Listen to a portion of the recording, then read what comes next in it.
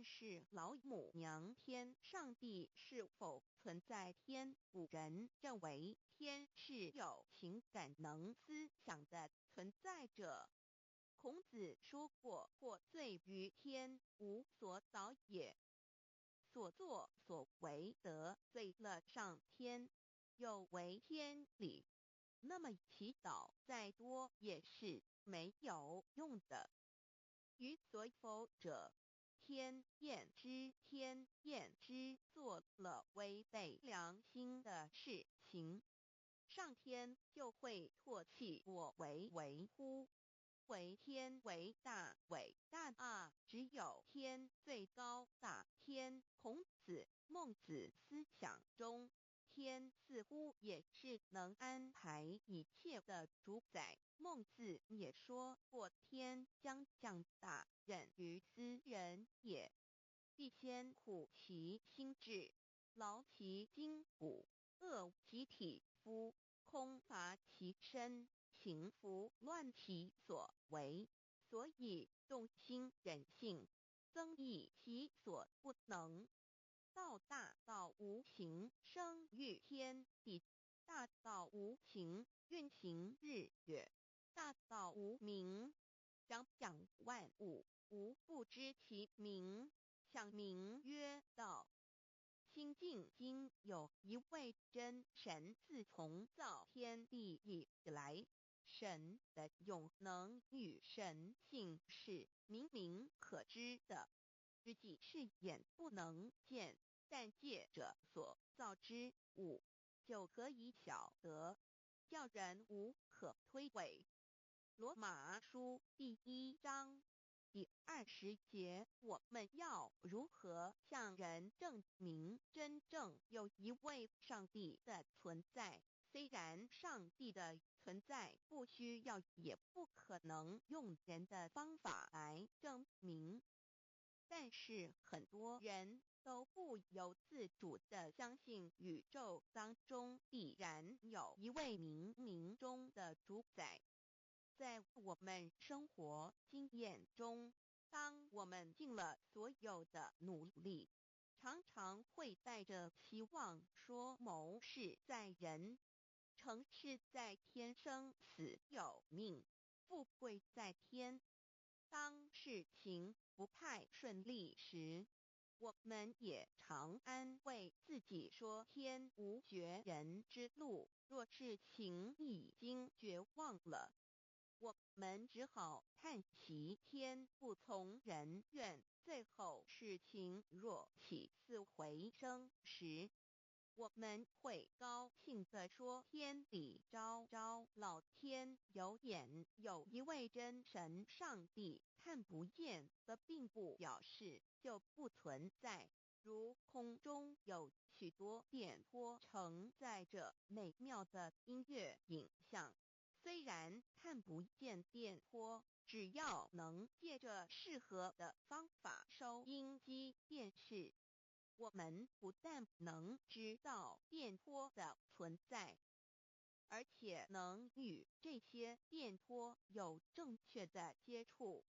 上帝虽然是我们肉眼所不能见，但借着他所创造的浩瀚宇宙和微妙自然，我们就能知道有一位真上帝，万物的创始者，有一位真神太初有道，道与神同在，道就是神，这道太初与神同在。万物是借着他造的，凡被造的没有一样不是借着他造的。新约约翰福音1:13，圣经创世纪1.01分。5 General 1:1 起初神创造天地。General 1:2地是空虚混沌渊面黑暗，神的灵运行在水面上。General 1:3神说要有光，就有了光。General 1:4神看光是好的，就把光暗分开了。General 1:5. 神称光为昼，称暗为夜，有晚上，有早晨，这是头一日。老母娘上帝阿拉，万物之真宰明明上帝，无量清虚至尊至圣三界十方万灵真宰老母娘，明明上帝老母娘，生天生地生万物，为天地万物生灵之真主宰，又称无生老母，又称明明上帝。上帝当知道，我们所敬奉的真神，就是四书五经所说的上帝。这真神两个字和上帝两个字，音虽不同，意思却是一样。就如大雅所说的音之谓丧尸，可配上帝。朱子说，上帝就是天的主宰。小雅上说，按形体而论，就叫做是天；按主宰而论，就叫做是地。既是朱子和程子两个讲解，和真神两个字的意思是一样，就可以明白，我们所敬奉的真神，就是古年间的圣人所敬奉的上帝。基督教辟邪归正论第56页，老母娘清净经云：大道无形，生育天地，可知天地之源出自于道，未有天地，先有此道。道德经首母章第52，天下有始，以为天下母。既得其母，以知其子，父守其母，莫身不在。皇母训子十戒，三戒为道独尊我独尊，生克制化老身份。三戒十方母为主，养育圣凡一灵根。道生一，一生二，二生三，三生万物。道创天地而与天地同在，自性佛，即是灵，看不见抽象，但是它却存在每一位十方善知识的身上。所谓道化成肉身，住在我们中间。天主佛与自性佛主耶稣对父神说，正如你父在我里面，我也在你里面，使他们也在我们里面。约翰17:21，道德经混成章第25，有物混成，先天地生，即西辽西，独立而不改，周行而不殆，可以为天地母。吾不知其名，自之曰道，强为之名曰大。大曰是，是曰远，远曰反。故道大，天大，地大，人亦大。狱中有四大，而人居其一焉。人法地，地法天，天法道，道法自然。大万军之耶和华说，从日出之地到日落之处，我的名在外邦中必尊为大。在各处人必奉我的名烧香。马拉基书1:11，老子曰：道大，天大，地大，人亦大。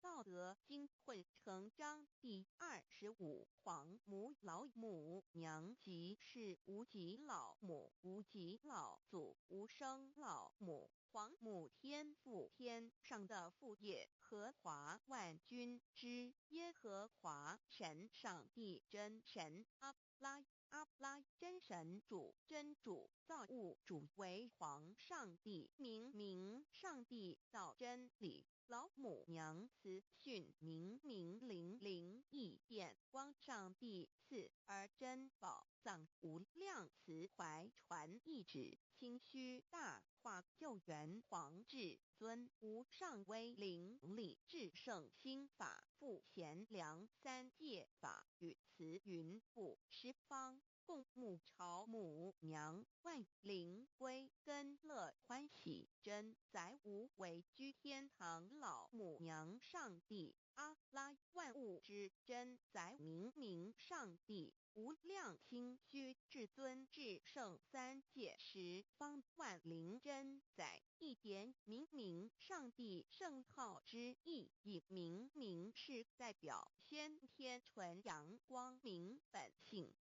所以明不为是超越现象界的明，且是内在的明。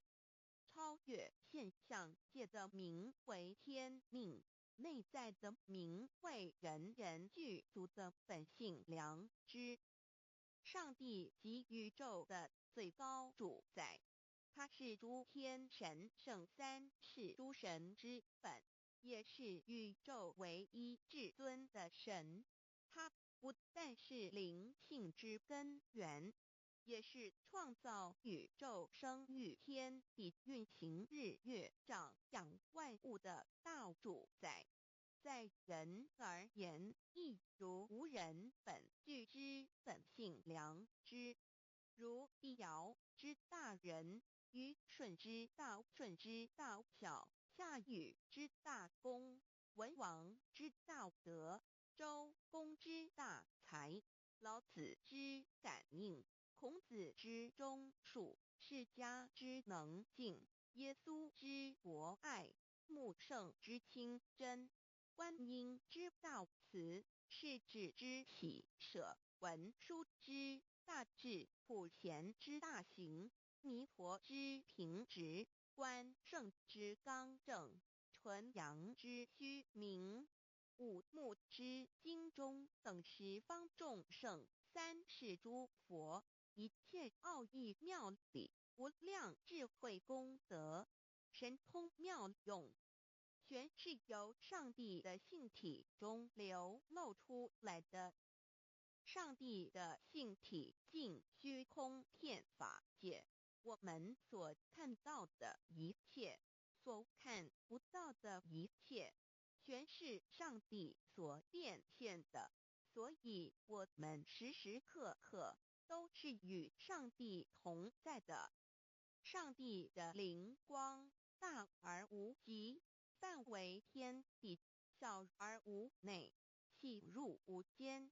凡是日月星辰、江海井泉、白云彩虹、雨露霜雪，一花一木，一草一蛋，宇宙森罗万象，全在上帝的性海中。无量清虚形容明上帝是无量智慧之根本，无量妙行之本处，无量功德之源头，是真空妙有，虚灵不灭的。至尊至圣世尊崇其位为至尊至贵，至高无上的。敬奉其德是圆融完美无缺的。三界十方，三界是指欲界、色界、无色界。十方指东西南北东南西北东北西南上下，表上帝的性体尽虚空遍法界无所不在。 X 三界28天图万灵真，在说明上帝的圣灵。大而无极，范围天地小而无内气入无间，为万有之本源，万化的真主宰。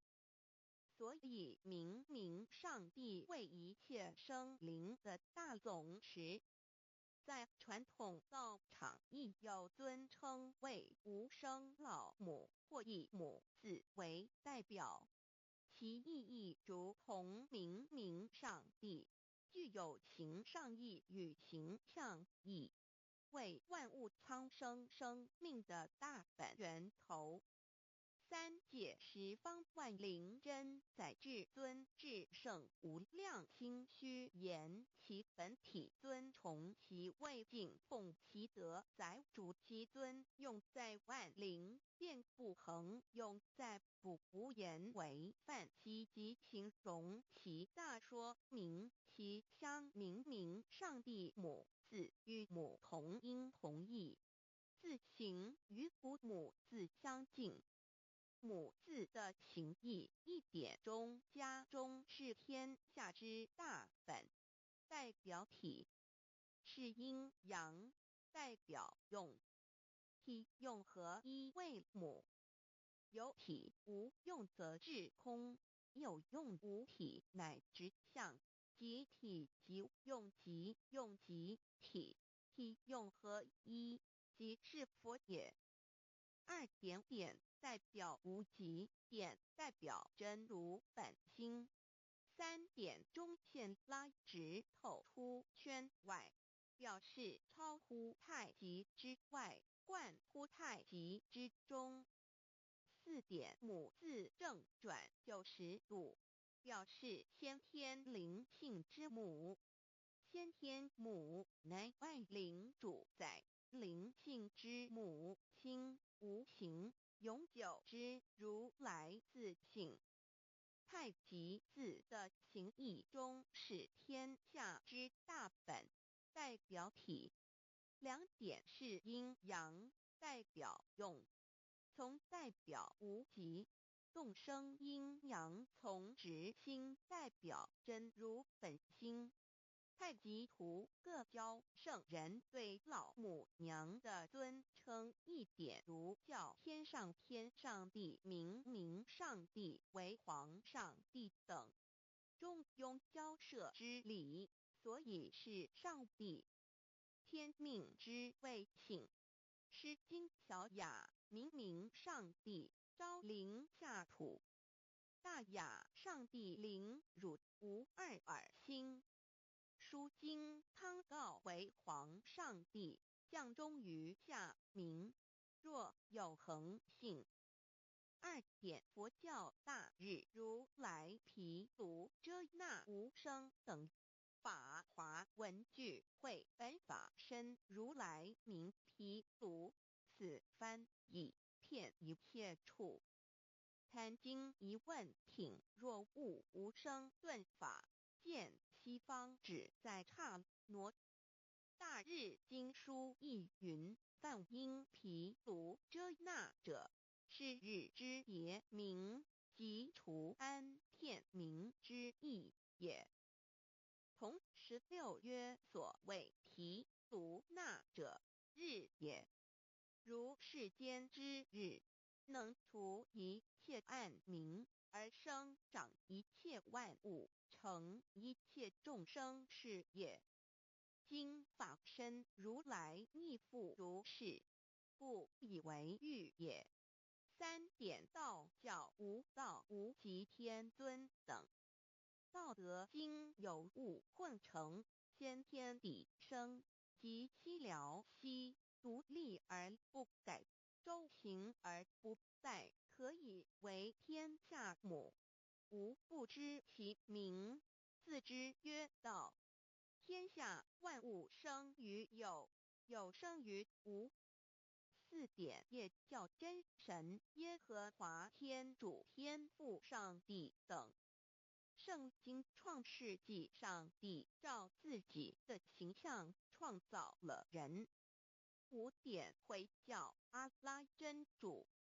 乌克兰经卷一奉大人大慈真主之名6点先天大道无生老母明明上帝无量心虚至尊至圣三界十方万灵真载。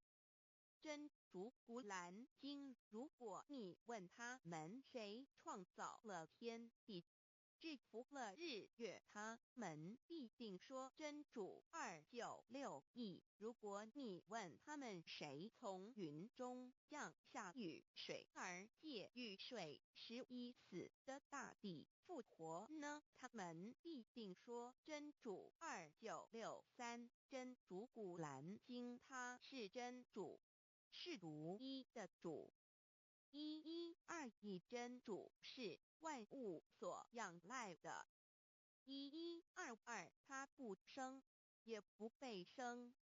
1123没有任何物可以与他匹敌。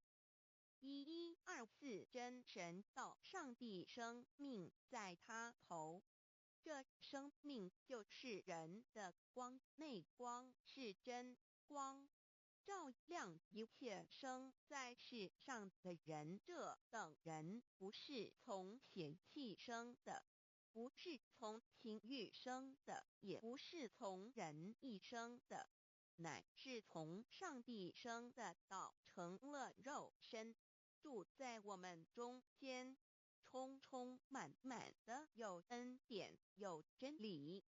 约翰福音1491314耶和华 Yav 耶和华 Yav/Yahweh/ 的称呼，在原文之意义，乃是自有拥有的他，亦即不生不灭诸天之国与神之国，神为诸天之国之上的主宰。母居里天，在诸天之上，为万灵真载。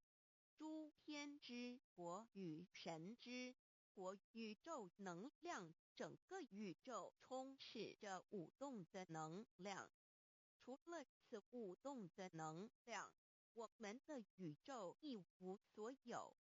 在某个时间点，这些能量分成许多有知觉的能量与无知觉的能量，从而有一分为二，就对立。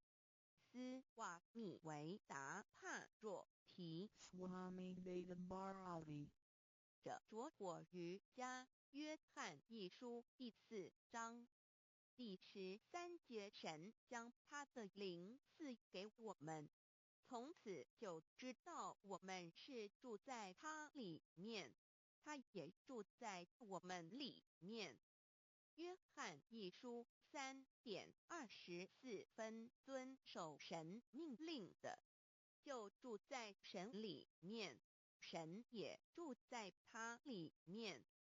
我们所以知道神住在我们里面，是因他所赐给我们的圣灵。神的灵住在我们里面，何处？约翰一书与约翰福音在文体上颇相似，因此可能是来自于同一个作者。福音书作者约翰，神上帝老母娘的灵住在我们里面。圣经创世纪提到上帝创造天地万物的情形。创造人时，耶和华神用地上的尘土造人，将生气吹在他鼻孔里，他就成了有灵的活人。创世纪275教阐到佛家所言正法掩藏灵山柳之净瓶主人翁真主人真如等等。儒家所言大学之道三人之行天命等等。道家所言古神荼毒玄牝众妙之门等等。回教所言阿弥目、亮目米、木穆回回之地等等。基督教沿十字架用或施洗窄门等等。对于以上所谈之名词，没有求道的人是无法体悟的。所以说摸得着根的成佛祖，摸不着根的瞎修行而道，就是万教所要找的根。个根如没有经活佛师尊名师指点，是无法找到的。可见求道的重要。经典印证亦无有正法掩藏，涅盘妙心，实相无相，为妙法门，不立文字，教外别传。二佛在灵山莫远求，灵山只在汝心头。人人有个灵山塔，好像灵山塔下修。正法密传世尊在灵山会上，拈花示众，是时众皆默然，唯迦摄尊者破颜为笑。世尊曰：无有正法掩藏，涅盘妙心，实相无相，为妙法门，不立文字，教外别传。复主摩诃迦摄。世尊至多子塔前，命摩诃迦摄分作令座，以僧伽梨为之。遂告曰：吾以正法掩藏，密付于汝当护持。五灯会元卷1佛释迦牟尼佛著僧伽梨比丘3之一，华译为众句11，又称为大一，由9条至25条制成，是作大法会，或是见国家元首重臣时所穿的。正法密传会能及会祖义。三无度世，足以袈裟遮围，不令人见。未说金刚经，至因无所住而生其心，慧能言下大悟，一切万法不离自性。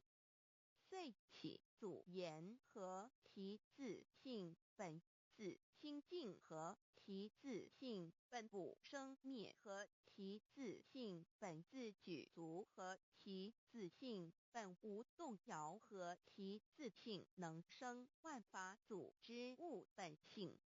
谓慧能曰：不是本心，学法无益。若是自本心，见自本性，即名丈夫天人师佛。The lamp of the body is the eye. The lamp of the body is the eye. If therefore your eye is good, your whole body will be full of light. 马太福音第6章22，眼睛就是身上的灯。你的眼睛若了亮，全身就光明。台中国际机电会中华民国总会2001中英对照圣经新约全书 The Holy Bible New Testament Chinese and English Bilingual Edition. 窄门圣经马太福音第7章1-3。 Enter by the narrow gate, for wide is the gate and broad is the way that leads to destruction, and there are many who go in by it. 你们要进窄门，因为引到灭亡。那门是宽的，路是大的，进去的人也多。台中国际机电会中华民国总会2001中英对照圣经新约全书 The Holy Bible New Testament Chinese and English Bilingual Edition.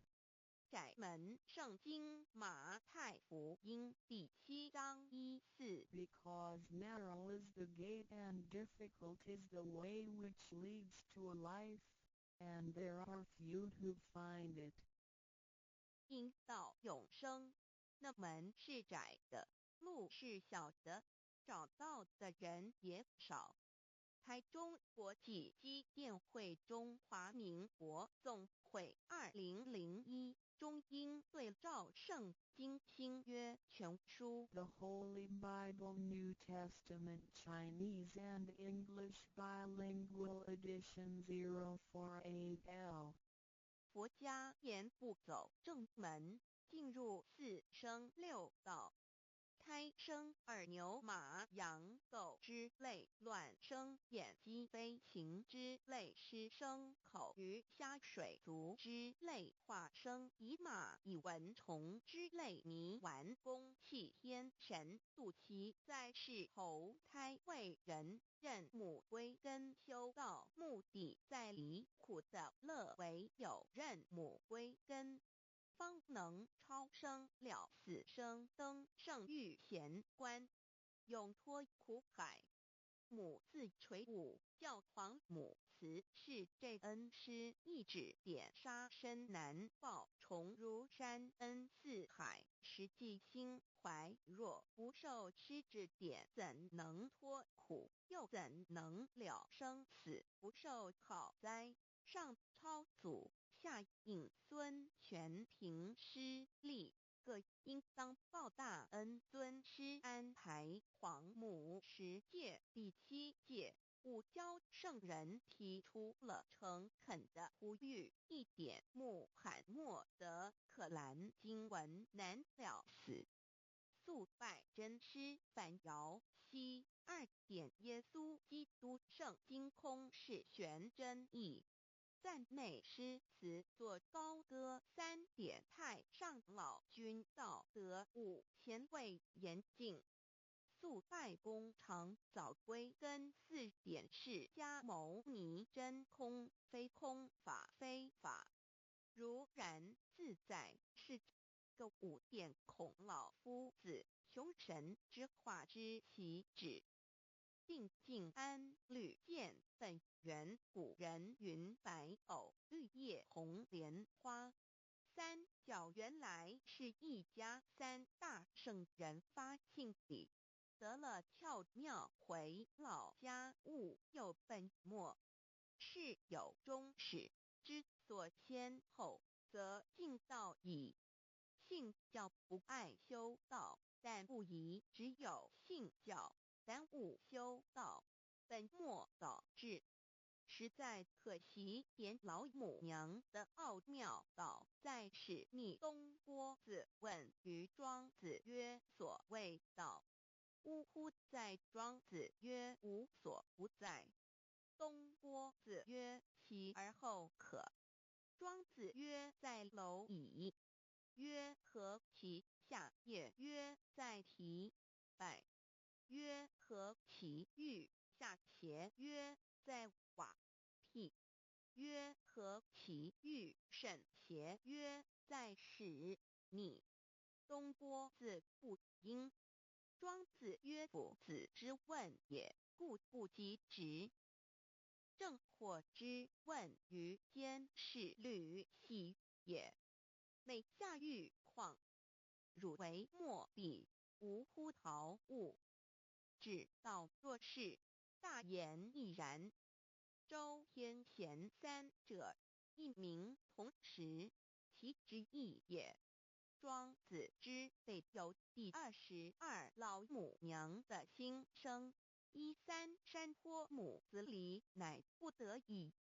皇母训子10诫，1诫亦当初天未分混沌，未探妙明明无人，我空空一团，96亿元佛子先天同聚，无忧愁无烦恼，自在安然。先兄弟先姐妹生来伴，随母来随母去，不离身边。极乐国任逍遥，随意玩耍，乘青龙跨彩凤。奉无量尊严，不惧寒，不惧暑，无数无管，无阴阳，无对待，至理纯然，暇无事，任遨游，先天妙境门卷来，或下棋，或将琴弹，吃的是仙桃点琼浆玉一穿的是登云鞋仙衣仙山老母娘的心声。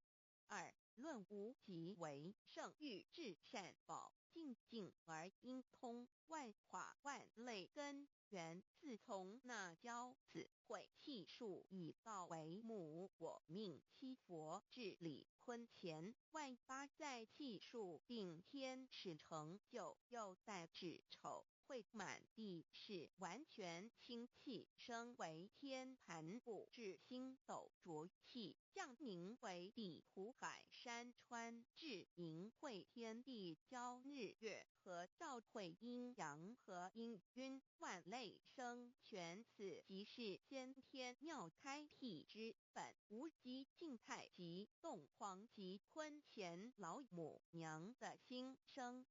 三道即理理即道虚灵之妙道生一一生二二又生三一本散万殊哉，自无入有其奥妙，是神天意难尽言，天即成地即立，万物其北东土，无人焉，缺少女男，那时节为母，我无奈之处，方舍我九六子七将凡间屡次的差援佛东土而下来一次反一次不肯至，凡无奈何为母，我造下且九三山颇弘罪乐菩萨佛南设一个大仙池，其来起早，趁机会先一邪收回礼天众佛，自救醒来，不见母面，又不见先一邪，可在哪边老母娘的心声？四为娘，我悲痛泪源自呼唤尔众等速东奔，莫要再敛。如若是先一邪教与尔等尔，哪个亦不肯再是至凡折树枝和树叶，遮寒地冷饿了吃松果子，可饮清泉众佛子如调回悲哀悲叹，问母我至何时方把家还母？言答三期末，打开普度清烧书清寂性清度佛缘，降道乃为救良善，降劫乃为收恶煞，血泪以余叹子归，须用真心体会老母娘的心声。末节时期，把握经现效圣法前，不畏考验，坚守愿解，共赴龙华。极乐国任逍遥，随意玩耍，成青龙化彩，奉无量尊严，在理天极乐之天国里，任意逍遥游玩，随意玩耍，乘其青龙，化作彩色凤凰，任意去来，显现无量尊贵与庄严。不惧寒，不惧暑，无数无管，无阴阳，无对待，至理纯然，理天无寒暑冷热，总是恰是温度，无拘无束，亦无阴阳之对待，只有纯然一团理气。理天已跳脱一切阴阳对待，故无阴阳寒暑之分别对待，自性至理纯然，通达无碍，故无束无管，暇无事，任遨游先天妙境门卷来，或下棋，或将琴弹弦，暇无事则任意遨游，观赏先天美妙景致，或下棋娱乐，或弹琴消遣。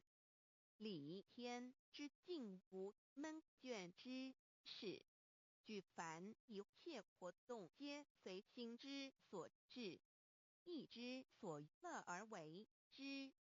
吃的是仙桃果琼浆玉液，穿的是穿云鞋仙衣仙衫，吃的是仙桃仙果，喝的是琼浆玉液，穿的是仙衣仙鞋。仙桃果蟠桃之果实，亦称仙桃。蟠桃实洲际东海有山，名杜所山，上有大桃树。蟠区3000里，曰蟠母。武帝内传7月7日，西王母降，以仙桃4颗与帝。帝时折收其核，欲种之。母曰：此桃3000年一时，中夏地薄，种之不生。帝乃止。论无极为圣域至善宝净尽而应通万化万类根源理天是至善宝地，是无极的境界，至圣之疆域。此地至虚至静感而遂通万物之造化，是一切万物之根源所在。自从那骄子会气数以道为母，我命七佛治理坤乾一元12会子会开天丑会替地寅会生人卯会辰会巳会午会未会申会人灭酉会地灭戌会天灭亥会混沌每会各10800年。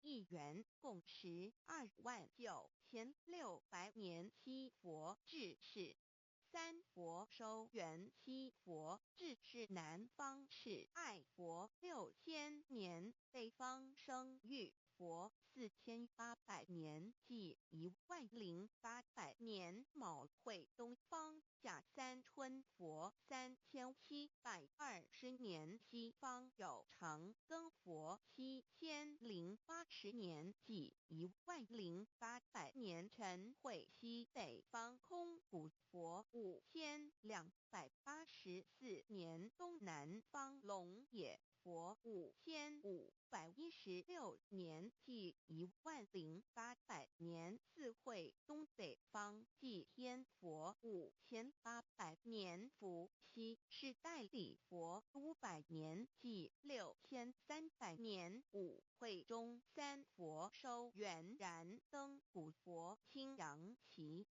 掌天盘。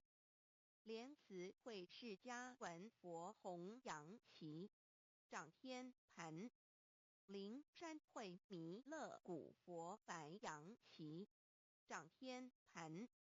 龙华会万八在气数足天使成就，又代指丑会满地是完全子会开天10800年，天成就丑会替地10800年，地完全智慧会数尽，智是圆满。母会元灵收回，又会灭地，戌会灭天，亥会重回混沌清气，生为天盘部，至星斗浊气，降名为地。土海山川清清之气上升，则为天。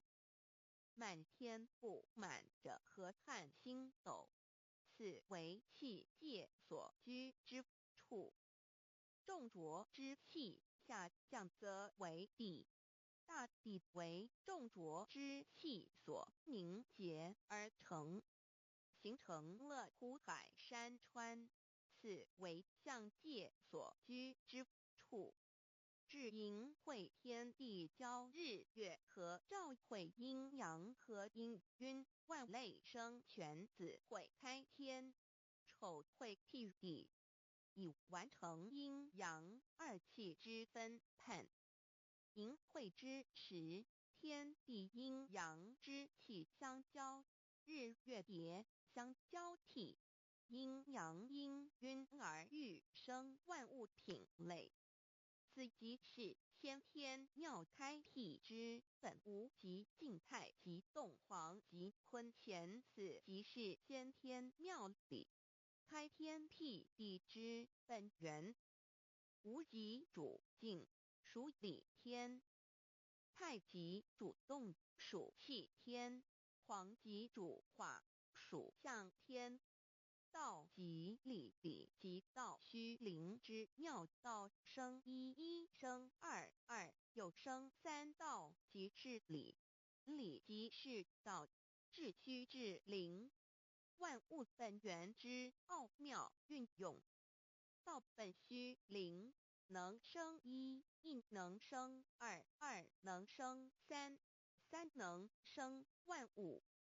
无极生太极，太极生两仪，两仪生三才，三才者天地人，万物因之而生，生化万物图。e://LCC_LCC_2/ 意图象极，生化5万点。JPG 天既成，地既立，万物齐备，东土里无人烟，缺少女男。天地既成，万物已齐备，这就是象天。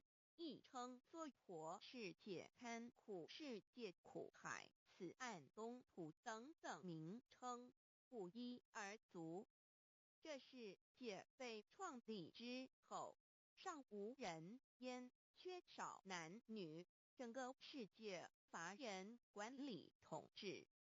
那时桀为母，我无奈之处，方舍我舅六子七将凡间。由于天地有定数，子会开天，丑会辟地，寅会需要有人降生。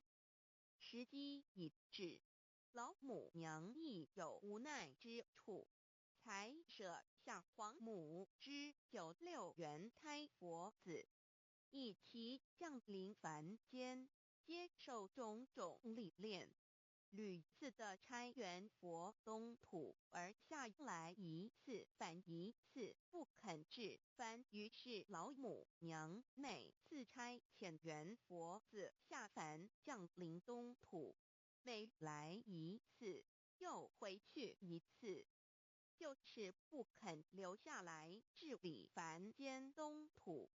无奈何，为我造下血救三山托洪罪了菩萨佛，身在无可奈何之下，老母娘只好造下解救。在三山托洪罪了原本就是佛菩萨的原胎佛子，设一个大仙池其来洗澡，趁机会先一邪收回礼天。老母娘还设一个大仙池，好让大家一起来洗澡，趁机会将大家的仙衣仙鞋都收回礼天。众佛子就醒来，不见母面，又不见仙衣鞋，可在哪边？众佛子就醒之后，却见不到老母娘，又不见仙衣仙鞋。为娘，我悲痛泪源自呼唤耳。众等速东奔，莫要再敛。老母娘因为要与众原胎佛子分离，故而心中感到悲痛而流泪，并且呼唤众佛子速速往东土而去，千万别再留恋于礼天之舒适自在。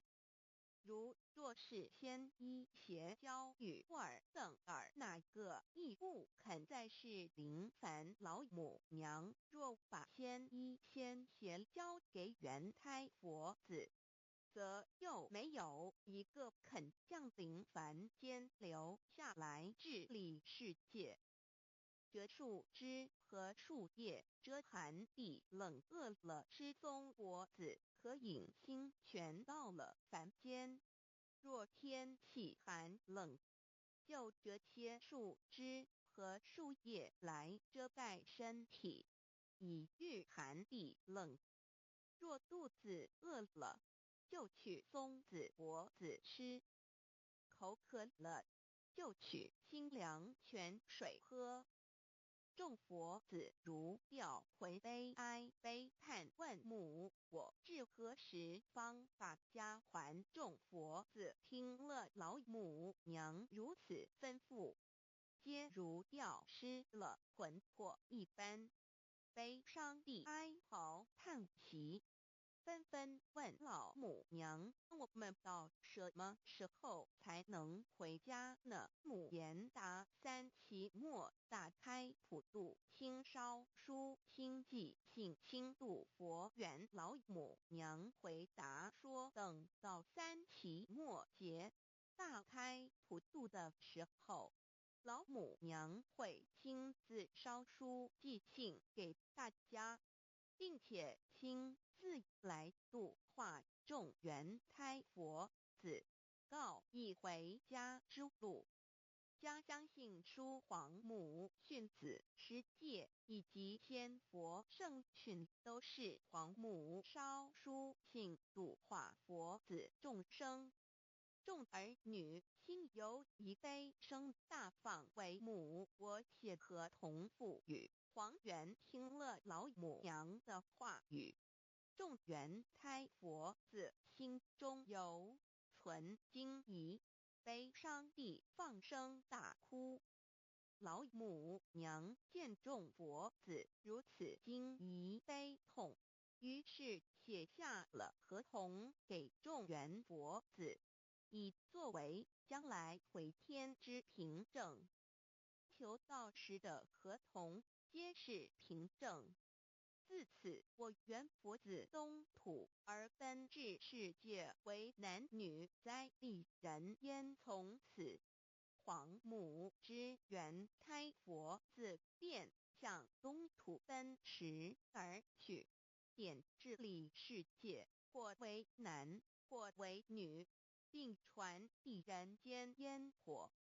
母子分各东西，好不难过。自此，我众佛子受尽熬煎子各分东西，令老母娘内心好难过。而众佛子自此以后却受尽无限的折磨与煎熬。唐李白骨风师名利图煎熬，安得闲于不？至今时区只算6万年，载美想而在世苦，母心难安。自三山坡一别到现在，区只算来已有6万年了。自寅会生人以来，至今未知出，已将近6万年时光。每每想起众佛子在世间受苦受难，皇母内心就难以安舒。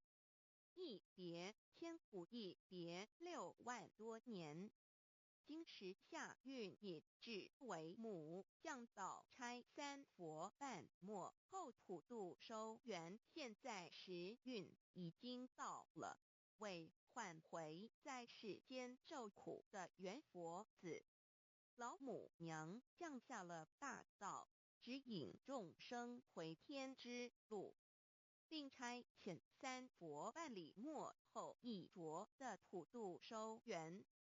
3佛燃灯古佛、释迦牟尼佛、弥勒佛，如何与老母娘同在一任理时修一理，不依人修道，任指真一人一出错一理，是良心2行公了，愿天不能言，地不能语，人能弘道，非道弘人。结论而的敦厚善良造就母的完美圆满儿的光明坦荡照耀母的灵明清虚儿的柔和宁静凝聚母的慈悲感应儿的知足感恩建立母的欢乐喜乐儿的无私无我辉映母的无边无量儿的屹立不摇弃入母的永垂不朽本尊与分身关系。 On call.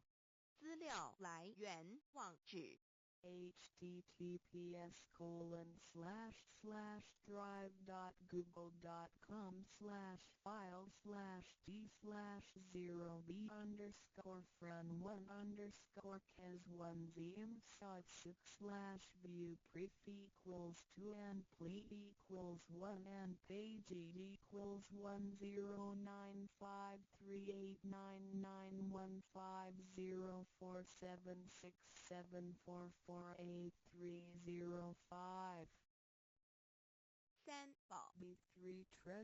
1:1:1:1:1:1:1:1:1:1:1:1:1:1:1:1:1:1:1:1:1:1:1:1:1:1:1:1:1:1:1:1:1:1:1:1:1:1:1:1:1:1:1:1:1:1:1:1:1:1:1:1:1:1:1:1:1:1:1:1:1:1:1:1:1:1:1:1:1:1:1:1:1:1:1:1:1:1:1:1:1:1:1:1:1:1:1:1:1:1:1:1:1:1:1:1:1:1:1:1:1:1:1:1:1:1:1:1:1:1:1:1:1:1:1:1:1:1:1:1:1:1:1:1:1:1:1:1:1:a:॑ receivers.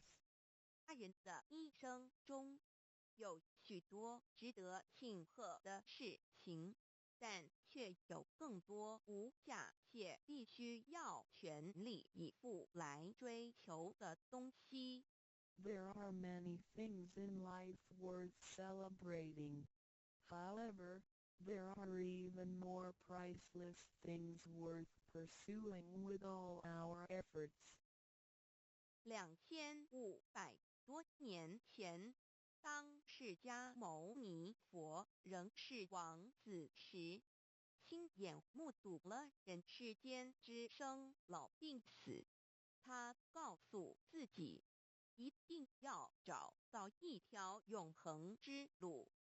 于是他放弃了王位及荣华富贵，四处去找寻名师及永久解脱的法门。后来燃灯古佛为他受记，最后他修成了正果，也留下了许多的经典，引导众生开悟正果。About 2,500 years ago, when Sakyamuni Buddha was still a prince, he witnessed the four sufferings of life: birth, old age, sickness and death. He told himself, "I've got to find the way that leads to eternity."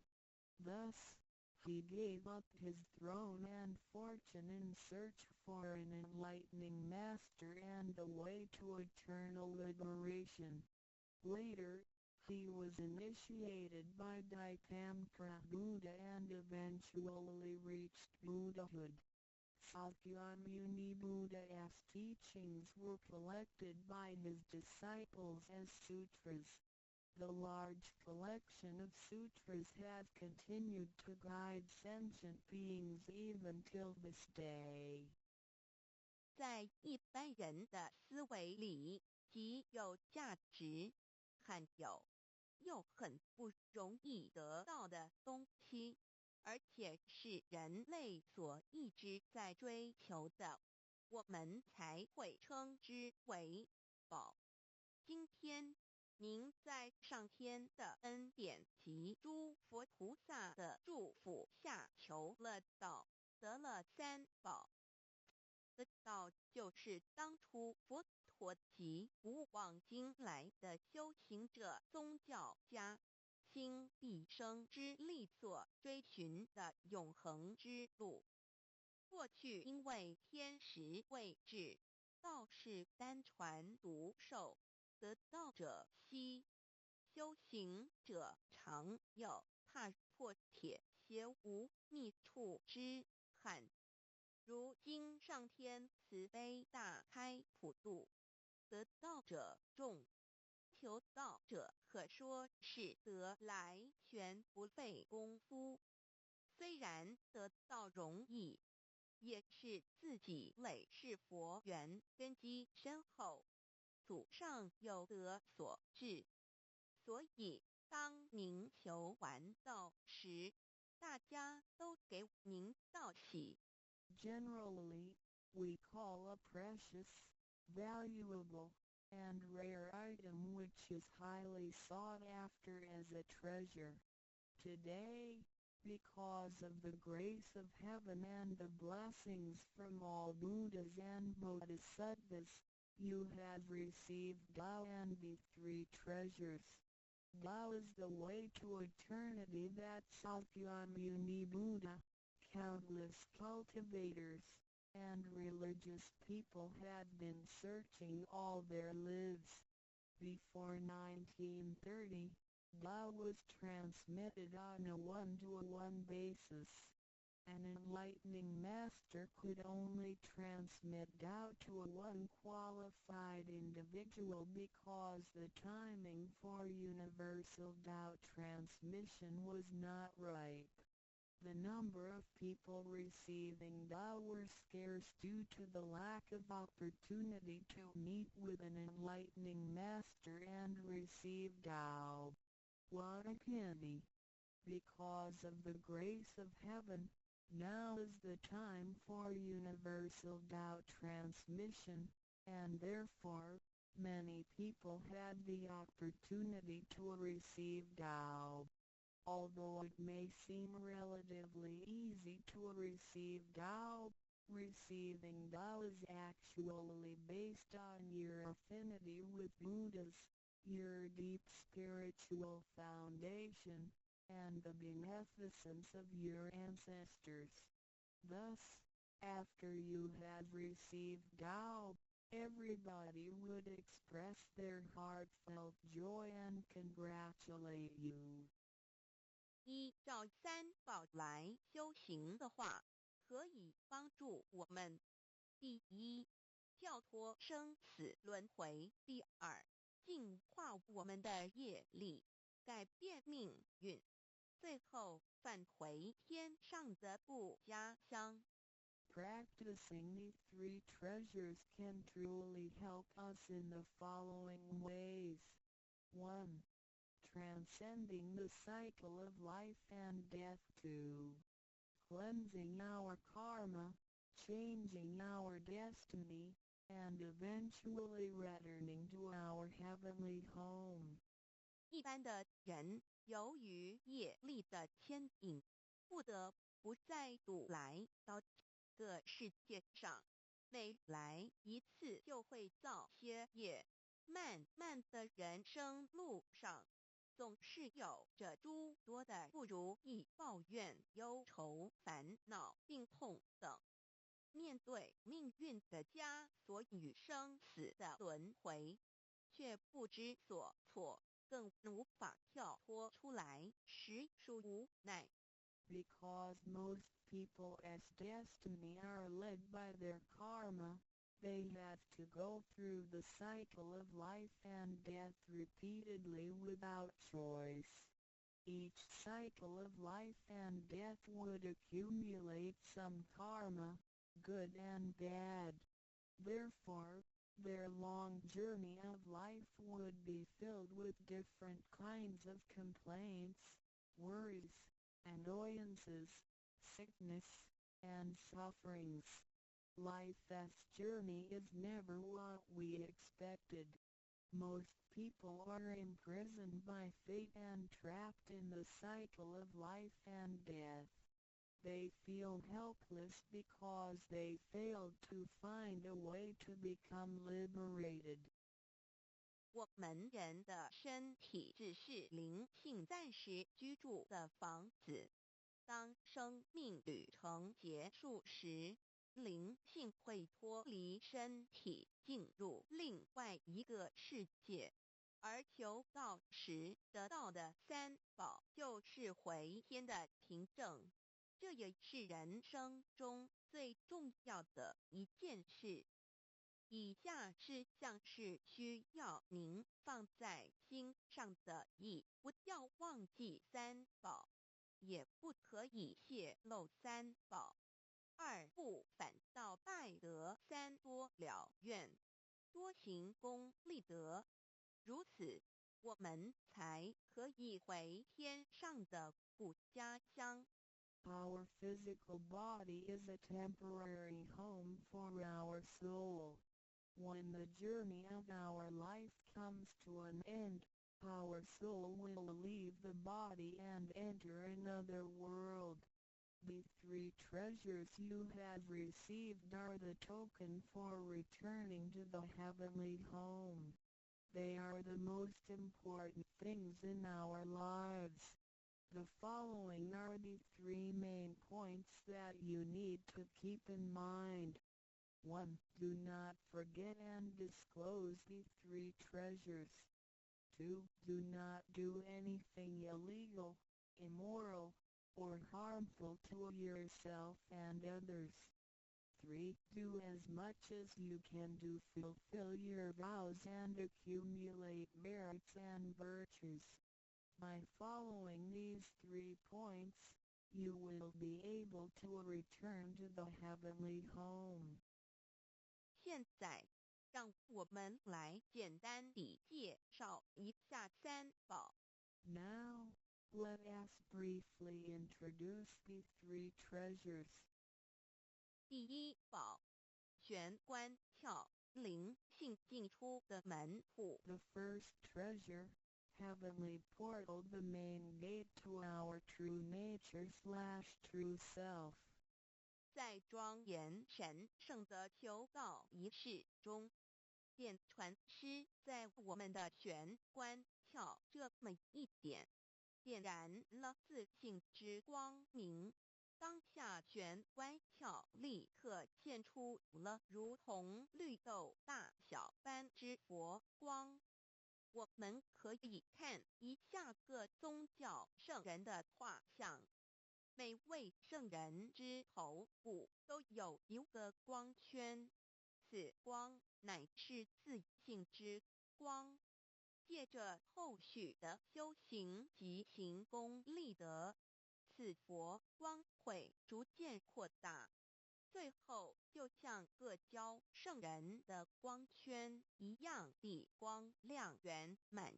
展现出来的智慧及德行，随着因缘愿力而四处利益众生。During the solemn and holy Tao receiving ceremony, Tao transmitting Master wanted our heavenly portal to illuminate the light of our true nature. A small halo will radiate from the heavenly portal immediately afterwards. If we look at the portraits of the saints from different religions, we will see that they all have one thing in common, which is the halo behind each saint's head. The halo is the light emitted from the true nature. The halo will expand in accordance with our cultivation and accumulation of merits and virtues. Eventually, our halos can be as round and bright as the halos of the saints. Then, the wisdom and virtue we exhibit will accompany our vows and affinities to benefit all mankind. 玄关是一个正门，也是修心的下手处。行住坐卧之中，常收束身心，从玄关发出之念头，都是正念、慈悲心、喜舍心、智慧心。心提心念在玄关，再用玄关去听、去看、去应对一切事物，便能与佛菩萨以心应心。Heavenly portal is the main gate of our body. It is also the starting point for us to cultivate our heart. Every day we need to manage our mind and body properly.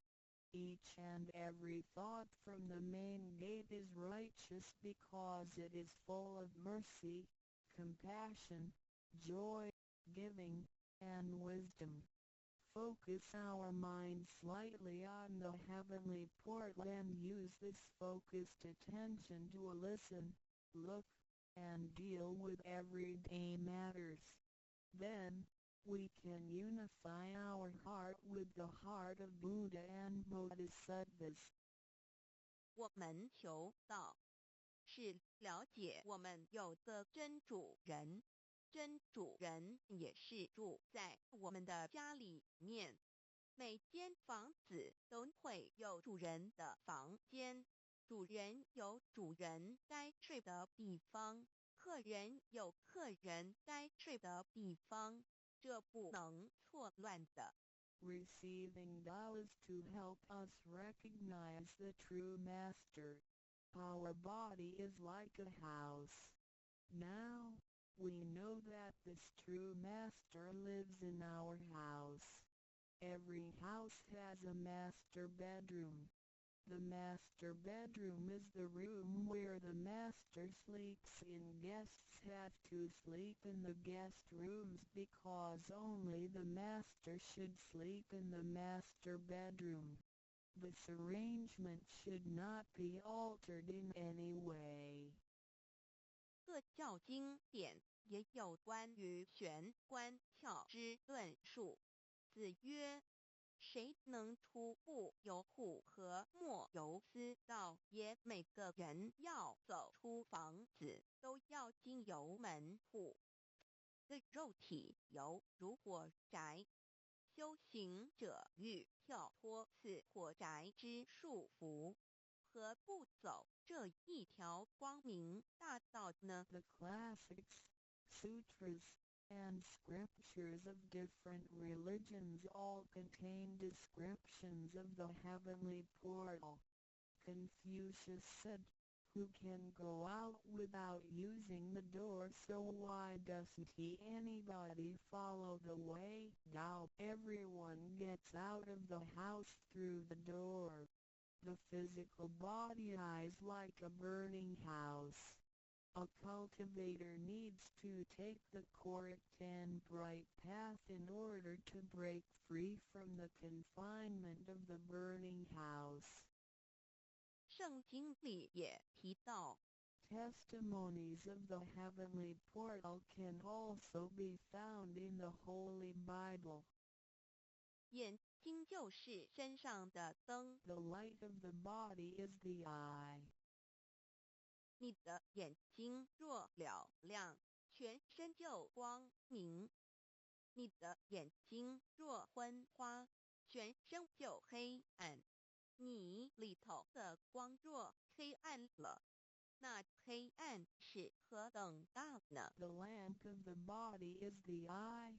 If therefore thine eye be single, thy whole body shall be full of light. 马太福音 Matthew 6:22 But if thine eye be evil, thy whole body shall be full of darkness. If therefore the light that is in thee be darkness, how great is the darkness? 马太福音 Matthew 6:23 The lamp of thy body is thine eye. When thine eye is single, thy whole body also is full of light. But when it is evil, thy body also is full of darkness.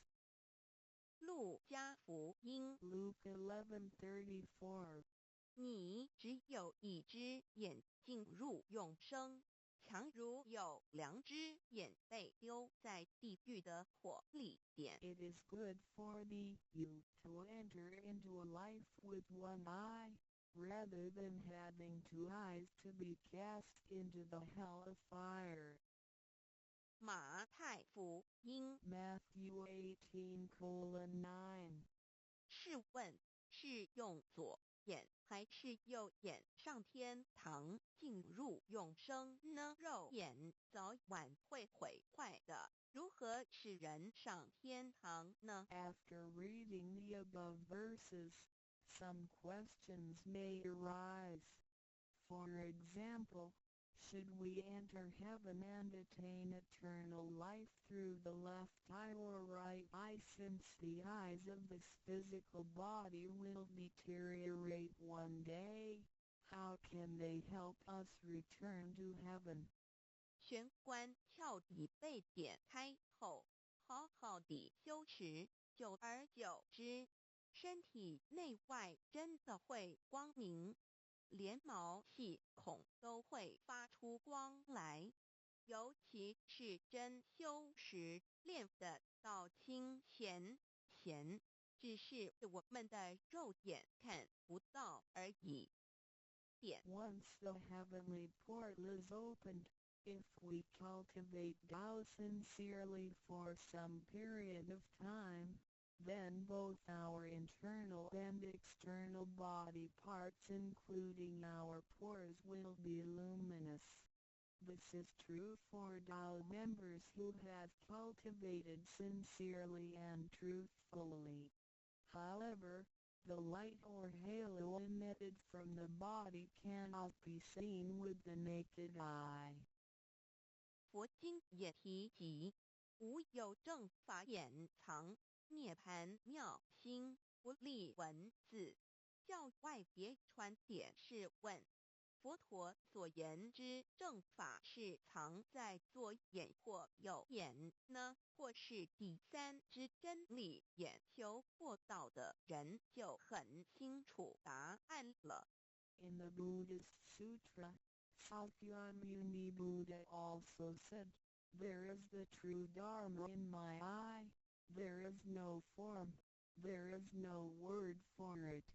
So where is the true Dharma hidden? Is it hidden inside the left eye or right eye, or is this Dharma hidden inside the third eye, the eye of the truth?" The answer is very clear for any Tao receiver.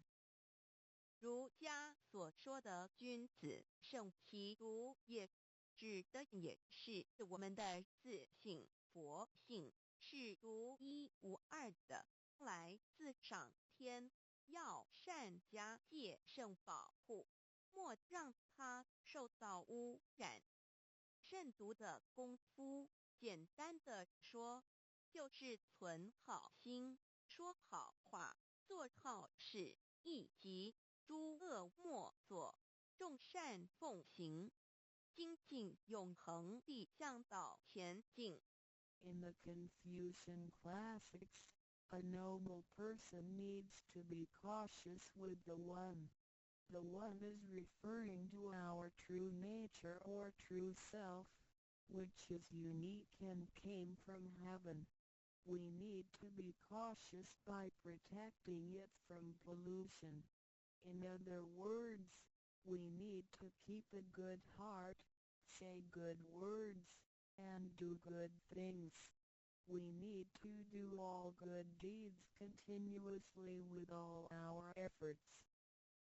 一个人若平日能够时常守玄，祥和之气自然会引发善因缘的发生。佛向尚未开光，佛没有被请入，拜他是没用的，那一尊佛不会接受。你本身就是一尊佛，要开光，要求道，求道就是开光，告知你真主人在哪里。If a person can keep his mind focused on the heavenly portal constantly, then the peaceful energy emitted from him may attract or accumulate good affinities. A Buddha statue needs to be initiated so the spirit of the Buddha will be invited into the statue. Otherwise, it doesn't matter how often you worship the Buddha, he will not accept your worship. You, yourself, is a Buddha. Therefore, you need to be initiated by opening up the heavenly portal. How can the heavenly portal be opened? It can only be opened through the Tao receiving ceremony. Receiving Tao helps us to rediscover the location of our true master.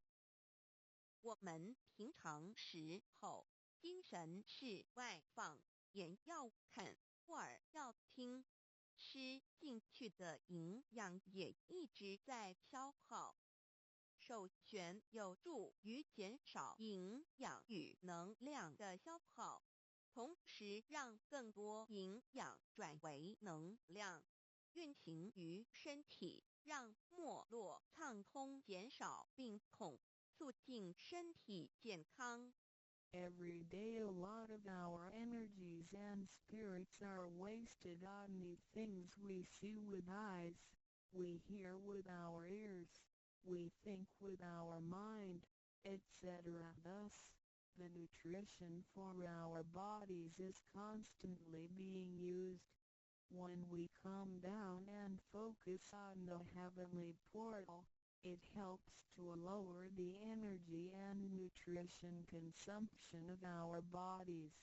At the same time, it helps to turn more nutrition into energy, transport the energy throughout the entire body, and make the energy channels freer so that the energy can flow with less obstruction.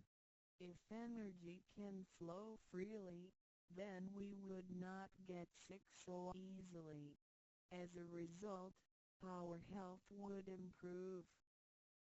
第二宝，口诀五字真言。 The second treasure, heavenly mantra, the 5 words. 念五字真言，不是外求净土，而是内生净土。口诀又名五字真言，口之修养也。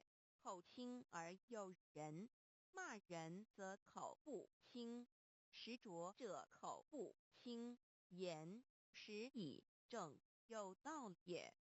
Reciting the heavenly mantra silently will lead us to the inner Pure Land within ourselves instead of the Pure Land on the outside. The heavenly mantra is also called the 5 words. It is used for the cultivation of the mouth. Benevolence is expressed through a pure mouth. If one curses and consumes impure food, then his mouth is considered to be foul. Therefore, if you say good words and consume pure food, then you can become one with Tao. 第一个字，无即无对待之真理世界一性佛性自性。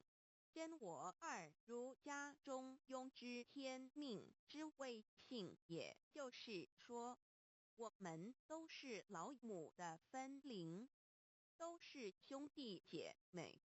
The first word means Wuji. It is the world of absolute truth with no opposites. It can be explained as 1. Our true nature, Buddha nature, true self. 2. In the doctrine of the mean, what heaven or heavenly matter confers is called true nature. In other words, our spirits came from heavenly matter. In this sense, we all are brothers and sisters because our spirits all came from the same origin. 第二个字，太极有阴阳相对待，诸如日也，善恶高矮等，也可以理解成一人心二儒家之率性之谓道人们的心思是错综复杂且迷惑的，因此需要依循着上天所赋予之纯善的天性，走在正道上。The second word means Taiji. It is the world of duality. Duality consists of having 2 opposites such as the sun and moon, day and night, good and bad, tall and short, etc. It can be explained as 1. Our mind. 3. In the doctrine of the mean, in accordance with true nature is called the way. Tao. The human mind is complex and often filled with confusions. Therefore, We need to follow the true nature from heaven and take the righteous path. 第三个字，黄极物质的现象世界，它不是永恒不变的，也可以理解成一人生二儒家中庸之修道之谓教。 The third word means Wanji. It is the world of physicality, which is the one we live in. Nothing in this world is permanent. It can be explained as 1. Our physical body, 2. In the doctrine of the mean, cultivating the way, Dao, is called education. 要走在正道上，是需要有正确的教育与引导的点。 In order to be on the righteous path, we need to have the correct education and guidance. 信心身是一贯的，信在心思万系，生命万能；信去心思尽失，生命不动，一具此诗而已。 Our true nature, mind, and body are one. Without the true nature, our mind and body are useless. 第四个字是放出去，无所不在。 The fourth word means permeating. The greatness of our true nature can permeate the universe. 第五个字是收回来，回到玄关窍里。 The fifth word means contracting. Our true nature can contract and return to the heavenly portal. 我们的自信是无所不在的，而且自信是没有分别、没有对待的，才称为无极。无到极点，就是没有分别对待。 Our true nature is everywhere. It is absolute. It doesn't discriminate or judge. Thus, it is also known as Wuji, which means genuine emptiness. 弥勒也有慈爱之意，修行上让慈爱布满个宇宙，就如同老母及诸佛菩萨对众生的爱是没有空间的限制的。 The fourth and fifth words can be combined to mean mercy and loving kindness. As we cultivate, we learn to love all things in the universe with mercy and loving kindness, just like how Lao Mu, Heavenly Mater, Buddhas, and Bodhisattvas love all sentient beings without spatial limitations. 常念五字真言，你就与弥勒祖师及供活佛老师有感应，遇困难时感应就快，心不平静时默念五字真言，有问题时静不下来时默念五字真言，就有妙智慧。 当念到一心不乱时，意志可穿越时空，直入佛之愿力之间，让能量发挥到极致。 By silently reciting the heavenly mantra often, you will create a strong bond with Maitreya Buddha and Jigon Living Buddha. Then come whenever you encounter some difficulties, Buddhas will get the signal more quickly. When you feel uneasy or disturbed, recite the heavenly mantra silently in your heart, then your great wisdom may arise to help you resolve any difficulty. And when you silently recite the heavenly mantra with full attention, your willpower can permeate through time and space, and enter the power of Buddha's vows. Then, the strength of the mantra will reach ultimate attainment. 孔老夫子说过，人莫见于流水，而见于止水。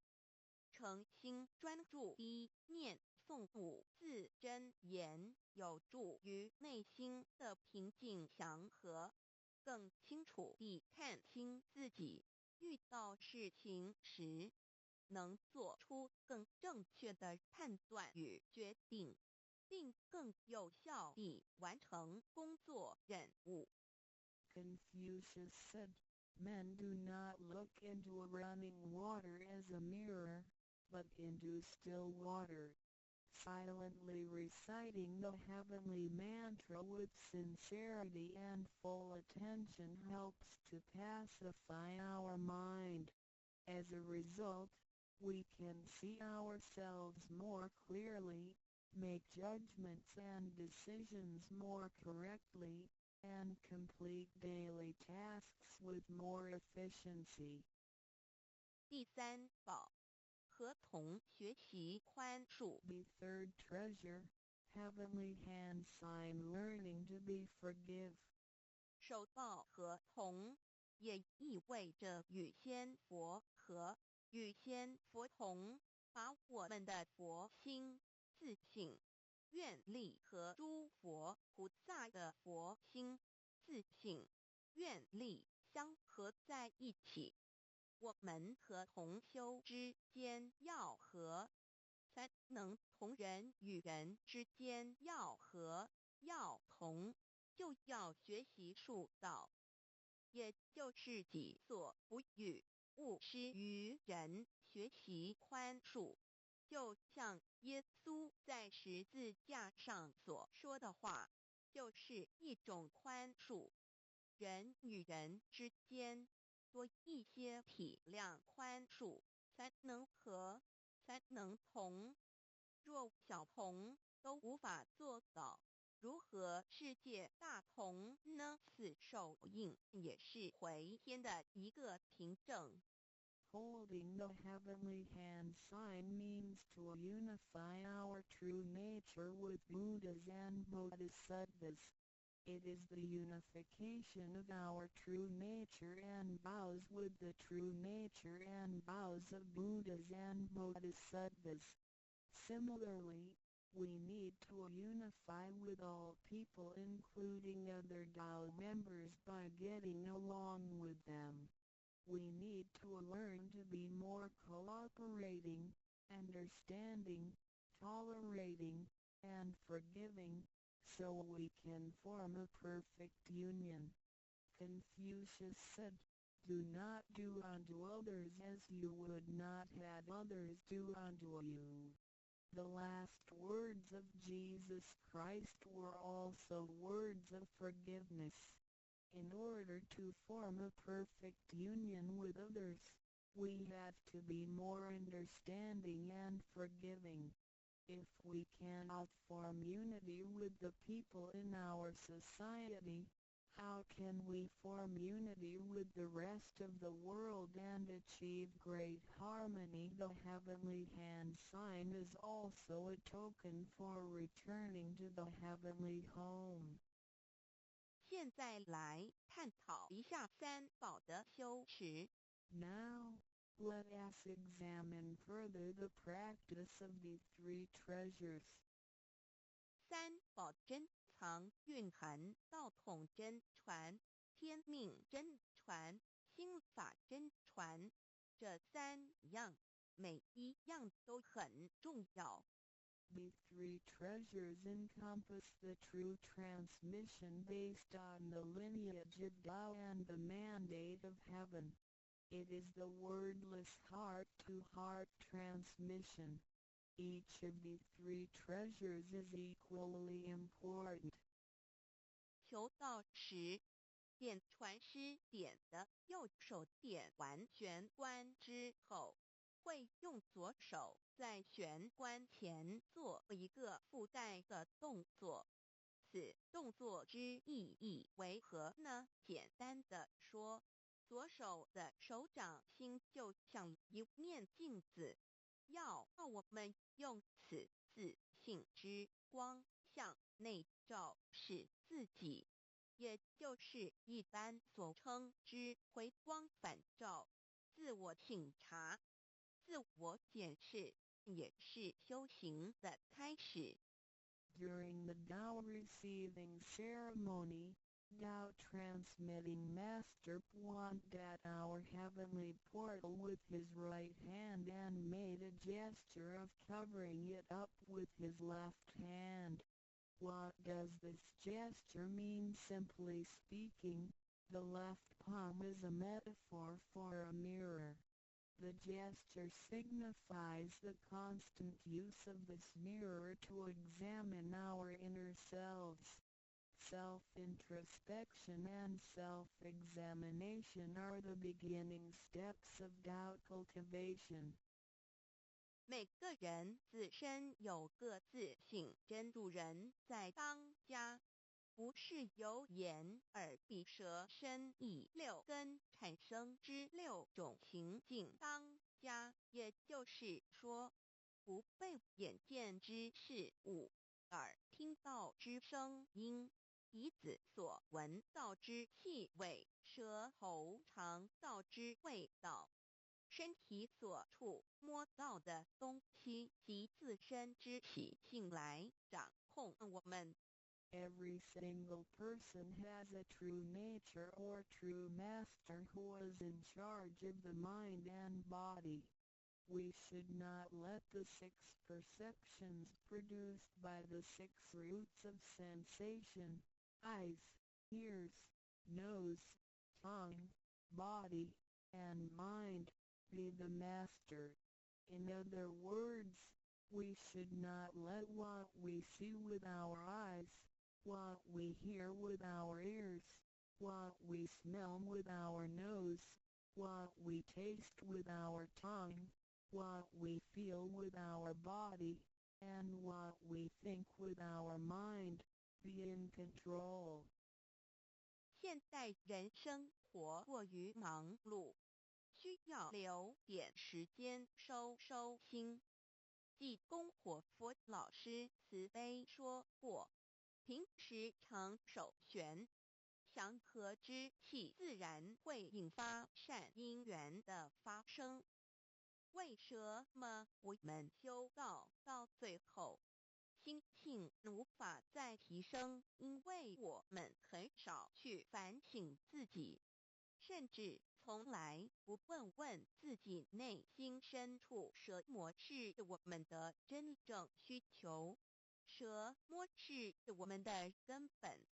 若不从根本上去下功夫，以为来佛堂听道理就是修道，心性当然无法提升。Nowadays, everyone lives a very busy life, so we need to spare some time to relax and bring peace back into our mind. Our holy teacher, Jigon Living Buddha, mercifully said, in your daily life, you need to find a suitable time and place to focus on the heavenly portal and empty your thoughts. Then, the peace and harmony around you will attract good affinities. How come our mind hasn't been elevated even though we have cultivated for some time? It is because we seldom examine ourselves. We never introspect ourselves, try to figure out what our needs are, and what the root is. If we think Tao cultivation is merely coming to the temple and listening to the Tao lectures, then our mind could never be elevated. The reason is that we do not cultivate from the root. 光可以说是动植物的一个生命之原点和铜，代表一阴一阳融合在一起，正负阴阳磁场能相通。手抱和铜，平日诚心敬意叩首礼拜，加上佛光的照耀及平日的勤功立德，对身心健康有莫大之助益。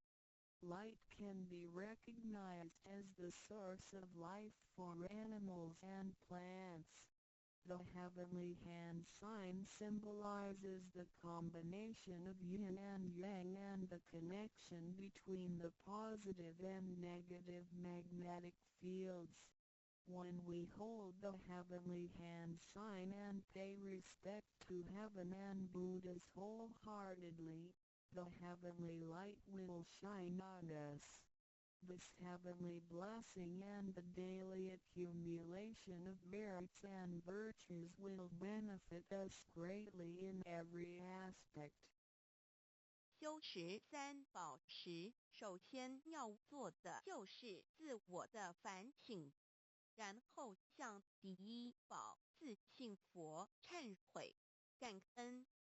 生生世世以来，我们不断的在轮回，身口意不断造业，污染了自信佛，让其承担了罪业，故需忏悔。同时也因为自信的作用，的肉身得以勤功立德，利己利人，故需感恩于他。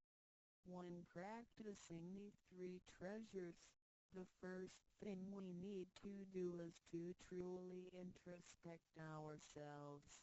Then, we need to sincerely repent and thank our true nature. We had been through many cycles of life and death. In every cycle, we created karma, good and bad. The bad karma we created had polluted our true nature.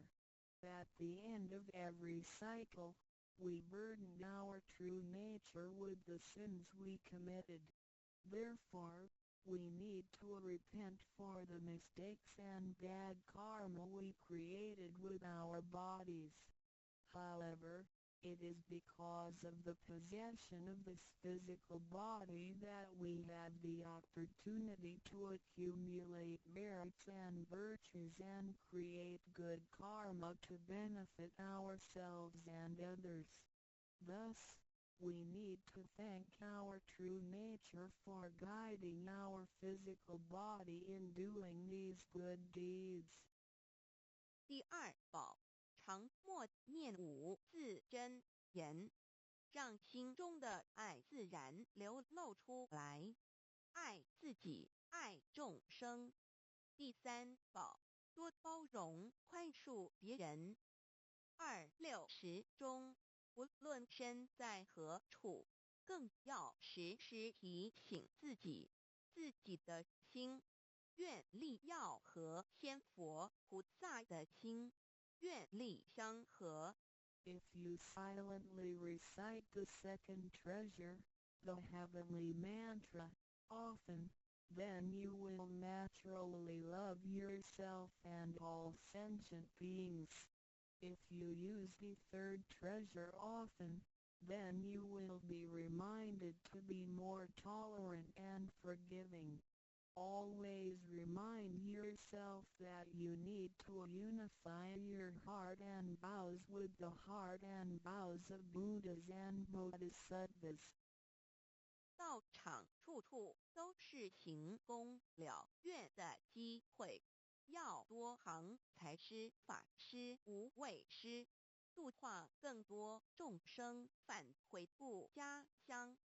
如此，必得上天加披波转，不好的业力会逐渐消减，从此改变了命运。当然，当我们在布施或为上天办事时，目的并不在于希望能交换到上天的祝福，让自己得到什么好处。事实上，是因为我们的诚心敬意和无条件的付出感动了上天，继之而来的就是加诸在我们身上的恩典与波转。这是任何人都无法阻挡的。There are many opportunities within the Tao society for one to accumulate merits and virtues. We need to seize every opportunity to help more people to return to the heavenly home by making some material contributions, truth sharing, and voluntary contributions. As a result, we will receive blessings from heaven. Then, we can change our bad fortunes and bad karma into good ones, so our destiny can be changed as well. We do not make material contributions or propagate Tao for the sake of our own benefits. If we do good deeds with sincerity and without asking for anything in return, then heaven will reward us. We will, then, receive grace and great help from heaven. These blessings will come naturally to us without hindrance. 从我们求道那一刻起，我们的姓名就已经登记在生命册上，成了上天的人。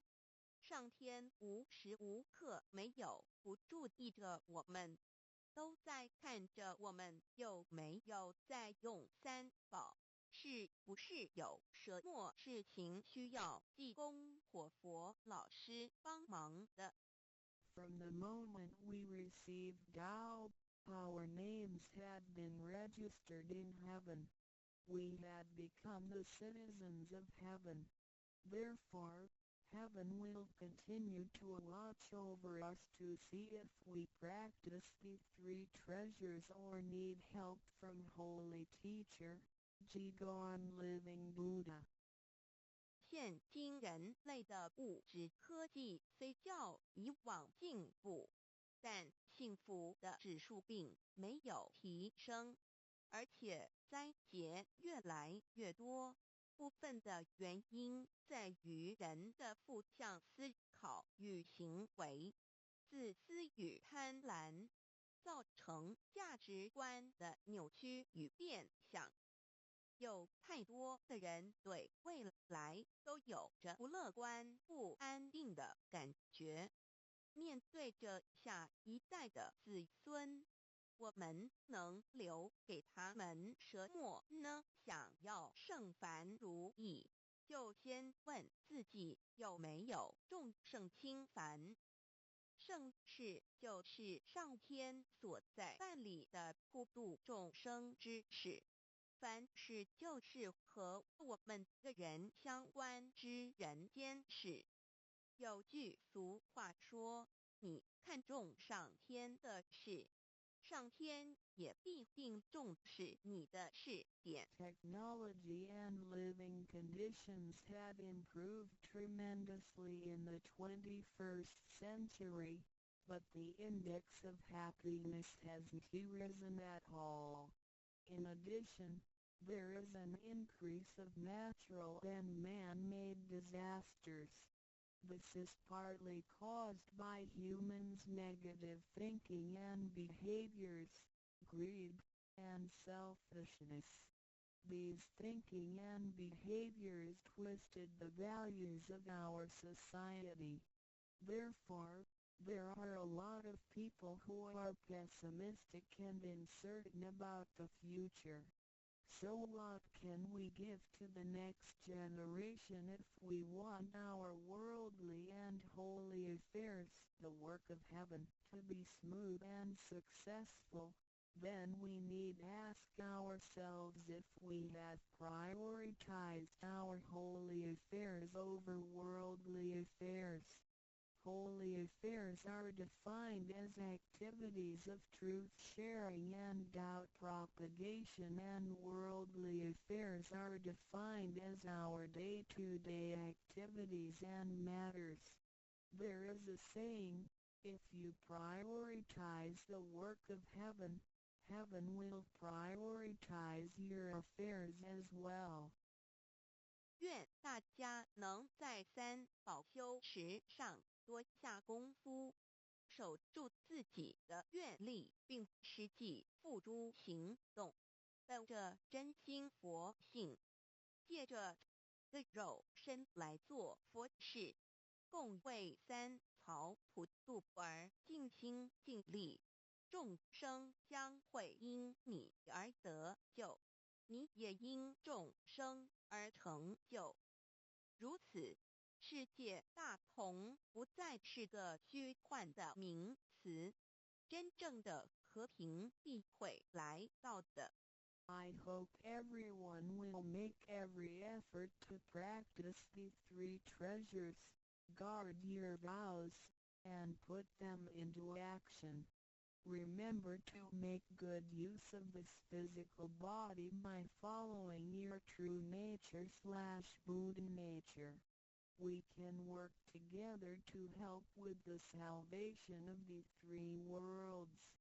Because of your efforts, sentient beings can transcend the cycle of life and death. In return, you can succeed because of these sentient beings. Then, great harmony is not just an illusion. It will certainly be achieved. 感谢您，愿上帝赐福与您。Thank you very much. God bless you. 旅行开荒实用英文手册第1部分日常生活语句1点 Hello, hi. Hello Hi 2点 Good morning. 早安3点 Good afternoon. 午安4点 Good evening. 晚安下午3点以后5点 Good night. 晚安睡前或晚上再见时用6点 How are you? 你好吗7点 Fine, thank you. And how are you? 我很好你呢8点 How do you do? 你好吗用于第1次见面回答一同9点 Nice to see you. 很高兴与你见面10点 I must be going now. 我必须走了1点 Have a nice day. 祝你有愉快的一天2点 I hope you had a good time tonight. 祝你有个愉快的晚上3点 Goodbye./See you. 再见4点 Pardon. 请再说一遍5点 Sorry. I don't understand. 对不起，我不懂你的意思6点 Please speak slowly. 请再说慢一点7点 Do you speak English? 你说英文吗8点 Thank you very much. 非常谢谢你9点 You are so kind. 你真好20点 You are welcome. 不用客气21点 Sorry./I am sorry. 抱歉2点 Excuse me. 抱歉打扰一下3点 That's all right. 没关系4点 Never mind. 别放在心上5点 I agree. 我同意6点 That's right. 对7点 It sounds nice. 听起来不错8点 That's too bad. 太可惜了9点 I hope so. 希望如此30点 That's fine.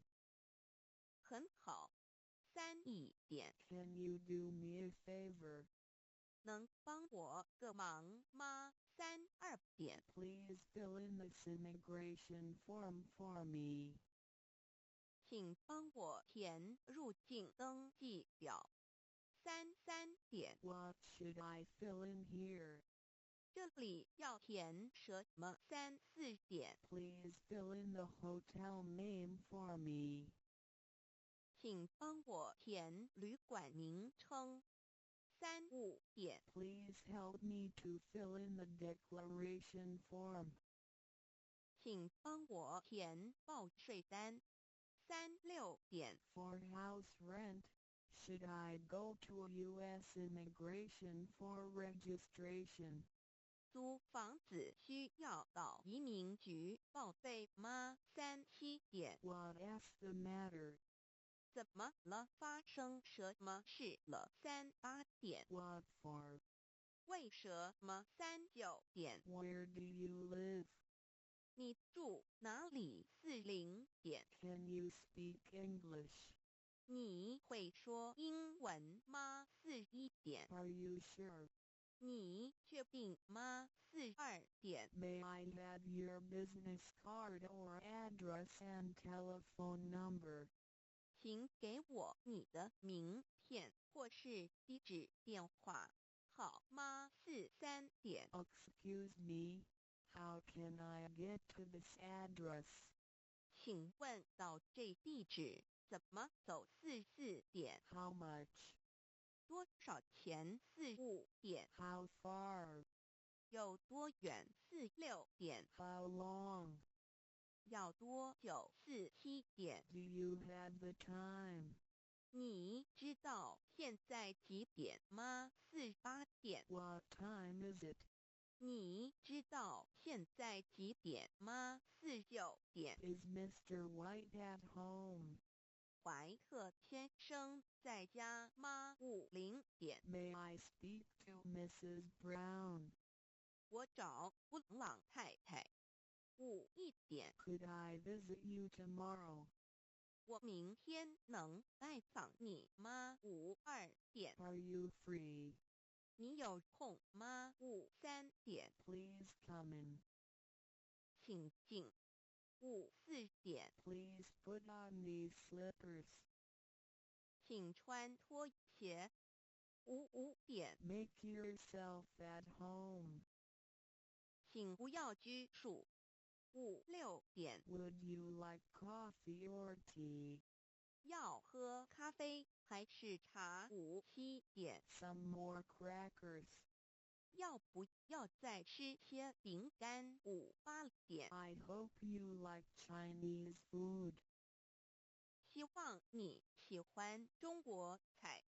59点 Why don't you stay for night? 你何不在这过夜？60点 Please stay longer. 请待久一点。61点 I hope that you will come more often. 希望你以后更常来。62点 You can come visit us anytime. 你可以随时来找我们。63点 We certainly enjoyed your company. 和您在一起，我们十分愉快。64点 Come visit us again. 要再来拜访我们。65点 See you again. 再见。66点 We just arrived from Taiwan. 我们刚从台湾搬来。67点 May I use your telephone? Mine is out of order. 能不能借用你的手机？我的故障了。68点 When you have time, please come over for a chat. 有空请过来聊一聊。69点 Hello, sir. Is Mrs. Lee at home? 你好，请问李太太在家吗？70点 I come from Dow Center. 我是盛唐来的。71点 Could I visit him/her? 我能拜访他吗？72点， You are our good friend. 你是我们很好的朋友。73点， Thank you for your help.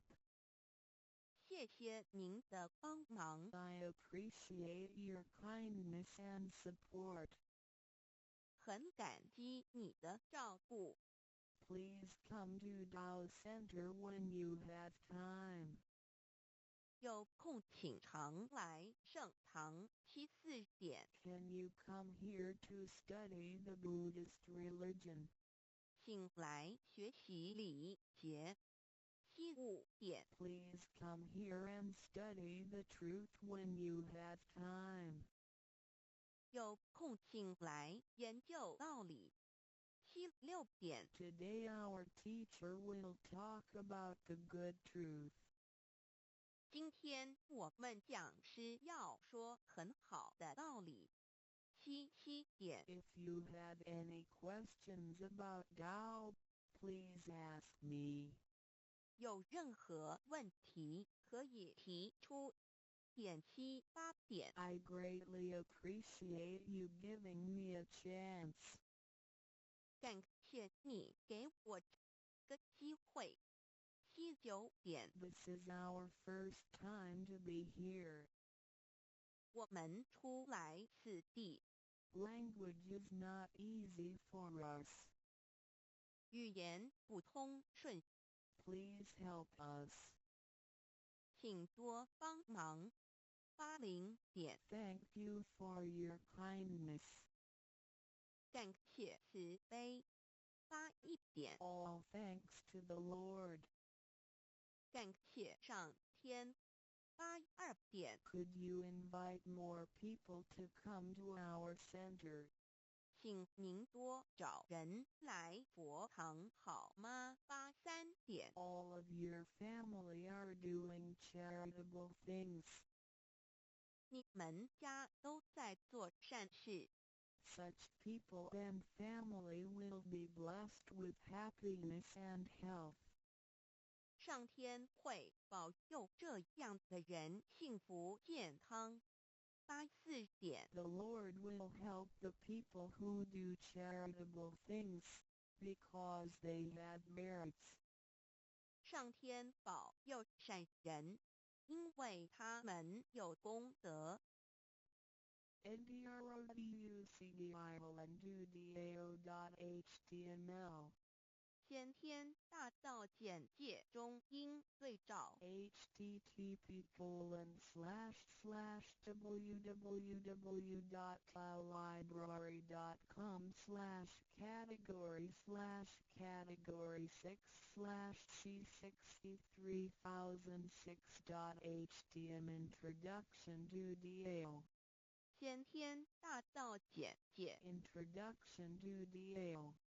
中应对照先天大道简介一和为先天大道二道与我有什么关系？3求道是求什么？4求道对我有什么好处？5具备什么条件才可以求道？6求道对我的生活有什么影响？7道的宝贵有什么印证？一和为先天大道，先天大道又简称道。我们若仔细地去观察，心窍开悟之后，就可发觉宇宙间森罗万象皆是杂而有序，而自然界万事万物的运转，也都有一定的法则。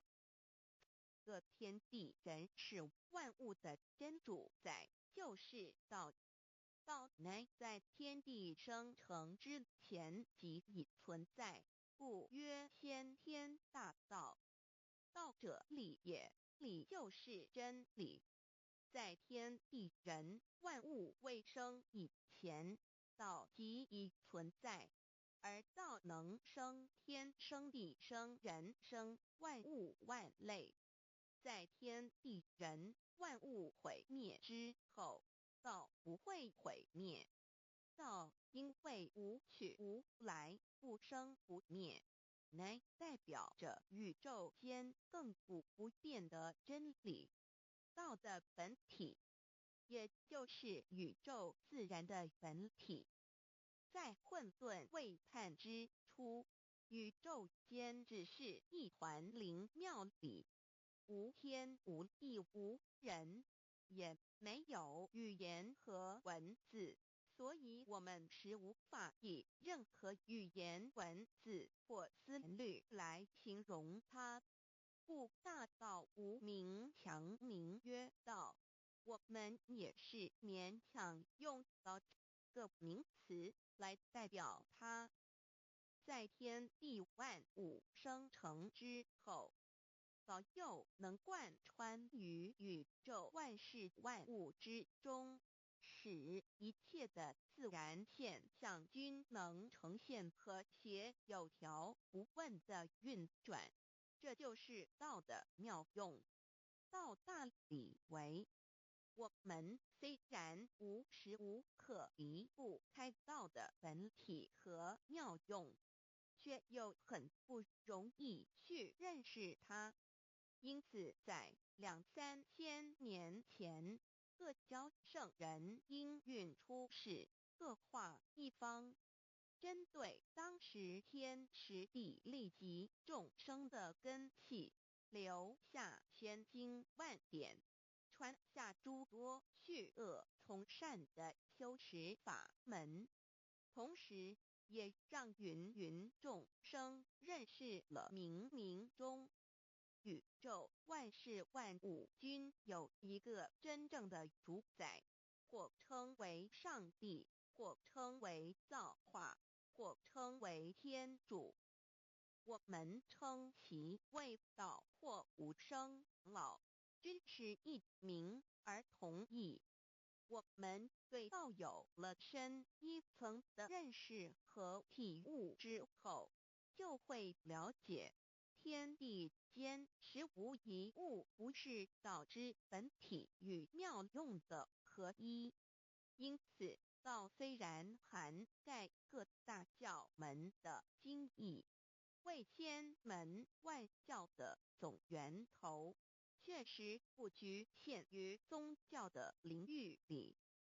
而上帝或老也不只代表着一切宗教的最高信仰中心，更是天地万事万物万类的根本源头与最高主宰，及宇宙间永恒不变的真理之道。所以我们今天有机会了解什么是先天大道，不只找到了各大教门的最高信仰中心，也找到了宇宙的根本源头与最高主宰，更能对宇宙至高无上的真理有一个初步的认识。道之真义，在先天之先不为先，在后天之后不为后，其大上有可量，即为上有可止；为道极大不可量，即为不可止。故所以大无不包，为无不入，无所不贯，无所不通，无所不彻，贯彻了天地人万物万类，贯彻了33天外，贯彻了千经万典，贯彻了千法万法，贯彻了千教万教，贯彻了千佛万祖，贯彻了我之一身。此乃显天大道宝贵的真义，人人必须知真觉，亦即是人人与我与人人良心之行也。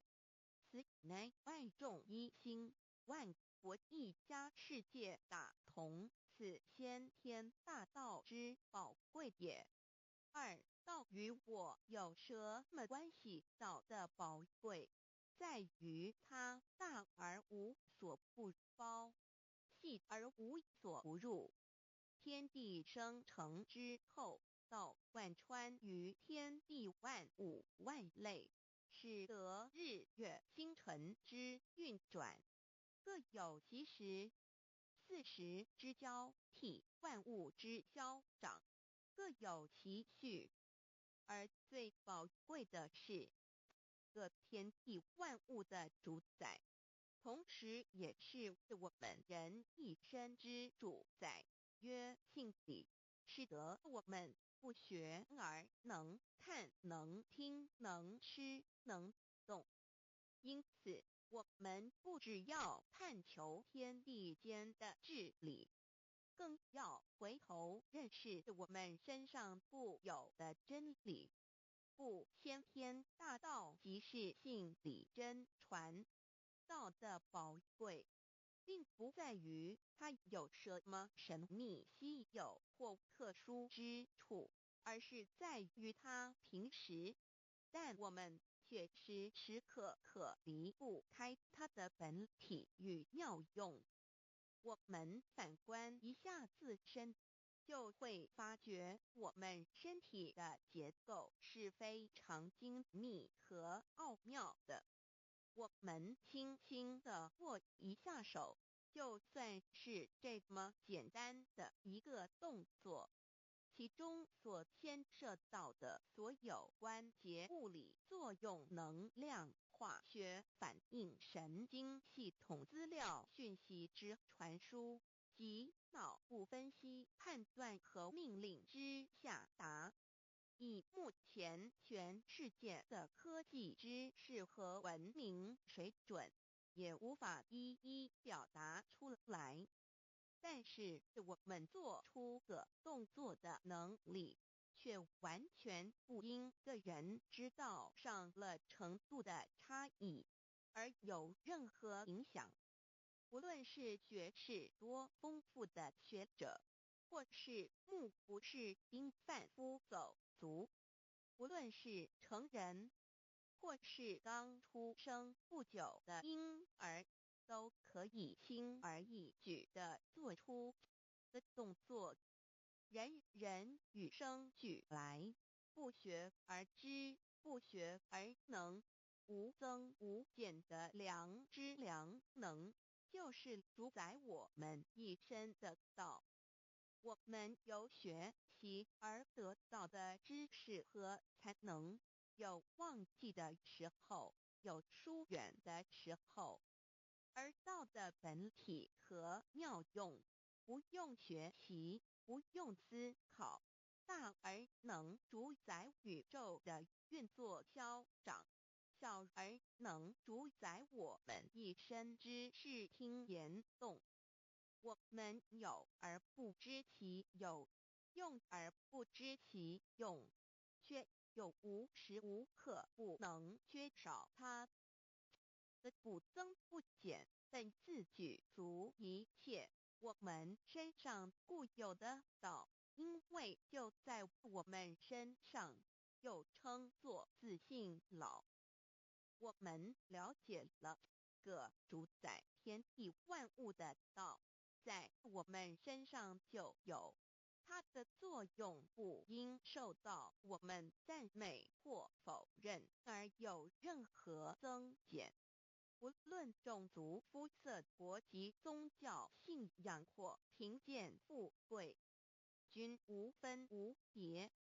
因此，我们能求得先天大道，不只找到了宇宙的根本源头，也找到了不生不灭的真我。不只认识了宇宙，也认识了我一生的真正主宰。不只追求到了宇宙之治理，也找回了我身上本有的真理与良知良能。先天大道的根源是在我身上，原来固有的是我由先天带来的良知良能，即是我的良心。我的良心即是天心，天心即是道心，此心无形无相，即是真空。真空之妙，空而不空，空中妙有。妙有者，生天生地生人生万物万类之大本也。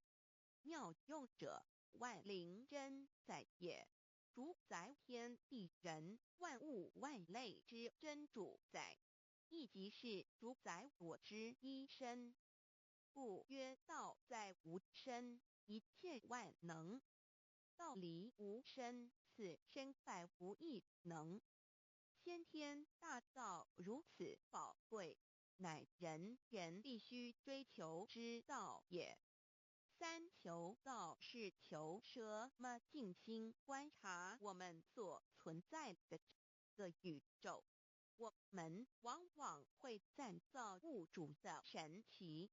自然界每一刻皆有无数的事物在同时运转，而其整体却又是那么协调。我们身上的这个真理不也是一样吗？每一分一秒，我们身上皆有无数的生化反应、物理作用等同时发生。道的妙用分布在我们身上，不用学习，不用思考，其作用虽成千上万，合起来却只有一个自我。一切有条不紊，自然而成。道在无身，运用自如，在眼能视，在耳能听，在口能言，在鼻能闻香臭，在身能运用行动做事，此即道在我身之妙用。所以我们了解了道不只主宰着天地万物，更主宰我们一身。宇宙根本源头最高主宰与我一身主宰，并非二也。道的本体无形无相，我们肉眼看不到它，手也摸不到它，但它却无时无刻不在发挥其妙用，更进而随着天时及环境而发展出语言文字经典及造福人类的文明。此即是我们良知良能之作用。一般人不了解道在于我们自身的本体和妙用，只模糊意识到它的存在，便以灵魂代表它。我们称其为自性老，因其没有生灭，也不会毁坏。我们也称其为真我，此真我乃是最富足、最圆满、最光明、最完美、永恒不朽的。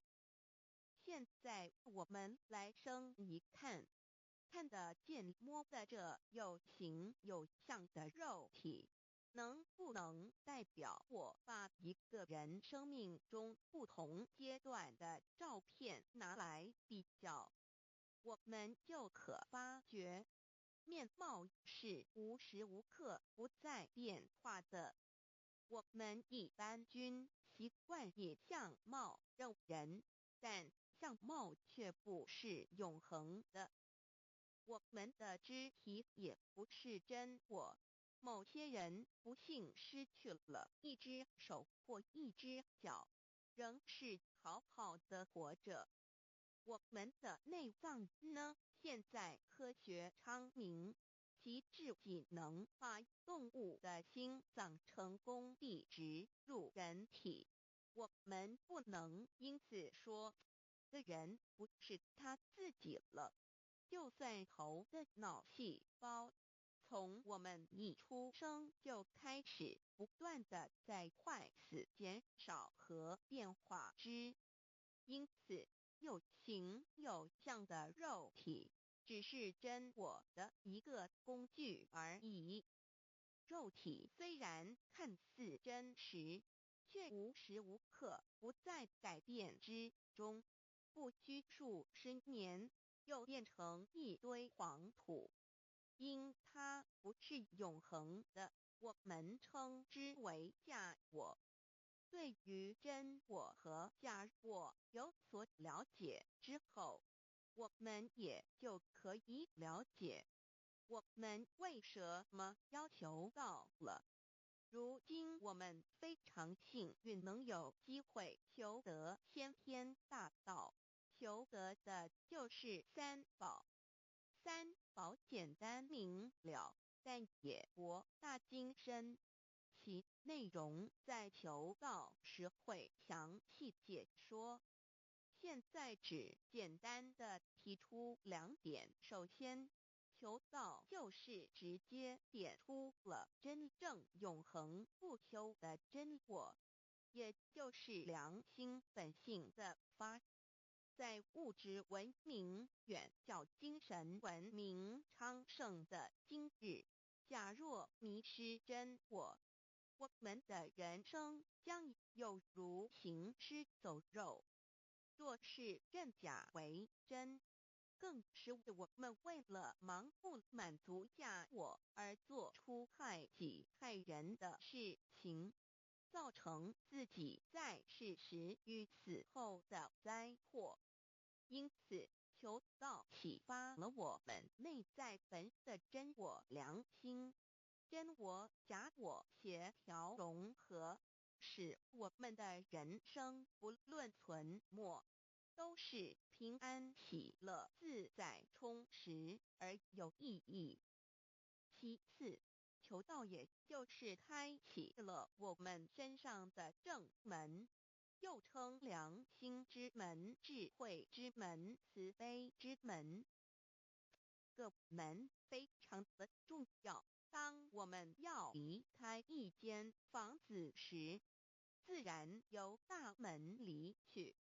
如果此门无法开启，而被迫从窗户或阳台跳出时，就可能会摔断腿。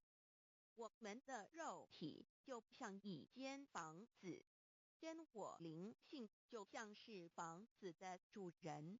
当有一天肉体要毁坏时，真我灵性若不得正门而出，被迫另寻旁门，其恐惧与焦虑是无法形容的。这也导致了死后的痛苦与不安。因此，我们可以发现到，绝大多数的人临终时，其肉体皆显现山僵硬、恐惧、无助与挣扎之相。求道就是开启我们个生来死去之正门，也就是通天大路。因此，我们今天很幸运能求道，求得三宝，打开灵性通天之正门，可以让我们找回真我，认识我自己身上的道，自然以良心作为待人物之准则，使人生更有意义，更进而解决生死大事，得到超生了死的保障。100年之后，回到我们的来故家乡。所以先天大道就是回天之道。先天大道之宝贵，即是千经万典不如一点。此典打开玄关正门佛门，天堂大路一步直超级的永生之道。此典宝贵，超佛越祖，超经越典，超越天地。得到这一点宝贵，它是诸经之师、诸法之王、诸佛之天地之，故曰超生了死级的永生，不毁不灭之先天大道也。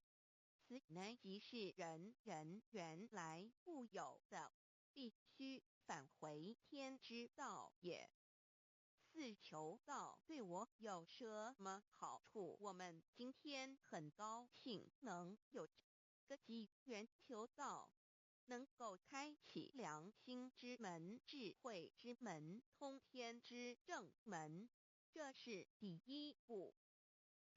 这宝贵的道还能带给我们终生受用不尽的福之益，离苦得乐。人生在世，遭受种种之苦恼，就其根源皆起因于迷失了真我。求道首先就是让我们认识人身上固有的道，找回我们本有至真至善至美具足圆满永恒不朽的真我，在日常言行之中发挥真我，使我们一举一动皆能合于理，止于至善，自然不会受周遭的人事物所左右，我们的心也就不会患得患失，心为一身之主。我们既然在心境上有所提升，自然不会与邪恶之事相感应，则不相随心转，还可以改变命运，趋吉避凶，朝向光明，使我们得到真正的喜悦、逍遥自在。二堕地难，自有人类文明以来，道的真意便代代单传独授，其没落贯穿了早期的主要文明，如中国、印度等。奈何近百年来，人类受物欲所逼，在空前繁荣的物质文明中逐渐迷昧了良心，甚至竟将制造威力极大的杀人武器。回顾数千年人类历史，在近代短短数十年间，便发生了2次世界大战，无数小战，伤亡无数。滥用科技文明，同时也损害了自然环境，造成大气臭氧层之破坏，全球性气候的改变，人心之变，干造了天灾人祸连连。人类以为自己酝酿了一个空前的浩劫，因此上帝洪恩慈悲，特将大道谱传于世，以挽救良善。求道以后，我们时刻存着道心，以良心待人处事。当遇有人力不可挽救的灾祸时，只要诚心使用三宝，必能灾必劫，逢凶化吉。此事验证甚多，不胜枚举。三超生了4人生，有如一段苦乐相参的旅程，遭受生存竞争、衰老、病痛、死亡等困苦，人皆难免。而人间种种欢乐，又往往是短暂易变的。尤其当旅程结束时，终究成空，归宿渺茫，更不禁令人凄毒怅惘。是以智慧者有见于此，乃以超生了死，追求真实永恒的人生意义，为人生至高之目标。古代先修后的，因此古人为求超生了死，尽毕生之力苦修苦行，仍难以访得名师达成心愿。如今大道谱传，先道后修，在求道过程中，天命名师一指，开启了我们通天正门，先赋予超生了死的保障，我们得道以后，认识了真我，以真我为主宰，远离邪心妄念，让我们的心念、言语、行为，无论待人处事，皆合于良知。百年之后，真我灵性自然返回故家乡，永享平安喜乐。四成圣成贤求道，也就是为我们种下一个成圣成贤的正因道种。只要我们以智慧、慈悲心境灌溉它，它必然萌芽、开花、结果。在此功利主义弥漫的黑暗时代，大道乃是光明的灯塔。求道修道，不仅让我们能够独善其身，更使我们有机会可以兼善天下。求道之后，只要我们时刻抱着道心、良心，在日常生活中真诚实践道的精神，不计个人得失荣辱，努力使周围每一个人都可得享道的好处，让道的光明照亮每一个角落，尽其一生精进不懈，则在世即成就圣贤事业。归天之后，必证圣贤果位无疑。先天大道的宝贵就是天道天命，天命就是三曹名师，名师一点玄关开，打开正门，佛祖来。天堂非在我身外，天上地下我都在。此乃先天大道的尊至贵至宝也。先天大道，天命宝贵，三曹名师这一点妙至极意，非是在言语文字相生音可得，非是在千经万典上的，非是在讲经说法上的，非是在世智辩聪上的，非是在博学才能上的，非是在才高八斗上的，以上皆是生死法对待法，非是超生了死脱对待了生死之法也。此次级的先天大道妙用妙能的宝贵，其妙极矣。此者是无师智，此智是妙智妙慧，此智此慧是我本来固有的，由先天带来的，亦即是在找回来天地人万物万类为生以前我的初心，即我良心天心道心老心也。先天大道之妙，此妙之贵，妙不容言，不学而知，不学而能，亦即是先天带来的先知先觉妙用妙能。此知此觉此能此用，不用言语文字声色，不用思想，不用念头，不用言听是动，而生天地人万物万类。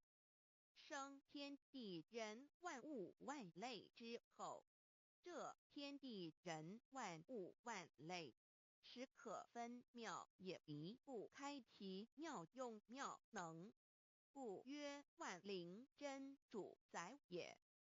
设若天离开先天大道之妙用妙能，则河汉星斗乱序，日月无光，亦不能轮转，则阴阳二气不能流通，万物万类世界的众生，人人皆不得其生存。设若大地离开先天大道之妙用妙能，这金木水火土不能相配，则现象丛生，山崩地裂，海水枯干，亦使万物万类世界的众生人人不能得其生存。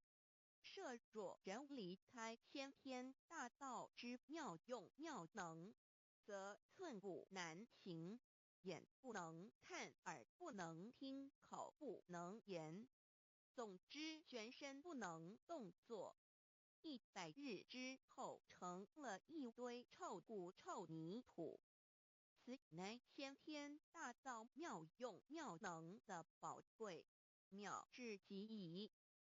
设若觉悟认识先天大道之妙用妙能的支持而实行，即是天人合一，天人一体治理，绝言妙不容言，不是死后成佛，当体即佛矣。故曰如来佛，如是佛也。此乃的先天大道修先天大道之好处。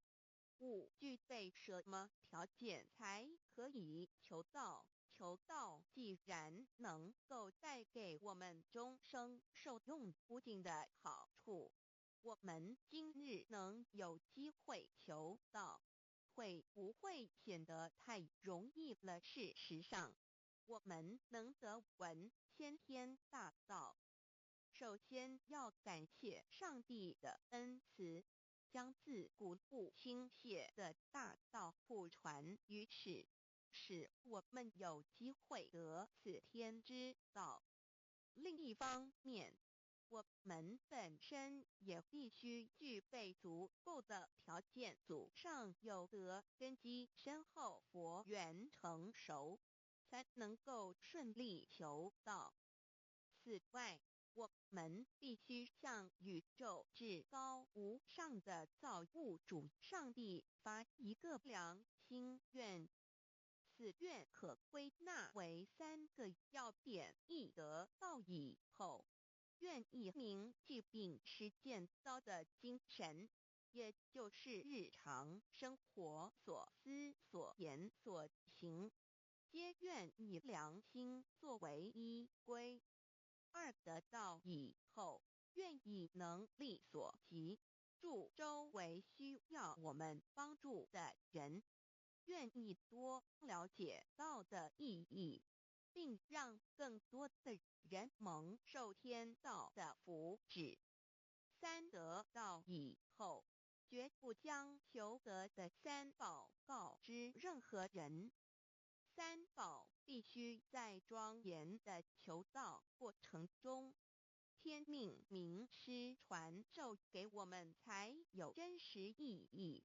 若由我们泄露给其他人，则不但毫无意义，毫无效果，我们自己也违反了天律。的良心愿合乎人人本具天赋的良知良能，所以我们人人都能够做到。真诚实践良心愿，也必须滋润我们求道时种下的智慧、慈悲、清净之正因道种，使它顺利萌芽、开花结果，才不致虚度这千载难逢的求道修道良辰。值得一提的是，我们能顺利求道，原因之一即是沾了祖德的光。是故上天开恩，只要我们修道有恒，则我们的祖先也有机会可以求道超生得救。我们的子孙亦的印地，对父母祖先尽大孝，这是最好的机会。只要具备以上条件，则无论任何国界、种族、宗教信仰的人，都可以求道。欲求得先天大道，脱出轮回之苦、地狱之灾，世间的穷通受忧鳏寡孤独生老病死苦，而返天堂永享天伦之乐者，必须我有得遇6万年良辰佳期的幸运。我本人心地善良，我有先天根基深厚，也就是我本人前世做的功德善事很多，此即天缘。我本人祖先有功德，做善事，此即祖上有德。我牧人遇到引导师度我得道，此佛缘已至。也就是前生我们一同做过功德善事，或一同有修过宗教，今生遇天道降世，一同得道修道，此乃佛缘已至。六求道对我的生活有什么影响？现今正值上天恩开，先天大道普传，拯救良善之时，故普传方式皆以方便善巧，与众生契机为原则。因此，求道不会对我们正常的生活造成任何负面影响。这与以往许多人苦修苦练，甚至出家的修行方式有很大差别。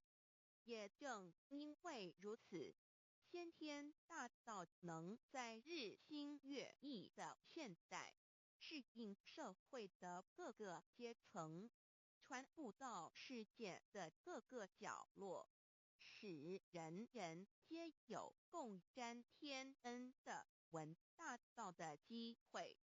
关于求道对生活有什么影响，我们就以下几点来看：一、与任何宗教没有冲突，道代表着天地万物及我们一生之最高主宰与真理。不止在各大门创始之前，甚至在天地未生以前，道就已经存在了。因此，任何教门，只要其教义是追求真理及实践良心，就不会与道有任何冲突。事实上，不止宗教，只要我们以探求真理的角度去观察，则自然界万事万物皆能与道吻合与印证。若我们原有某种宗教信仰，求道将不会造成任何抵触，也不会使我们背弃原有的信仰，反而让我们对真理的探求有更深一层的体认。二、以良心经为最高规戒每一个人生活环境中的文化习俗、时代背景、法律条文及价值观念都不完全相同。因此，没有任何一个具体的规戒或条文能够适用于所有的人。所以，求道后的规戒着重在我们每个人真我良心之实践，由真我良心主宰自己，而不是在经典之背诵上及律法之钻研上下功夫。三、不照良心愿行。有何后果很重要的一点，求道并非从外在加给我们良心与真理，而是借着开启我们智慧慈悲之门，找回我们身上固有的真理，让天理良心自然流露。因此，求道后，所有真修实行之人，皆是自动自发的。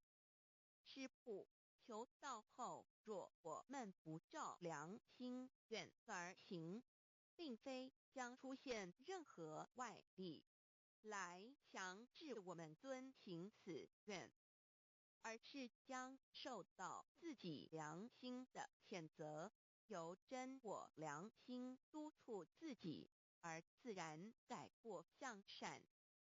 四圣凡间修真我之实践，并不局限于教堂或寺庙之中。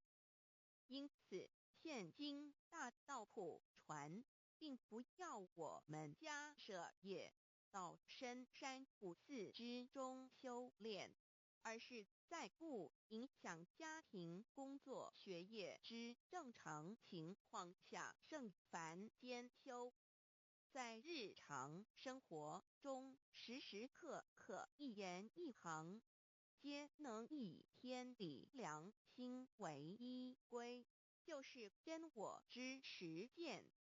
务由提升自己而兼善天下，求到后会使我们生活更充实，心灵更和谐。而更重要的是，我们每一个人尽一己之力，借自身之提升，影响周遭之人事物，继而汇成一股力量，在这举世天理良心日趋沦丧之潮流中，匡正人心，力挽狂澜。如此必能早日实现先天大道普传之宗旨及弥勒佛的原慈大愿，化污浊的人间为人间净土，化纷乱的世界为世间天国。七道的宝贵有什么印证到是宇宙的至高真理？它的作用贯穿了天地万物万类，更是我们一生之最高主宰。真正了解了这一点，我们就会体认到，道是随时随处可以被印证的。许多贤贤得道之后，发出了大诚心、大信心、大智慧，真修真行，皆能参悟到，不止在各教经典之中可以印证到，其实在任何时间空间、万事万物我们之一身，甚至一草一木，皆离不开道的本体和妙用。体认至此，自然能发出永不退转之道心。而尚未求道或刚求道者，则需借助于一些具有形象、看得到、感受得到的印证，以奠定初步的信心。依任何人，只要有求道，经过身但天命之名师点开玄关正门，传授三宝者，无论其功德高深为末，死后皆是身软如棉，面色如生，灵性由正门归天，东不品湿，下不腐臭，甚有多至数日不变，一腔满志者。目前的科技文明和医学知识还未进步到足以解释这种现象，但却无法否认个事实的存在。这种现象虽曾出现在某些宗教中，但极其罕见而珍贵，而求道之人除信道不笃于反道拜德者，不敢定论外，其余则比比皆是。肉身既显似瑞香，足可证其灵性已登善境，当无疑问。二人虽不为万物之灵，其实是很脆弱的。自从生在个世界上，就难免天灾人祸的威胁。甚多以求道者，在遇到人力不可挽救之危急情况下，诚心使用三宝，皆能大事化小，小事化无。这种例证多得不可胜数，无法在此一一例举。以上两点虽然极为宝贵，但却是任何人只要一求道，借着上帝的天命宝贵，立刻就可以得到的保障。此后就随个人的诚心、智慧及对真理之实践，而有或深或浅不同的体认了。如人饮水，冷暖自知。希望各位具有善根，有机会能得闻大道的先生女士，皆能入宝山而满载而归，皆能求道而同真善境。Introduction to DAY. What is DAYI? DAO and MEII. What it is in DAOID. What do I get in RECI beginning DAOB? What do we need to receive DAOBI? What impact does receiving DAO have on MEDII? What can attest the validity of DAOI? What is DAO? Observing the cosmos and all the living beings consciously, among all the earthly activities and phenomena, we will find the existence of the laws of nature. There is a supernatural origin which guides all the operations happening across the galaxy, the earth, and the human beings. We call this source Dao. Tao existed before primordial time, and even before the universe was merged. It is the origin of the world, and it thereafter nurtures all the creatures and beings. Since it is unchangeable and does not evolve with time, it is the ultimate truth. It is what all saints and sages throughout human history had been searching for. The essence of Tao is the foundation of nature. The law or the power that existed before the universe was formed is beyond description, because there were no civilizations nor creatures, let alone languages. Since it cannot be applied any name, we simply call it Tao.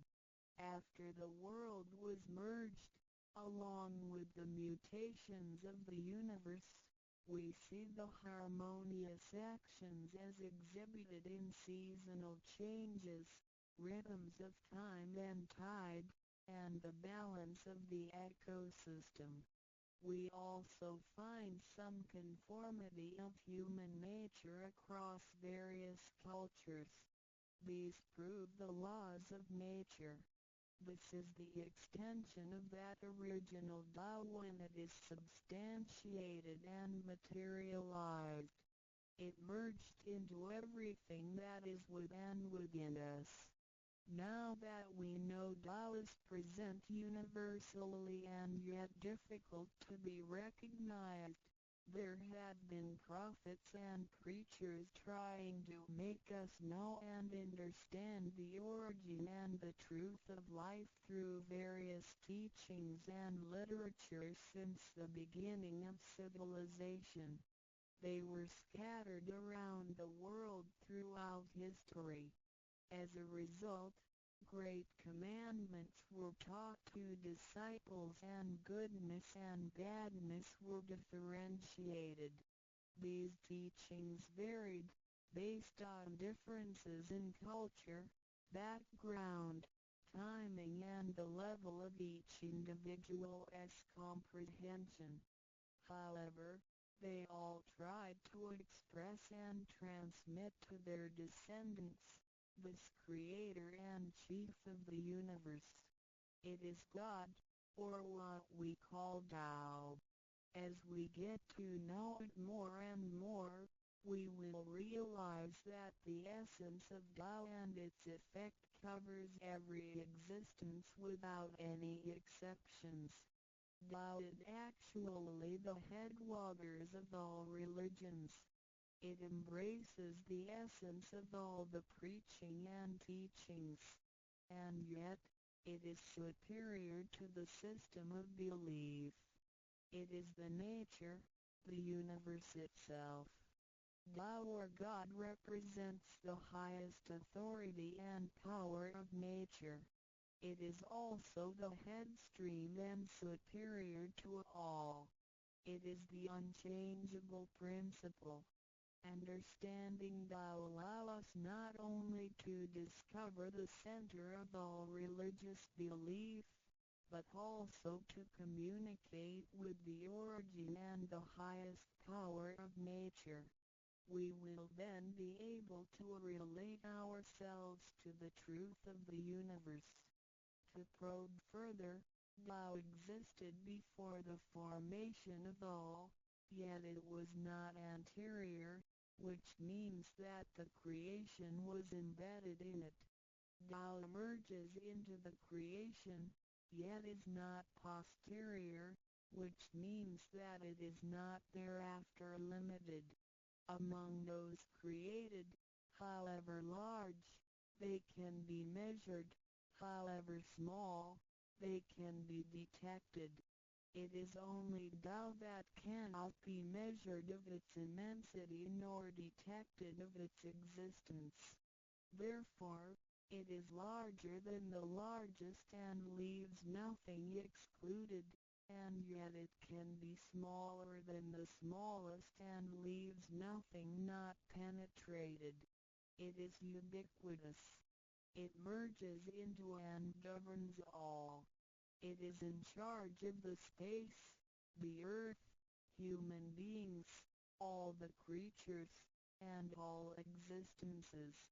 It penetrates and regulates the entire universe. It is the source of all the scriptures, sutras, as well as dharmas. It encompasses all the religions, and it is what makes one a Buddha or a saint. It is the single chief of all. And, above all, it is in charge of each individual too. It is the divine self. This is the true meaning of Tao. We should get to know it this way and rediscover our own invaluable treasure. So, to practice Tao is to revive one's own conscience as well as everyone else's and to act upon it accordingly. Then, all people can be of one spirit, all nations can be in peace like a family, and the great harmony will come true. How precious Tao is! Dao and Me. The significance of Tao is in its immensity and ubiquity. Its mightiness guides the universe to carry on with changing seasons and evolving creatures.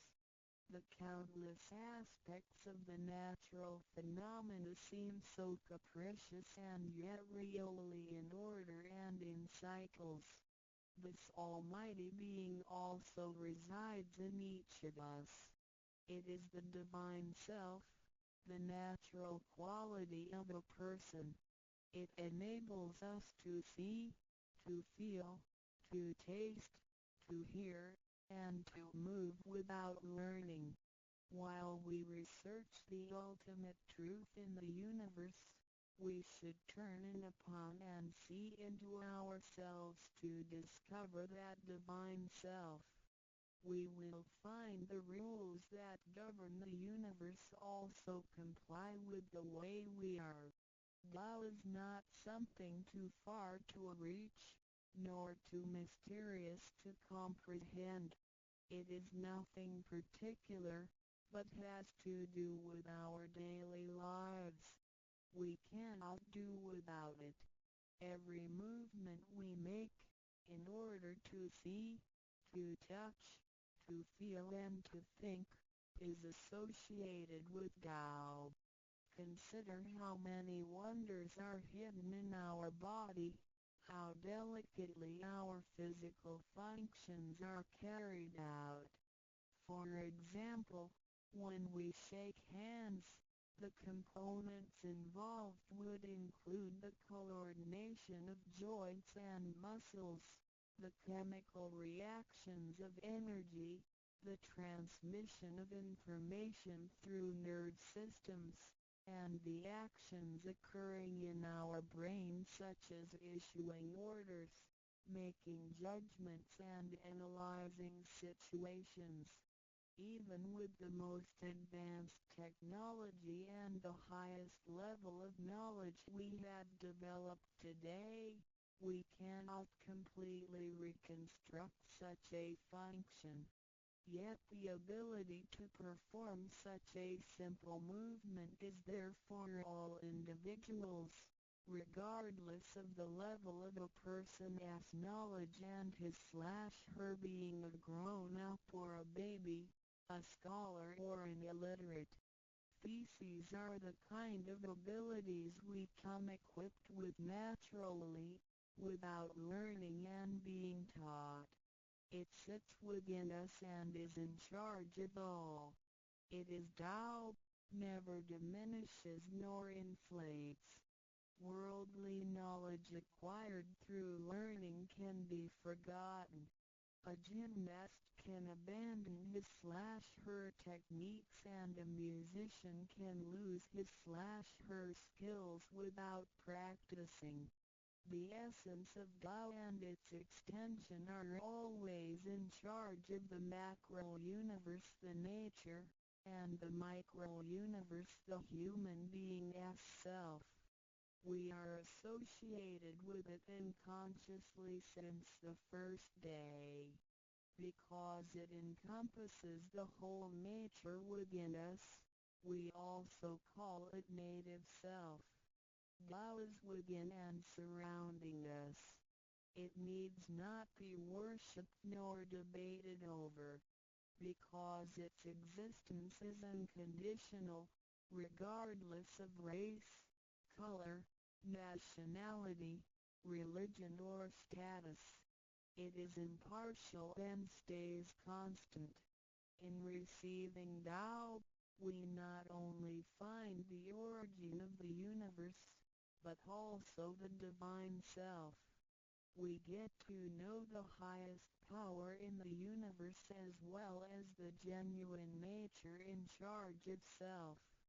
We discover the ultimate truth of the cosmos as well as the integrity of ourselves.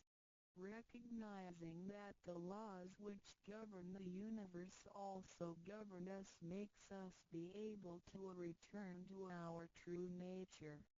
To probe further, the most essential concept in Tao is that we all possess it intrinsically. It is the wisdom and ability we were born with without learning or practicing. It is one's conscience, which is like the Spirit of God, the divine and immortal nature. It is invisible and intangible. For this reason, we call it genuine emptiness, which means that to be really empty, it goes beyond emptiness and can therefore have marvelous existence in it. Marvelous existence is the foundation for the sky, the earth, human beings, all the creatures, and all existences. With omnipotence, Tao is called Great Lord of all beings. This almighty being is not only in charge of the entire universe, but also in charge of oneself. So the proverb is, Tao is within self, which is the drive of all one's abilities. A physical body without Tao is useless. This is the treasure that we should all realize and fully explore. I. what it is in detail. When we look around the world, we admire the miracles and wonders of nature. Countless things change and move simultaneously every second, and yet in order and in harmony. So do our bodies. Countless biochemical reactions and physical functions occur concurrently within our bodies. Without learning and thinking that comes subjectively, the thousands of activities that happen within us are the extension and action of Tao. And altogether, it is one single self. It functions naturally and automatically without the need for our intents to be involved. This is the effect of Tao within us. Tao is not only in control of the universe and nature, but also in charge of every human being in his/her own actions. In other words, it is the same source that governs us as well as everything else. Tao is invisible and intangible, but it has been working out its magic before day one. Thereafter, languages, cultures, religious scriptures, literature, and civilization were developed. They all originate from Tao functioning within us. People don't realize it is Tao that has been residing and working within us and have used soul to represent the confusing and yet irrefutable being. Because it is eternal and intangible, we also call it true self.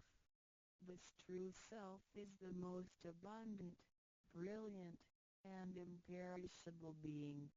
Let us take a look at our tangible body and see if it can be the true self. We know the pictures taken throughout one's life show different faces and expressions. We recognize people by face, but our looks change and are not permanent. The handicapped, with impaired arms or legs, can also lead a complete life. One with a transplanted animal heart is still a human being. Even our brain cells keep decreasing and changing every second from the moment we were born. Therefore, the physical body is only the interim residence of the true self. Though it seems so real, solid and alive, it turns into dirt eventually.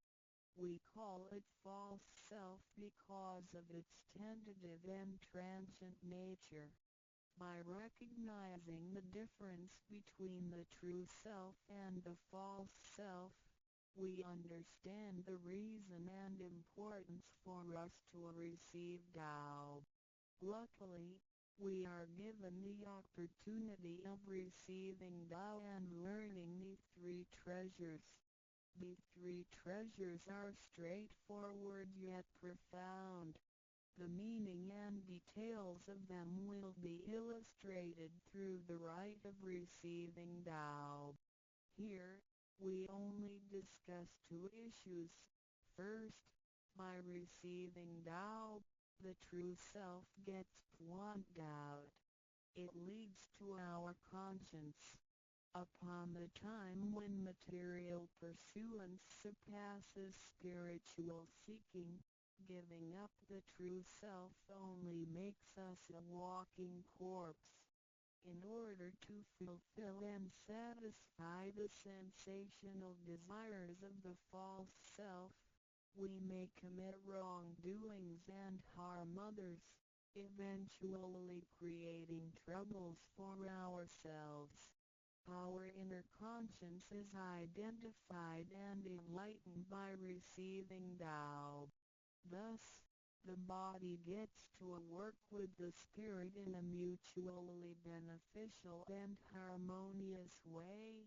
making our lives joyful and meaningful. Second, by receiving Tao, the front door or main gate of our bodies gets opened. It leads us to conscience, mercy and wisdom. When we leave a house, we leave through the front door. If the front door is locked, we may have to leave through the back door, or even by breaking the window or jumping off the balcony. We may fall and get hurt by doing so. Our body is like a house, and our soul is the master who lives in the house. One day, when the body is aged and depleted and the soul has to leave, we can imagine its horror if it cannot leave through the correct exit. This is the pain and discomfort human beings experience at the coming of death and after death. As we know, for most people, when they are dying, their body shows stiffness and signs of helplessness and confusion. After we receive Tao, the door of life and death will be opened. Being able to receive Tao and the three treasures while having the door to heaven opened, we have the opportunity to recognize the true self and the Tao that dwells within us. We are going to treat people and the world with conscience and make our lives more meaningful. We can transcend life and death. Within 100 years, we will be able to return to where we came from. Therefore, the heavenly Tao is also the way to return back to heaven. To probe further, the enlightenment of Tao is superior to studying thousands of sutras. This is the value of Tao. The enlightenment of Tao opens the main gate, the front door, which is the entrance to heaven. It gives us the guarantee to be exempted from rebirth cycles and to reach eternity. The superiority of this enlightenment lies in that it surpasses Buddhas and saints, it exceeds the scope of sutras and dharmas, and it transcends the universe. Tao is therefore source of all sutras, king of all dharmas, mother of all Buddhas, and creator of the universe. Transcendence of rebirth cycles leads to eternity. Being imperishable, Tao never deteriorates, and we have never lost it at all. Hence Tao is the direct way back to heaven. What do I get in RECI beginning DAO as mentioned earlier? By receiving Tao, we act upon our conscience, gain more wisdom, and find the door to heaven. In addition to these basics, we also benefit from the following for our lifetime. Being away from sufferings and closer to happiness. The troubles and worries we face in our daily lives mostly result from our disregard of the true self. Receiving Tao helps us to recognize the Tao that has been dwelling in us and to restore the beauty of the true self, so that our behavior and mind is free from being controlled by the earthly pleasures and being swayed by the losses and gains of the material world. Since our minds are cultivated spiritually, devils would not approach and get close to us. Thus, our fortune can be altered from bad to bright, and we can obtain real joy. Being away from disaster and calamities. Tao has been passed on through generations to one single master since the beginning of human history. The thread of its passage weaves through ancient civilizations, including China and India. However, in recent centuries, human beings have been trapped by materialism and a weaker sense of right and wrong. Wars prompted the development of powerful lethal weapons. In reviewing the thousands of years of human history, we realize, in just less than 100 years, there had been two major world wars, which caused numerous killings and tragedies. The abuse of science and technology has also destroyed the ecology, causing damage to the ozonosphere and the unbalance of the climate. The corruption of human beings' minds has called the natural disasters to come. The human has created calamity. God, with His mercy, makes Tao available to everybody in order to save good people. After we receive Tao, with the true meaning of Tao in mind, we will be conscientious. We can use the three treasures whenever something dangerous and uncontrollable happens to us. We will be able to get away from bad encounters. This is a confessed fact. See, transcending life and death. Life is a mixture of happiness and bitterness. Throughout the journey of life, we experience birth, growth, aging, illness, and death. Joys are momentary and wealth is here today and gone tomorrow. Rather than seeking the pleasure of material life, the wise make full use of their lifetime searching the true meaning of life and eternity. In old times, Tao could only be received after harsh self-cultivation. Among the hermits looking for the master in order to receive Tao, only very few could obtain it. Whereas in this century, Tao is allowed to be spread and transmitted through the authorized masters to the truth seekers. The master points out the main gate of life and death, assuring the completeness of our true self. With the true self as our guide, which keeps us away from evil and greed, it helps us think, speak, and act in accordance with our conscience and intuition. Death then becomes the return of our soul to the eternal and peaceful home where we came from. Thus, we will have lasting joy. The achieving sacred beings, the enlightenment of Tao, which reveals the true self, is like the planting of the seed of righteousness and integrity. Through self-cultivation and self-improvement, the nurturing of wisdom, kindness, and purity, it will blossom and produce the fruit of sacred mind and eternal life. In time of overwhelming utilitarianism, Tao is the lighthouse to the truth.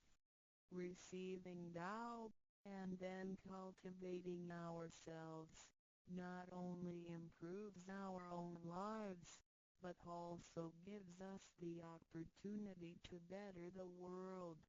After we receive Tao, we act upon our conscience and care for people around us.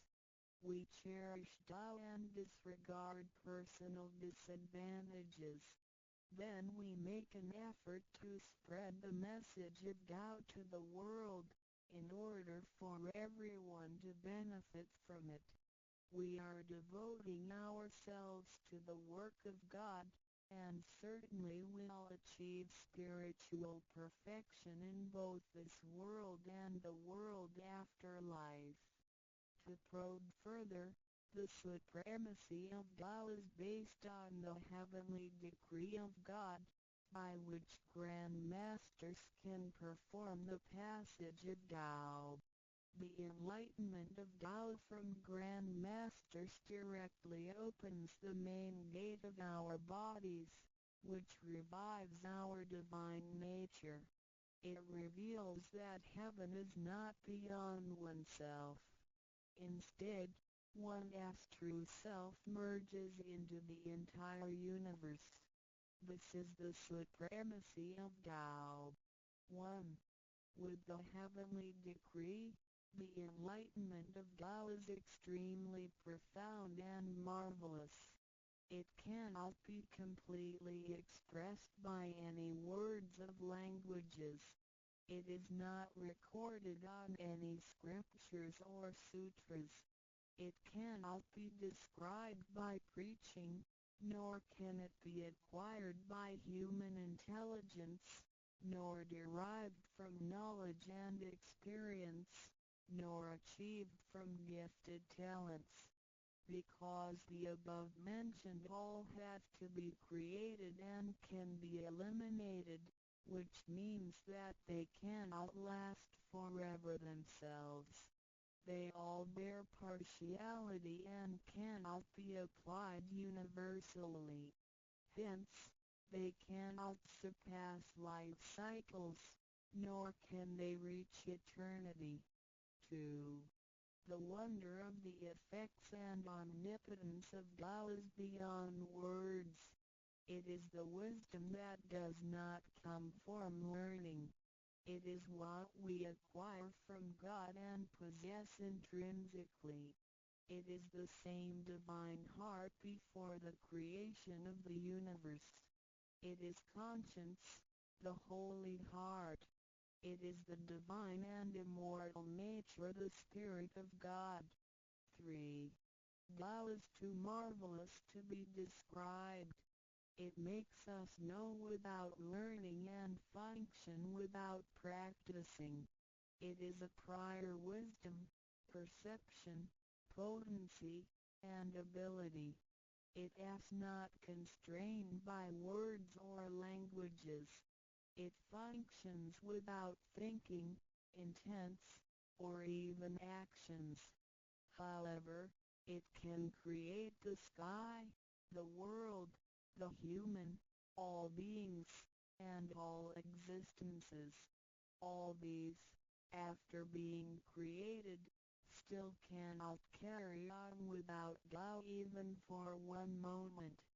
Tao is therefore called Great Lord of all beings. 4. Without Tao, the stars and planets in the sky wouldn't he had been in order. The sun and the moon couldn't he had illuminated or revolved properly. Then the yin-yang energies wouldn't he had circulated, and, as a result, this world wouldn't he had been suitable for all of us to live in. 5. Without Tao, the 5 primary elements of the earth, metal, wood, water, fire, and soil, wouldn't he had been balanced and complemented one another, which could have put the entire world in chaos. Mountains would have collapsed, lands would have cracked, and oceans would have dried up. Likewise, this world wouldn't he have been an environment for us to live in. 6. Without Tao, we, human beings, wouldn't he have been able to walk, to see, to hear, to speak, or to move. Our physical bodies would deteriorate quickly into a pile of soil in 100 days. 7. If one really comprehends the effects and omnipotence of Tao, and can practice accordingly and persistently, one can communicate with and be united with God. This is the absolute truth. It is a glory and marvel beyond description. Therefore, it not after death that one becomes a Buddha. It is when one is still alive that one achieves being a Buddha. And to be a Buddha is to revive and hold on to one's divine and original nature. This is what we benefit from attaining and practicing Tao. What do we need to receive Tao? We have discussed the many benefits we obtain after receiving Tao. Some would wonder why there is so much given to us. Of course, we should realize it comes from God's grace toward human beings. This allows Tao to be spread around the world, especially at the approaching of the worldwide calamity. People with merit and conscientious mind will have the opportunity of learning about Tao and the way back to heaven. It always holds true that people who had the fortune of receiving Tao are derived from the tree of righteous ancestors.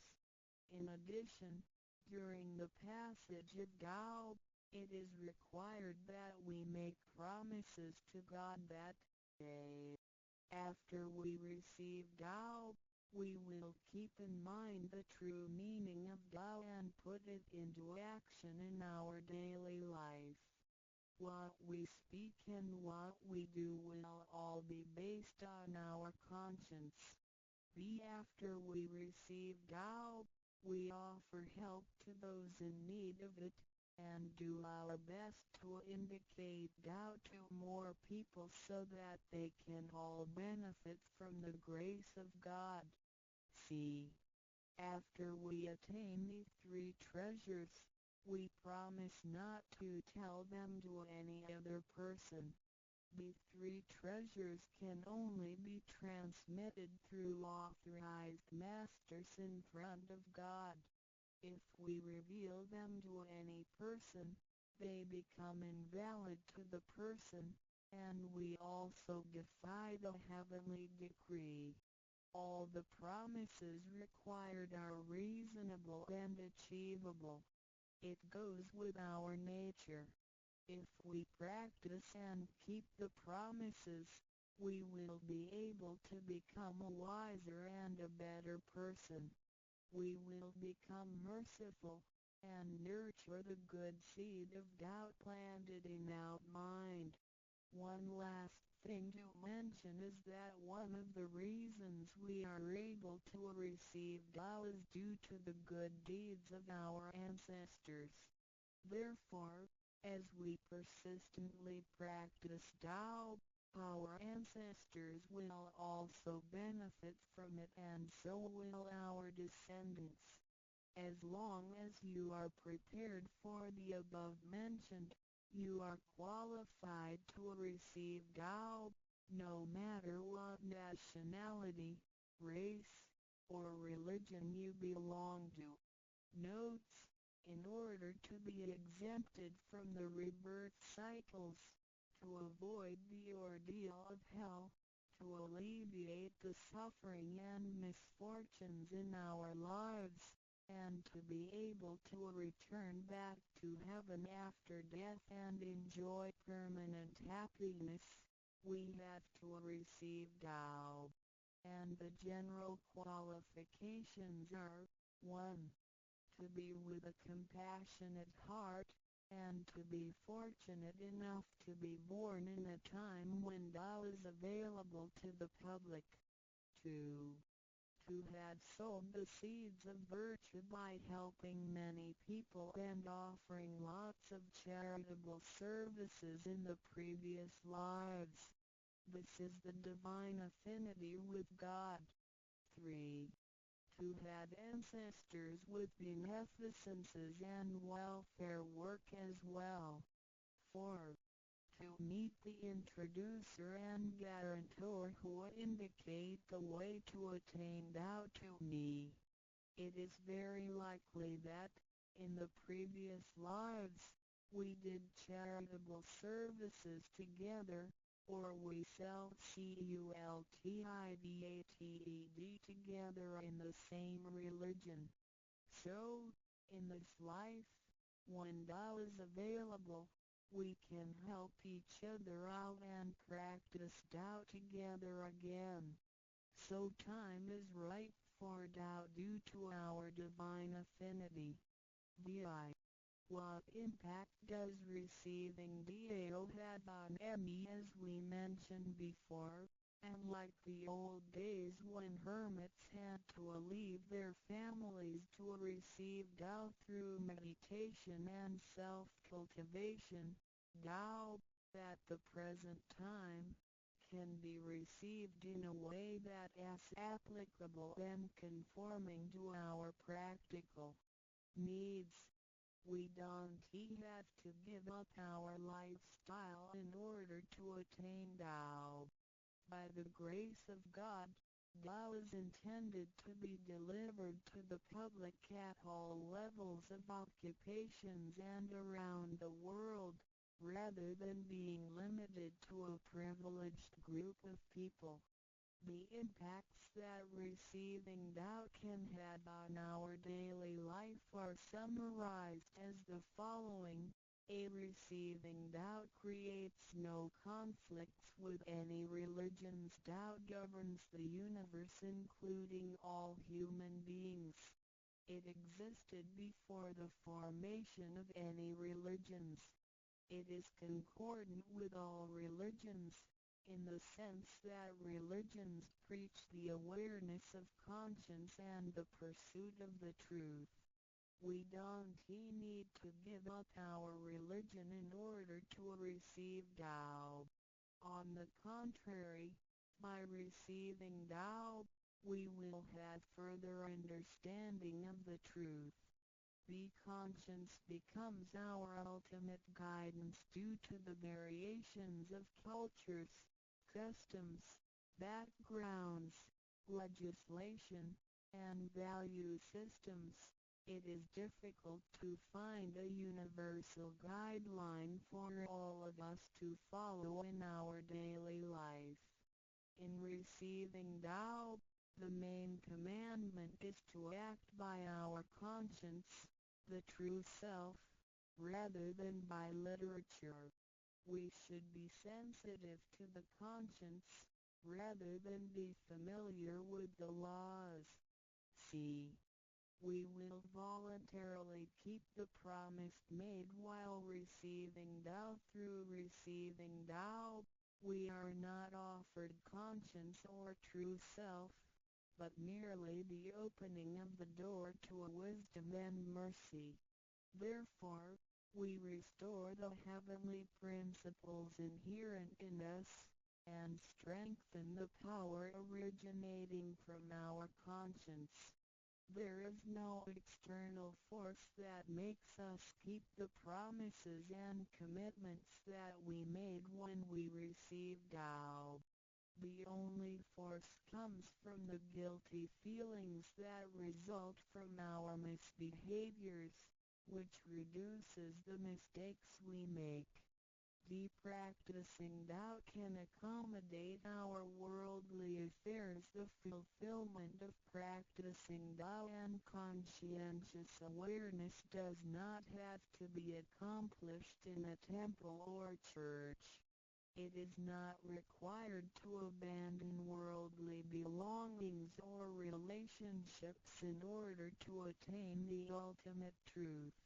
Each individual can still have his/her family, career, and schooling at the same time.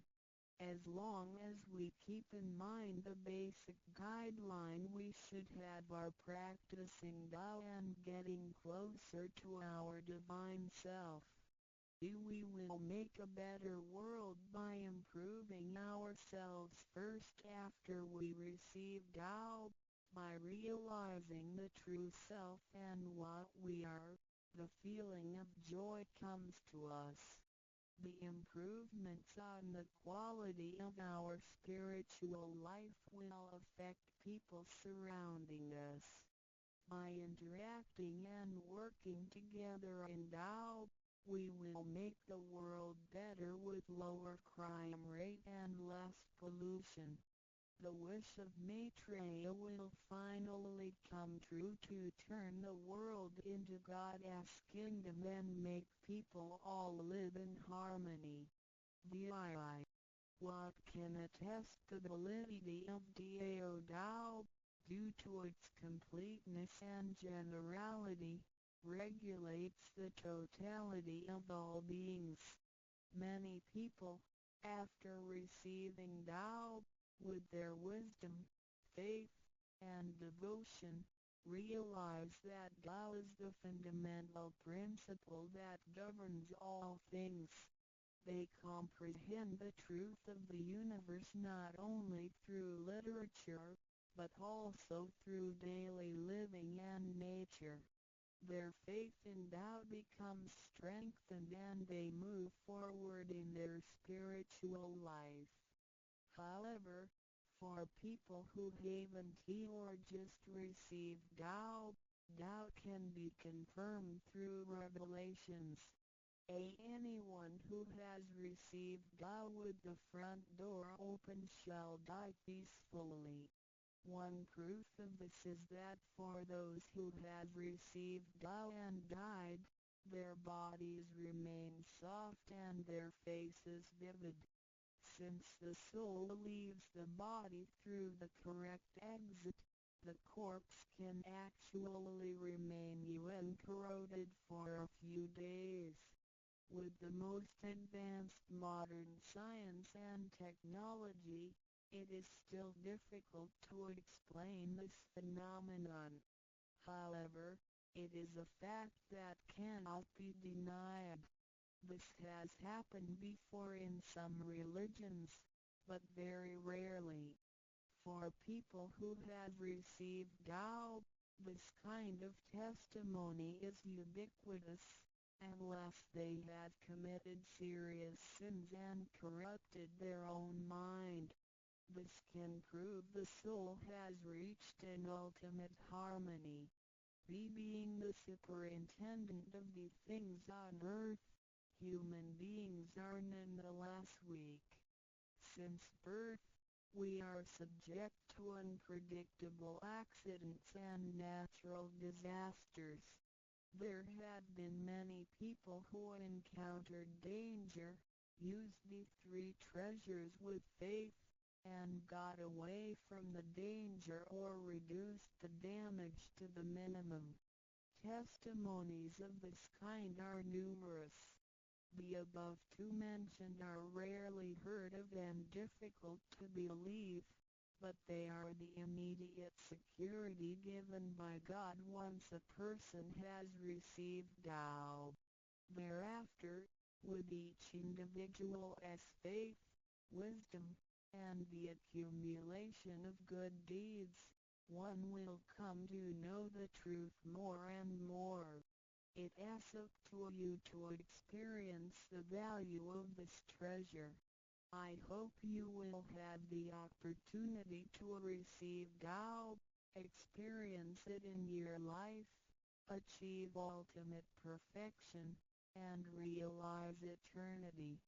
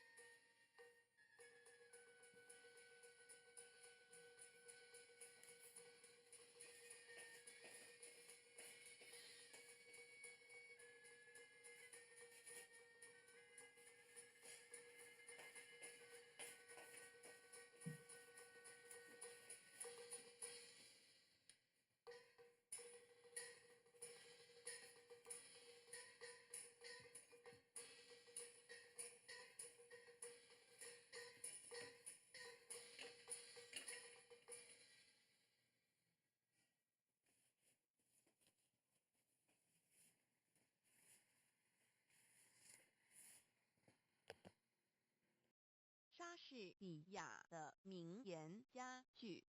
莎士比亚名言录点 http://menzion.zstic.com/mengram/e-4% A% 与其做愚蠢的智人，不如做聪明的愚人。莎士比亚谦逊是最高的客气功夫。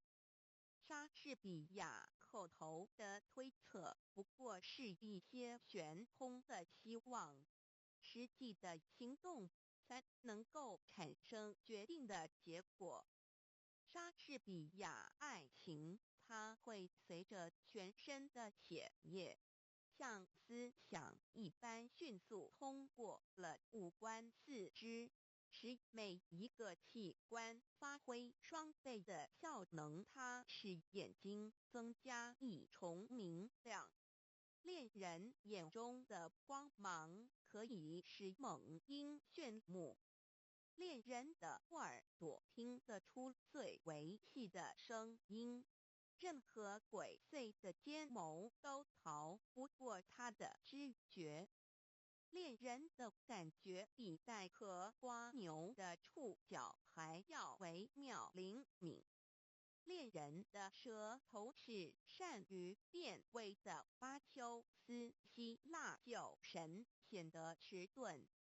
莎士比亚一个面具套不下所有人的脸。莎士比亚，你自己和你所有的一切，倘不拿出来贡献于人世，仅仅一个人独善其身，那实在是一种浪费。莎士比亚最后的结果确定工作的成败。莎士比亚智慧是命运的一部分。一个人所遭遇的外界环境是会影响他的头脑的。莎士比亚，我们做的坏事，往往因为正好迎合下等人的口味，就被他们高声夸奖，说成是我们办的好事。莎士比亚志向不过是记忆的努力，生气勃勃地降生，但却很难成长。莎士比亚，我们的身体就像一座园圃，我们的意志是这园圃的园丁。莎士比亚出门看天气，上是问行情。莎士比亚春光不自流，莫怪东风恶。莎士比亚女人，你的名字是弱者。莎士比亚自愿的贫困胜于不定的浮华。穷奢极欲的人要是贪得无厌，比最贫困的而知足的人更是不幸的多了。莎士比亚无言的淳朴所表示的情感才是最丰富的。莎士比亚无言的淳朴所表示的情感才是最丰富的。莎士比亚真正勇敢的人，应当能够智慧地忍受最难堪的荣辱，不以身外的荣辱介怀。用息是宁人的态度，避免无谓的横迫。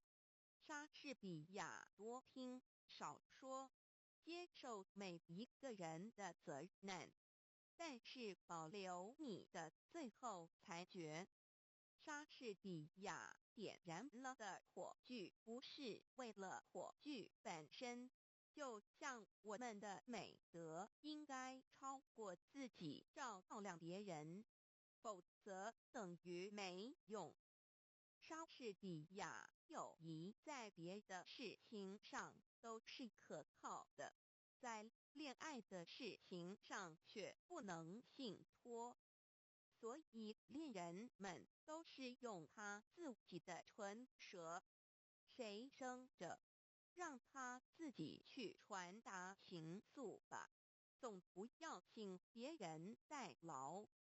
因为美貌是一个女巫，在她的魔力之下，忠诚是会在热情里溶解的。莎士比亚世间的任何事物，追求时候的兴致总要比享用时候的兴致浓烈。一艘新下水的船只扬帆出港的当儿，多么像一个娇小的少年，给那轻狂的风儿爱抚搂抱。可是等到他回来的时候，船身已遭风日的侵蚀，船帆也变成了百结的破捺。他有多么像一个落魄的浪子，给那轻狂的风儿肆意欺凌。莎士比亚真理是永远蒙蔽不了的。莎士比亚一个本领超群的人，必须在一群劲敌之前，才能够显出他的不同凡俗的身手。莎士比亚品性是一个人的内在，名誉是一个的外貌。莎士比亚世界上有一种人，他们的脸上装出一副心如止水的神气，故意表示他们的冷静，好让人家称赞他们一生智慧深沉，思想渊博。他们的神气之间，好像说，我的说话都是轮音天语，我要是一张开嘴唇来，不许有一头狗乱叫我看透这一种人。他们只是因为不说话，博得了智慧的名声。可是我可以确定说一句，要是他们说起话来，听见的人，谁都会骂他们是傻瓜的。莎士比亚每一个被束缚的奴隶都可以凭着他自己的手挣脱他的锁链。莎士比亚凭着日晷上前司的阴影，你也能知道时间在偷偷地走向亘古。莎士比亚草率的婚姻少美满。莎士比亚苦难可以试验一个人的品格，非常的遭遇可以显出非常的气节。莎士比亚本来无望的事，大胆尝试往往能成功。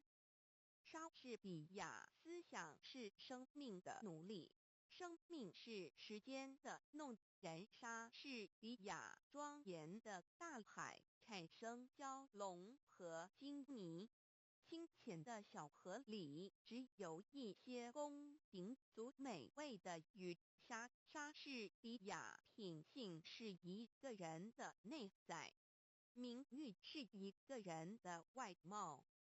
莎士比亚一个使性子的女人，就像翻腾的浊水，纵使口干舌燥，也不愿啜饮一口。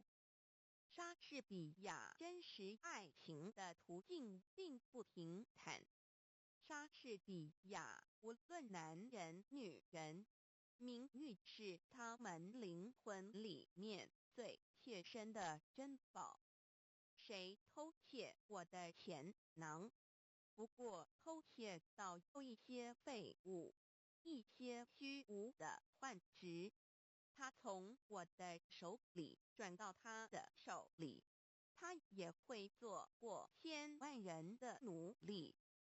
可是谁偷了我的名誉去？那么他虽然并不因此而富足，我却因为失去他而成为赤贫了。莎士比亚，不要污蔑你所不知道的真理，否则你将以生命的危险重重补偿你的过去。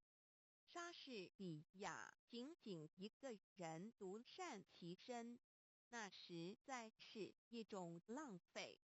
上天生下我们，是要把我们当作火炬，不是照亮自己，而是普照世界。因为我们的德行倘不能推及他人，那就等于没有一样。莎士比亚书籍是全人类的营养品。莎士比亚爱情的鲜艳的容色和热烈的心，也会因困苦而起了变化。莎士比亚最恶劣的事态，总有一天告一段落，或者逐渐恢复原状。莎士比亚生活里没有书籍，就好像没有阳光；智慧里没有书籍，就好像鸟儿没有翅膀。莎士比亚爱情里面要是掺杂了和他本身无关的算计，那就不是真的爱情。莎士比亚宁愿做一朵篱下的野花，不愿做一朵受恩惠的蔷薇。与其逢迎献美，偷取别人的欢心，无名被众人所鄙弃，莎士比亚任何恶德的外表也都附着若干美德的标志。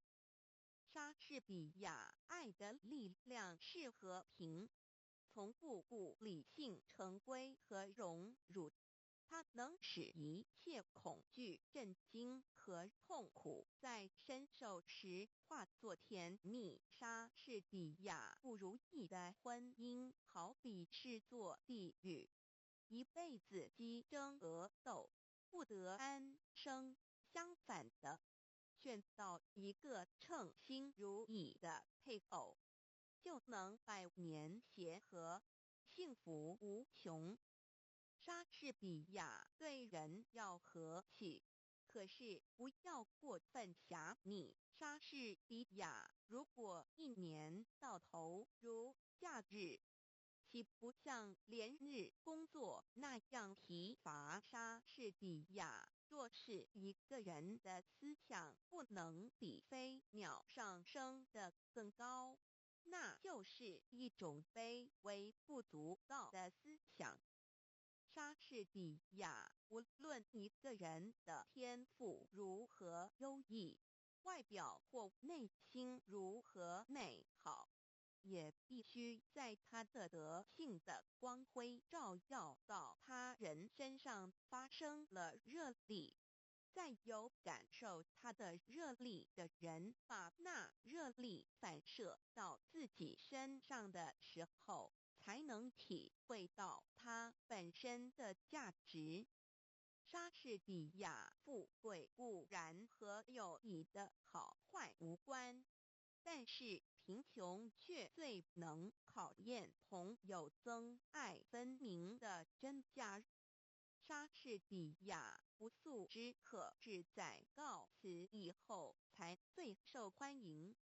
莎士比亚无言的纯洁的天真，往往比说话更能打动人心。莎士比亚与其做愚蠢的聪明人，不如做聪明的愚人。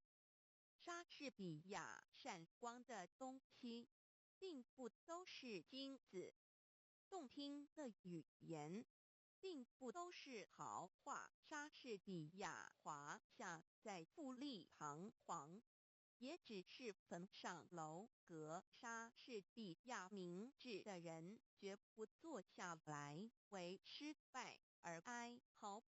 他们一定乐观地寻找办法来加以一管，就莎士比亚道德和才艺是远胜于富贵的资产。堕落的子孙可以把贵贱的门第败坏，把巨富的财产荡毁，可是道德和才艺却可以使一个凡人成为不配的神明。莎士比亚黑夜使眼睛失去它的作用，但却使耳朵的听觉更为灵敏。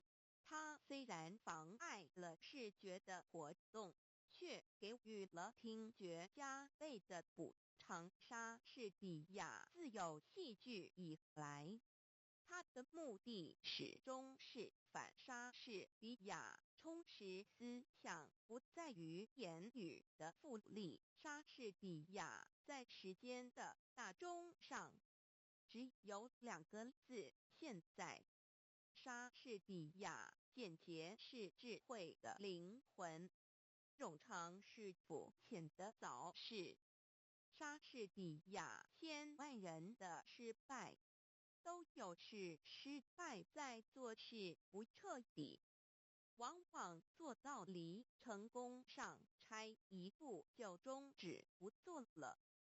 莎士比亚情欲犹如炭火，必须使它冷却，否则那烈火会把心儿烧焦。莎士比亚对自己不信任，还会信任什么真理？莎士比亚心中充满旋律，能渗透到人们的心灵。莎士比亚，我的言语高高飞起，我的思想滞留地下。没有思想的言语永远不会上升天界。莎士比亚美貌和智慧很少结合在一起。莎士比亚让我指点20个人做人的道理，倒还容易。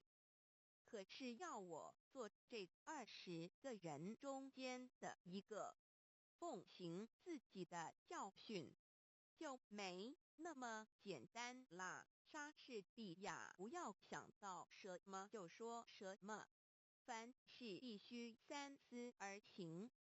莎士比亚道德和才艺是远胜于富贵的资产。堕落的子孙可以把贵贱的门第败坏，把巨富的财产荡毁，而道德和才艺却可以使一个凡人成为不朽的神明。莎士比亚人若神经紧张，说东道西，就会犹豫不定，反把事情耽误了。耽误的结果是叫人丧志气连，寸步难移。莎士比亚对人要和气，但不要狭密。莎士比亚起先的冷淡，将会使以后的恋爱更加热烈。莎士比亚如果要别人诚信，首先要自己诚信。莎士比亚当命运突然改变了心肠，把他的宠儿一脚踢下山坡的时候，那些攀龙附凤之徒本也跟在他后面匍匐批评的，这时候便冷眼看他跌落，没有一个人做他患难中的同伴。莎士比亚残忍藏着锋利的牙齿。莎士比亚忠诚因为努力的狂妄而变得毫无价值。莎士比亚人生就像是一匹用闪恶的丝线交错成的布，我们的善行必须受我们过去过失的鞭挞，才不会过分趾高气扬。我们的罪恶又赖我们的善行把它们掩盖，才不会完全绝望。莎士比亚，我可以教训20个人，吩咐他们应该做些什么，做这20个人中间的一个。履行我自己的教训，我就要敬谢不敏了。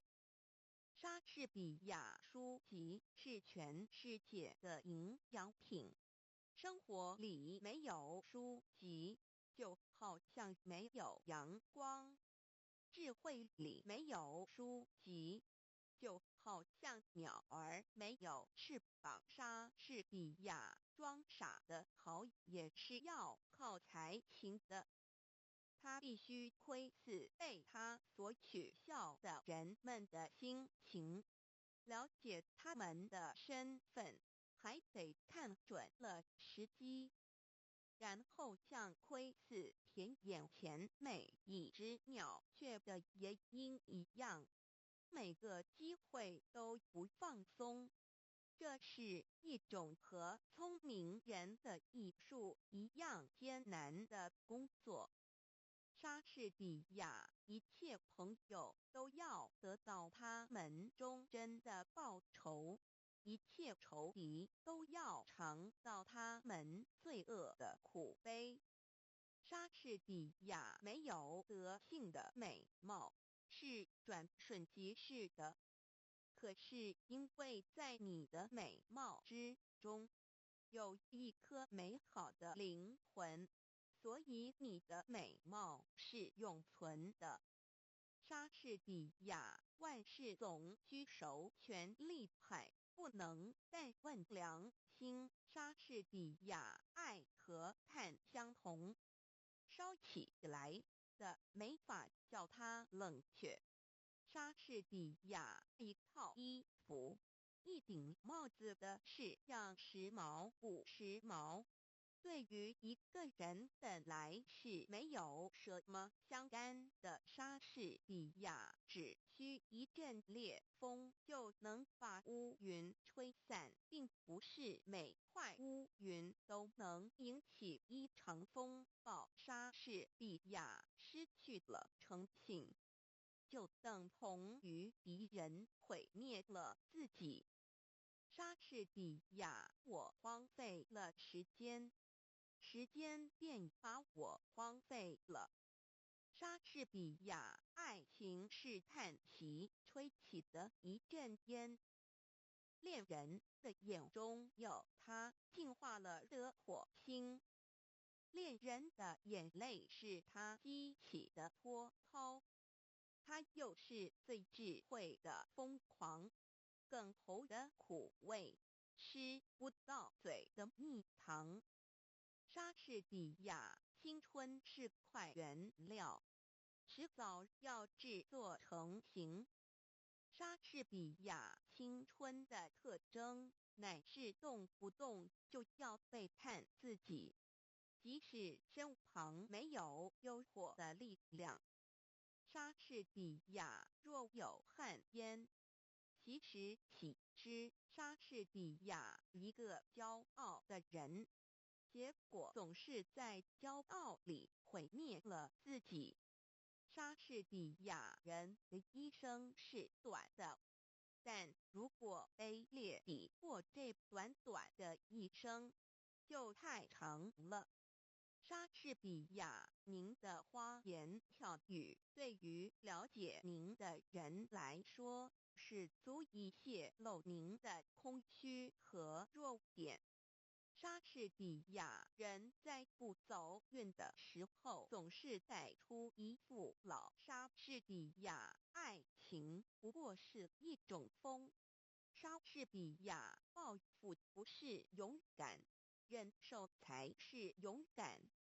莎士比亚，自古红颜多过命，莎士比亚人类是一件多么了不起的杰作，多么高贵的灵性，多么伟大的力量，多么优美的仪表，多么文雅的举动，在行为上多么像一个天使，在智慧上多么像一个天神，宇宙的精华，万物的灵长。莎士比亚漂亮的阐发给俊俏的脸蛋平添光彩。莎士比亚直到再找不到对手，才收藏起自己的剑锋。莎士比亚人生苦短，若虚度年华，则短暂的人生就太长了。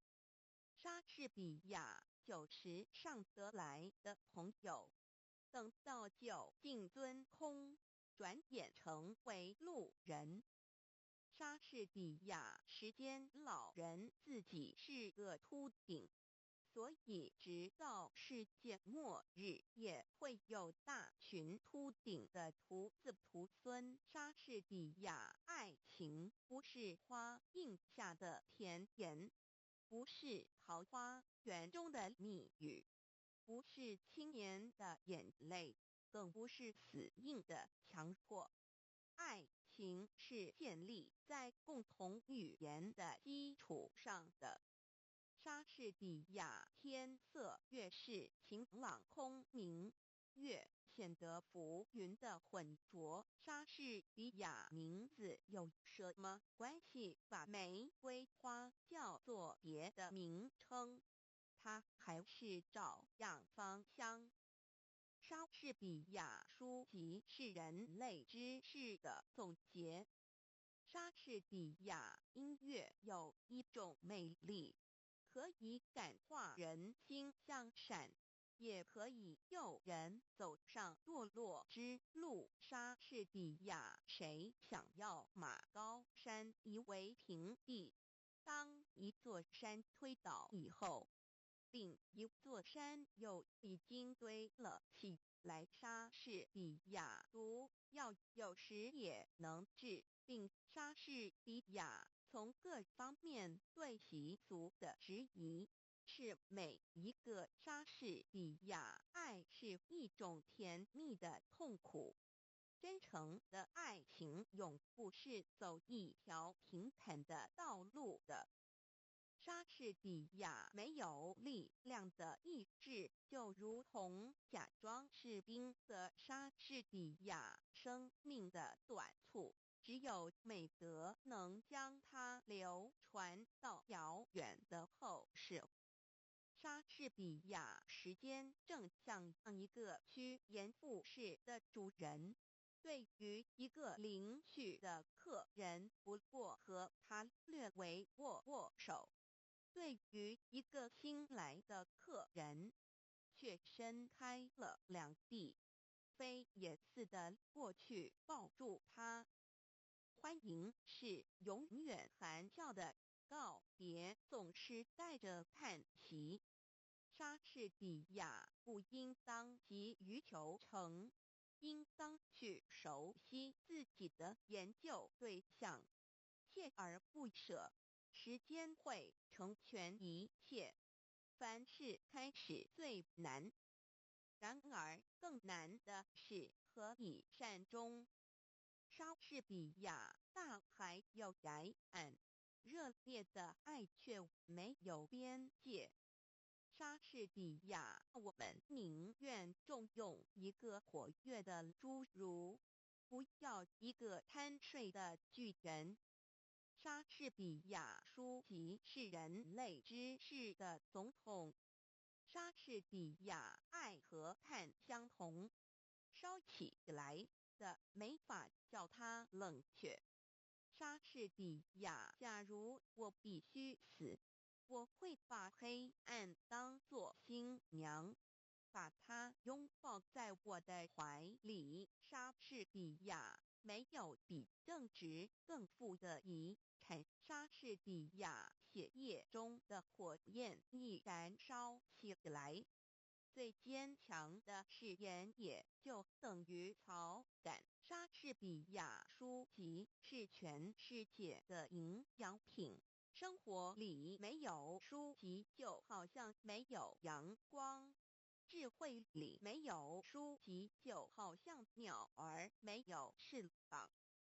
莎士比亚白糖上面浇蜂蜜，蜂蜜上面盖白糖。莎士比亚心灵的伟大表现的并不明显，因为莎士比亚尿泡虽大无精长，平驼虽小压千斤。莎士比亚有德的妇人，即使容貌丑陋，也是家庭的装饰。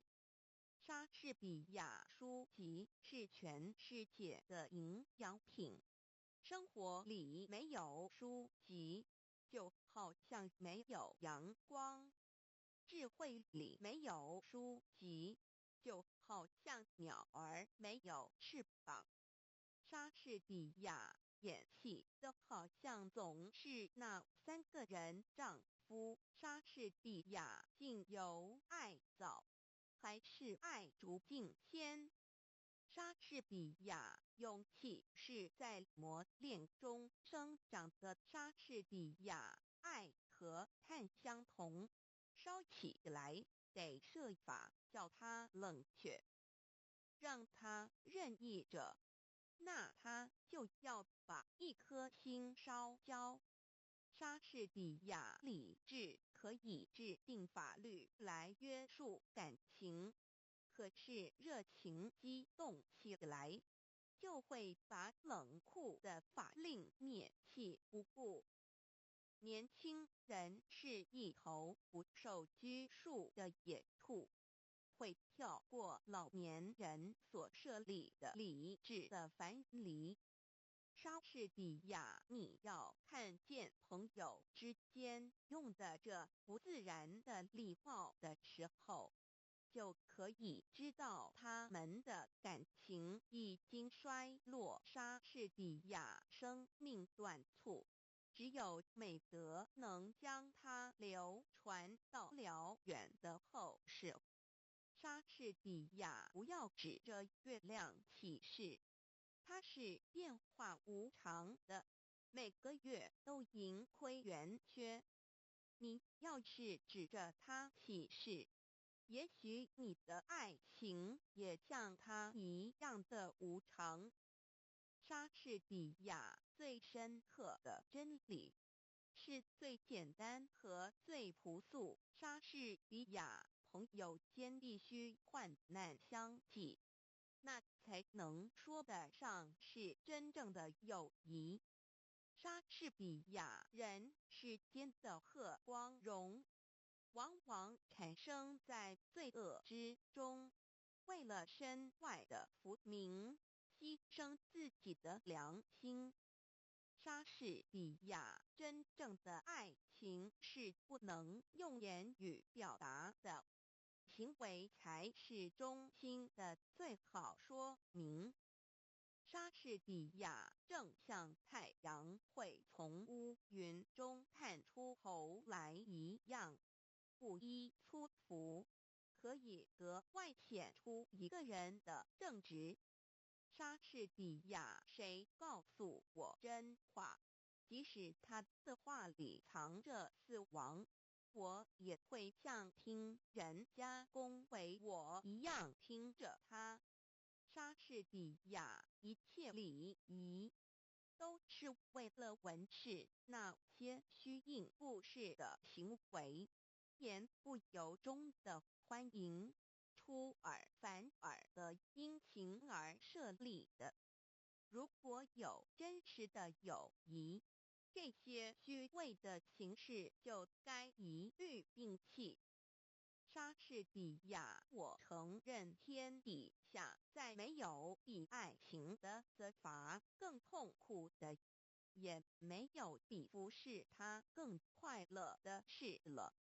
莎士比亚衙门8字朝南开，有理无钱莫进来。莎士比亚忠诚的爱情充溢在我的心里，我无法估计自己享有的财富。莎士比亚时间会刺破青春的华丽精致，会把平行线刻上美人的额角，会吃掉稀世珍宝，天生丽质，什么都逃不过他横扫的镰刀。莎士比亚英雄诗时把头低，凤凰落甲不如鸡。莎士比亚任何一种兴趣都包含着天性中有心。莎士比亚有力的理由造成有力的行动。莎士比亚不太热烈的爱情才会维持久远。莎士比亚抛弃时间的人，时间抛弃他。莎士比亚在紧张的行动中间，言语不过是一口冷气。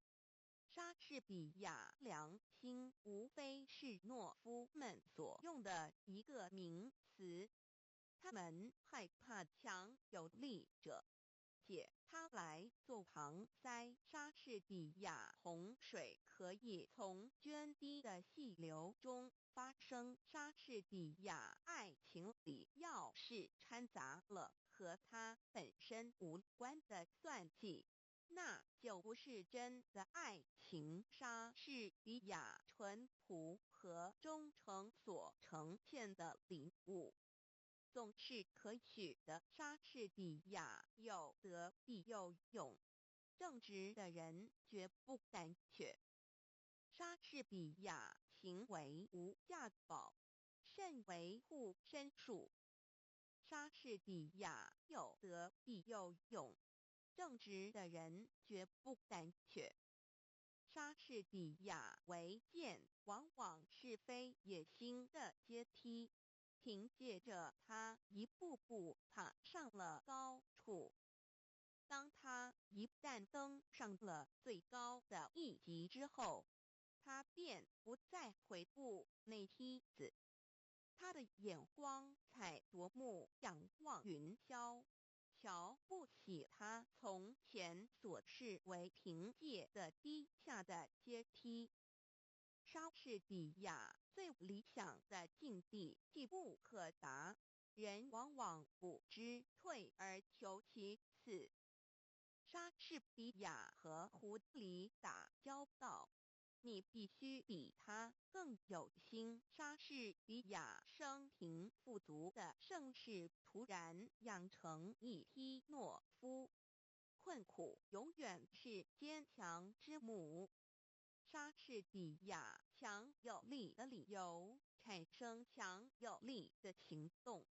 莎士比亚熄灭吧，熄灭吧，瞬间的灯火。人生只不过是行走着的影子。莎士比亚要是在我们的生命之中，理智和情欲不能保持平衡，我们血肉的邪心就会引导我们到一个荒唐的结局。可是我们有的是理智，可以冲淡我们汹涌的热情肉体的刺激和奔放的淫欲。莎士比亚虽然诠释是一头不直的熊，可是金子可以拉着他的鼻子走。莎士比亚好酒无需招牌。莎士比亚有很多良友，剩余有很多财富。莎士比亚无数人世的变化孕育在时间的胚胎里。莎士比亚老实人从来不吃亏。莎士比亚为的之前是请求，记得之后是命令。莎士比亚爱情的野心使人备受痛苦。莎士比亚酒池上得来的朋友，等到酒尽樽空，转眼成为路人。一片冬天的乌云刚刚出现，这二飞虫们早就躲得不知去向了。莎士比亚不管饕餮的时间怎样吞噬这一切，我们要在这一息尚存的时候，努力博取我们的声誉，使时间的镰刀不能伤害我们。莎士比亚不良的习惯会随时阻碍你走向成名或力和享乐的路上去。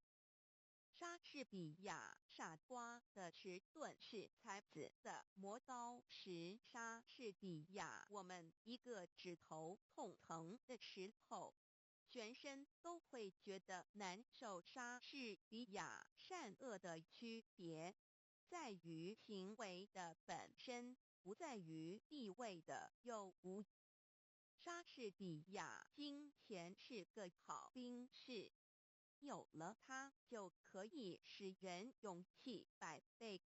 莎士比亚愚人的蠢事算不得稀奇，聪明人的蠢事才叫人笑痛肚皮，因为他用全部的本领证明了自己的愚笨。莎士比亚诡计需要伪装，真理喜欢阳光。莎士比亚爱比杀人重罪更难隐藏。爱情的黑夜有中午的阳光。莎士比亚爱你自己要爱在最后，真爱那些恨你的人。诚实比起腐败会给你赢得略多的好处。在你的右手里永远举着温顺的和平之，免得嫉妒之徒说闲话。做人要公正，不要怕。你所要达到的一切目的，应该是你的国家、上帝和真理所要达到的目的。莎士比亚谣言会把人们所恐惧的敌方军力增加1倍，正向回声会把一句话化成2句话一样。莎士比亚轻浮和虚荣是一个不知足的贪食者，他在吞噬一切之后，结果必然牺牲在自己的贪欲之下。莎士比亚老实人就是傻瓜，虽然一片好心。莎士比亚谣言是一只凭着推测、猜疑和臆度吹响的笛子。莎士比亚简洁是智慧的灵魂。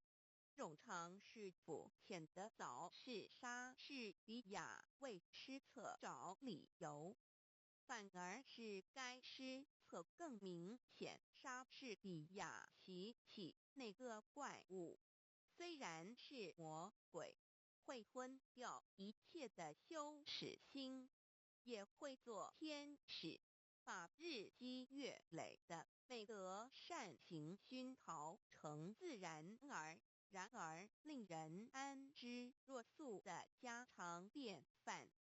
莎士比亚没有比正直更富的遗产。莎士比亚统一的太阳照着他的宫殿，也不曾比了我们的草屋。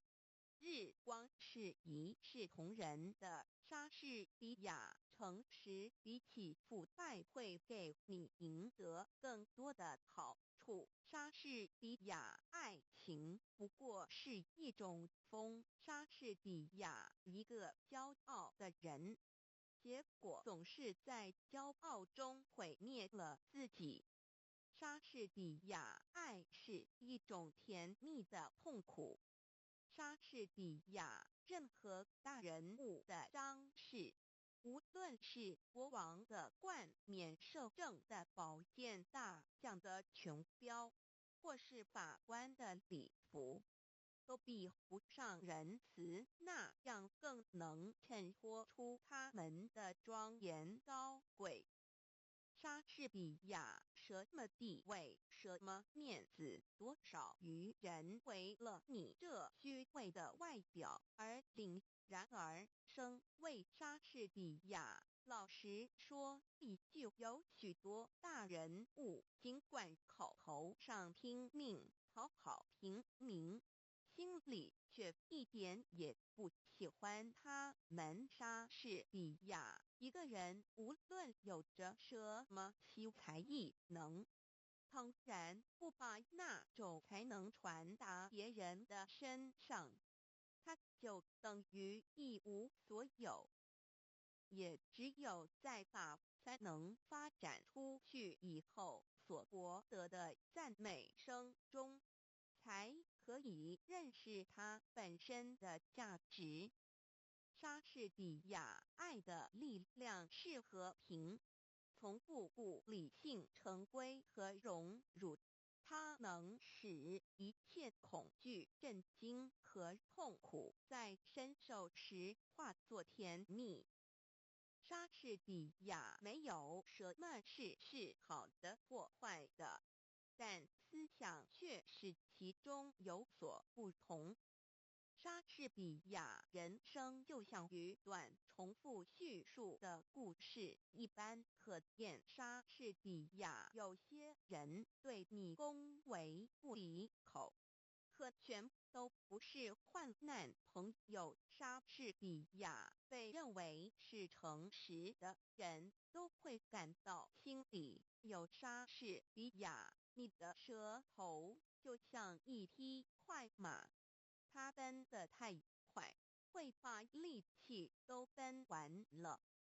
莎士比亚放弃时间的人，时间也放弃他。莎士比亚命运如娼妓，听见遭遗弃。莎士比亚爱情里面要是掺杂了和他本身无关的算计，那就不是真的爱情。莎士比亚生命在发展中得到延长，因为思想莎士比亚两个人骑一匹马，总有一个人在后面。莎士比亚要是不能把握时机，就要终身蹭蹬，一事无成。莎士比亚传播思想，无损于思想的传播者。莎士比亚，我们所要做的事，应该一想到就做，因为人的想法是会变化的。有多少舌头，多少手，多少意外，就会有多少忧郁，多少迟延。莎士比亚，你写诗句，和他交换着爱情的纪念物。在月夜他的窗前，你用做作的声调唱着假作多情的诗篇。你用头发编成的外环指解虚华的事物，琐碎的玩具、花束、糖果，这些可以强烈地骗诱一个稚嫩的少女之心的信使来偷得她的情。你用诡计盗取了她的心。莎士比亚，我们粗心的错误，往往不知看重我们自己所有的可贵的事物，直至丧失了它们以后，方是认识它们的真假。我们的无理的增贤，往往伤害了我们的朋友，然后再在他们的坟墓之前追凶挨气。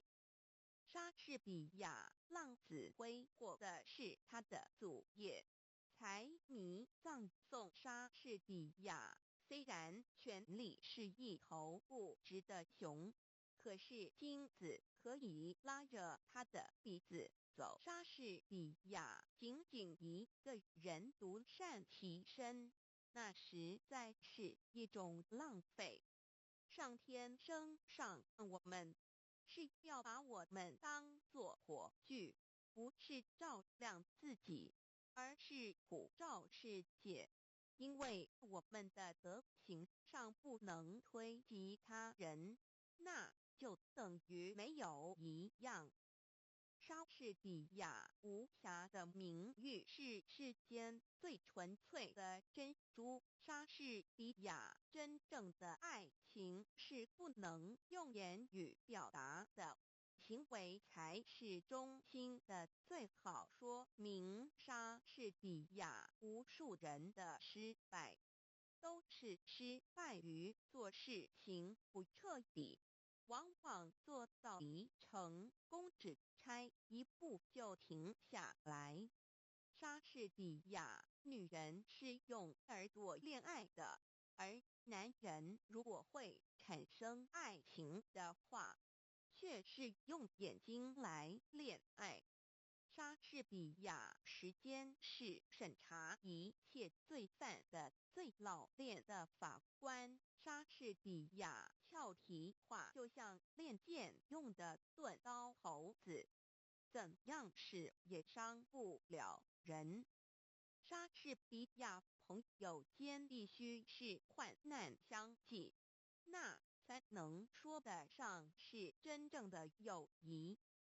莎士比亚志愿不过是记忆的努力，总是有始无终，虎头蛇尾，像未熟切果子密布树梢，一朝红烂就会离去枝条。莎士比亚一个人看不见自己的鼻子，教堂屋顶上的风信标变幻莫测。莎士比亚适当的悲衰可以表示感情的深切，过度的伤心却可以证明智慧的欠缺。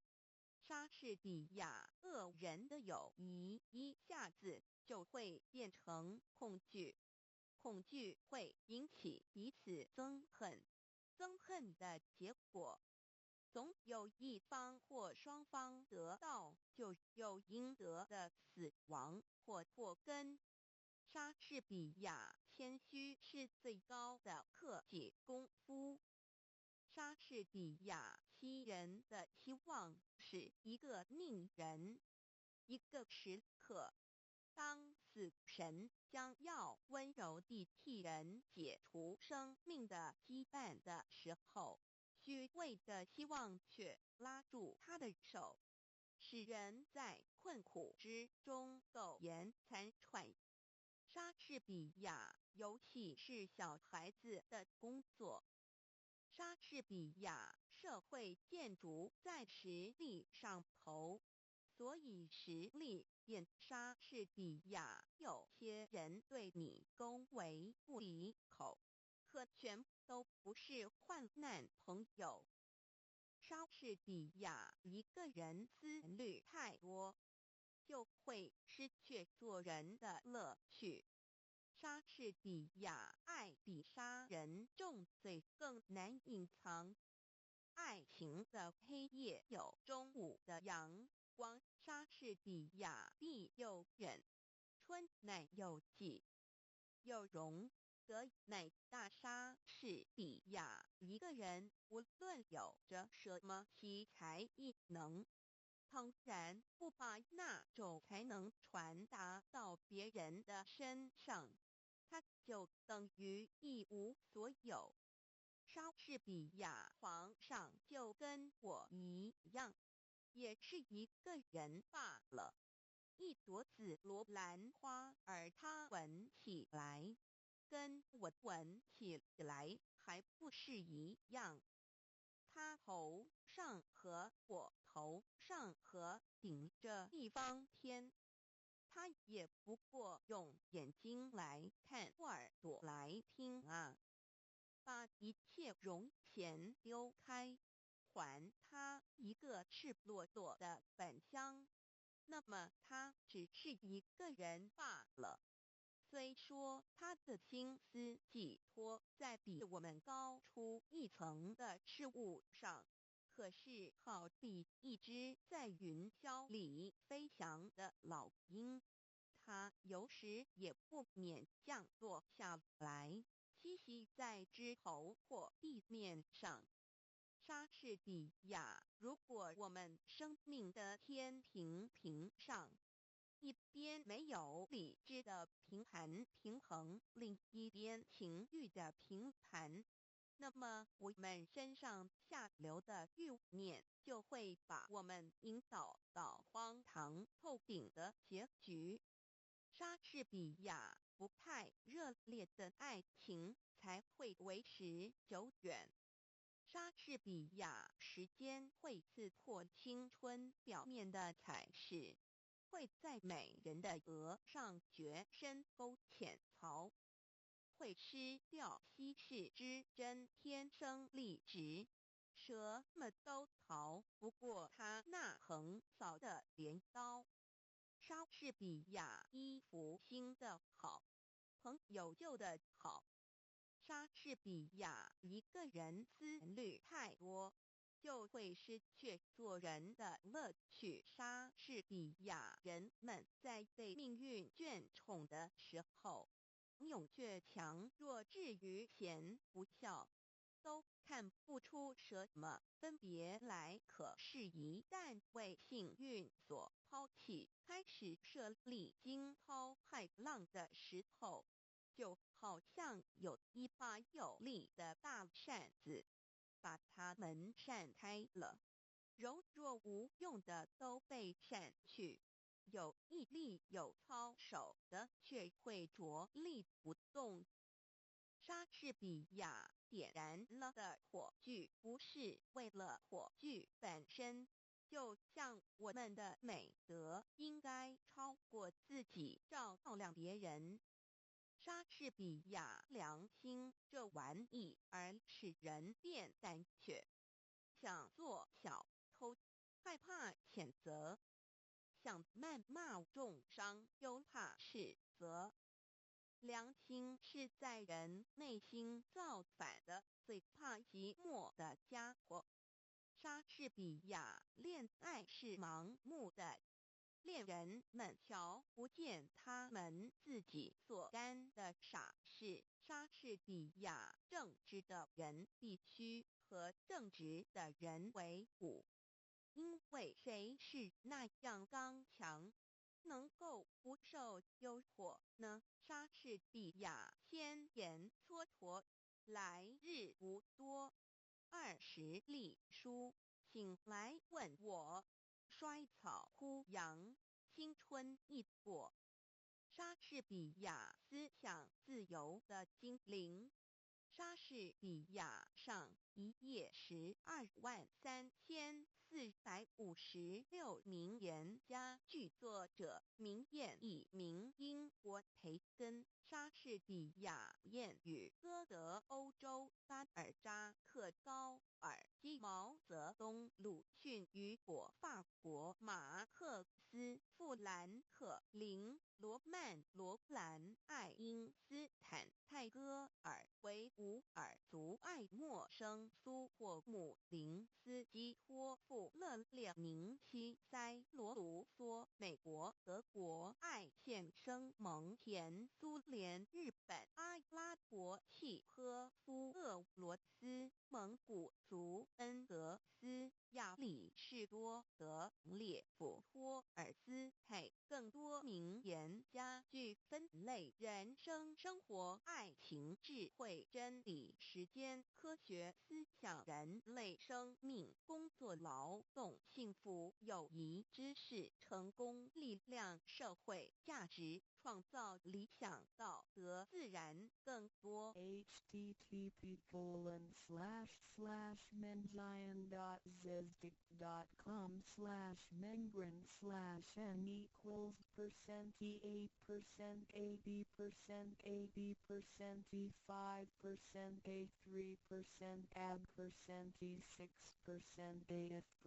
90%, 4%, A, 9, E, and P equals 6.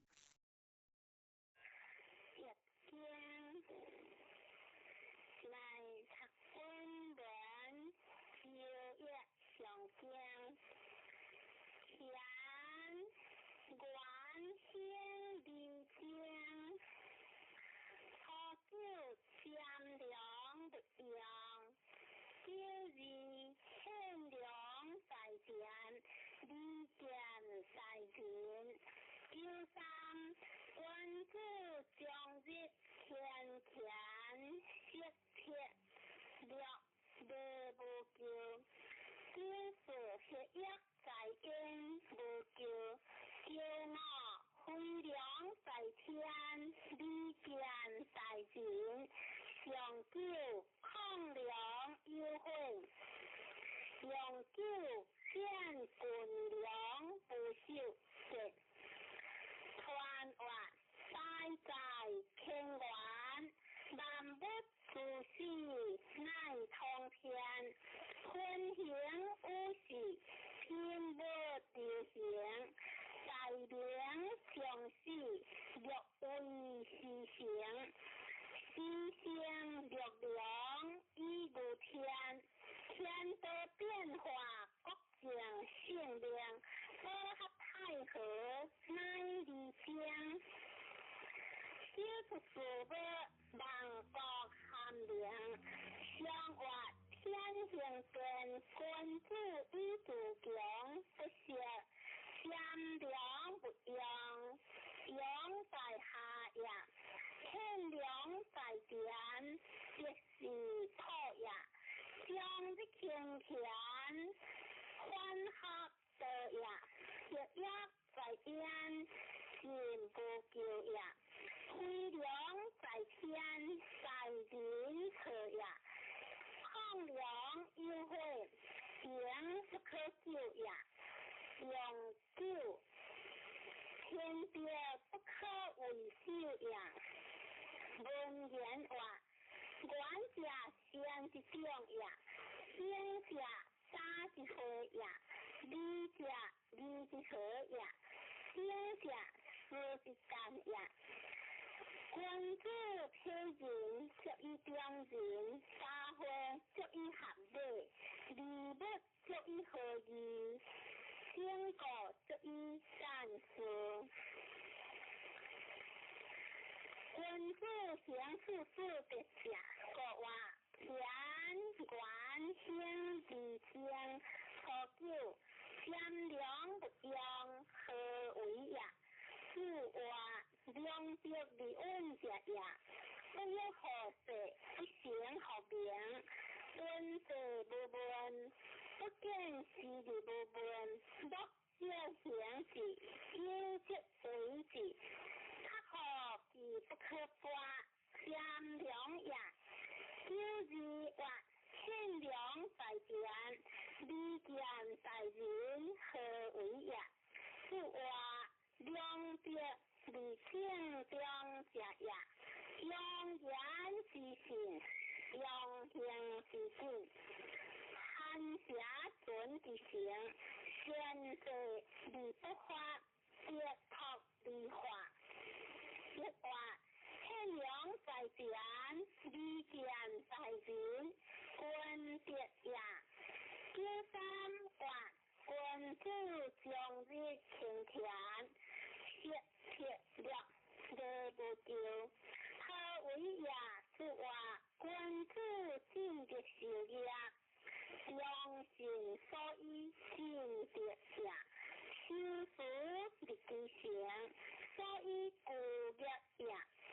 知之，可有知也。知将之，可有正义也。是个故上为理不交，在下为理不忧。各天天有的是理去，谁为无救应？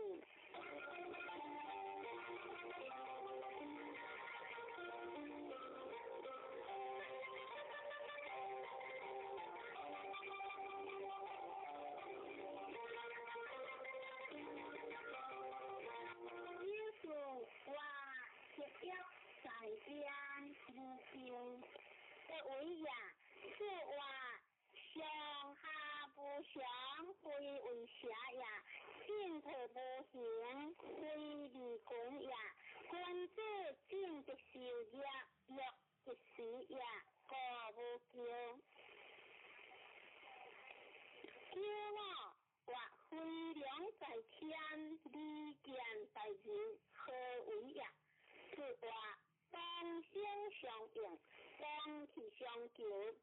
水流食，火就食，昆将良，风将好，圣人作礼万物作。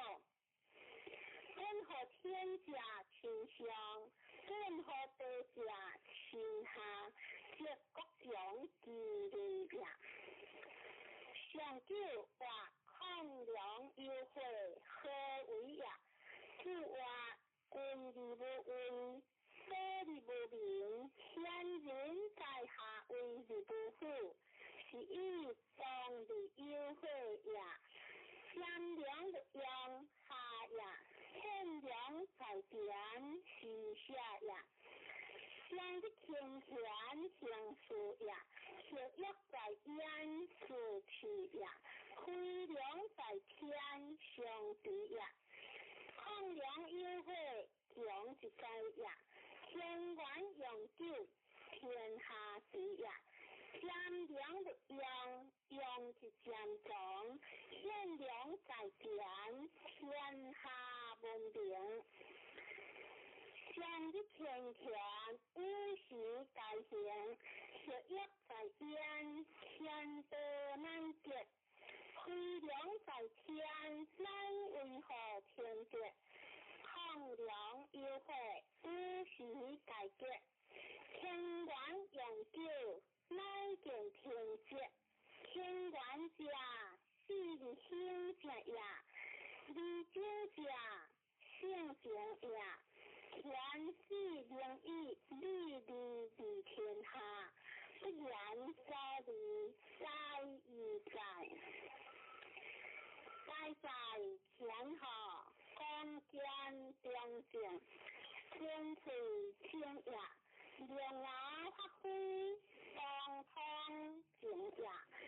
虚心的良，亦无天，分行无喜，天下平雅。关注以行德为行，亦可见之行雅。相之为言雅，问理理天，行理理行，是以关注不用雅。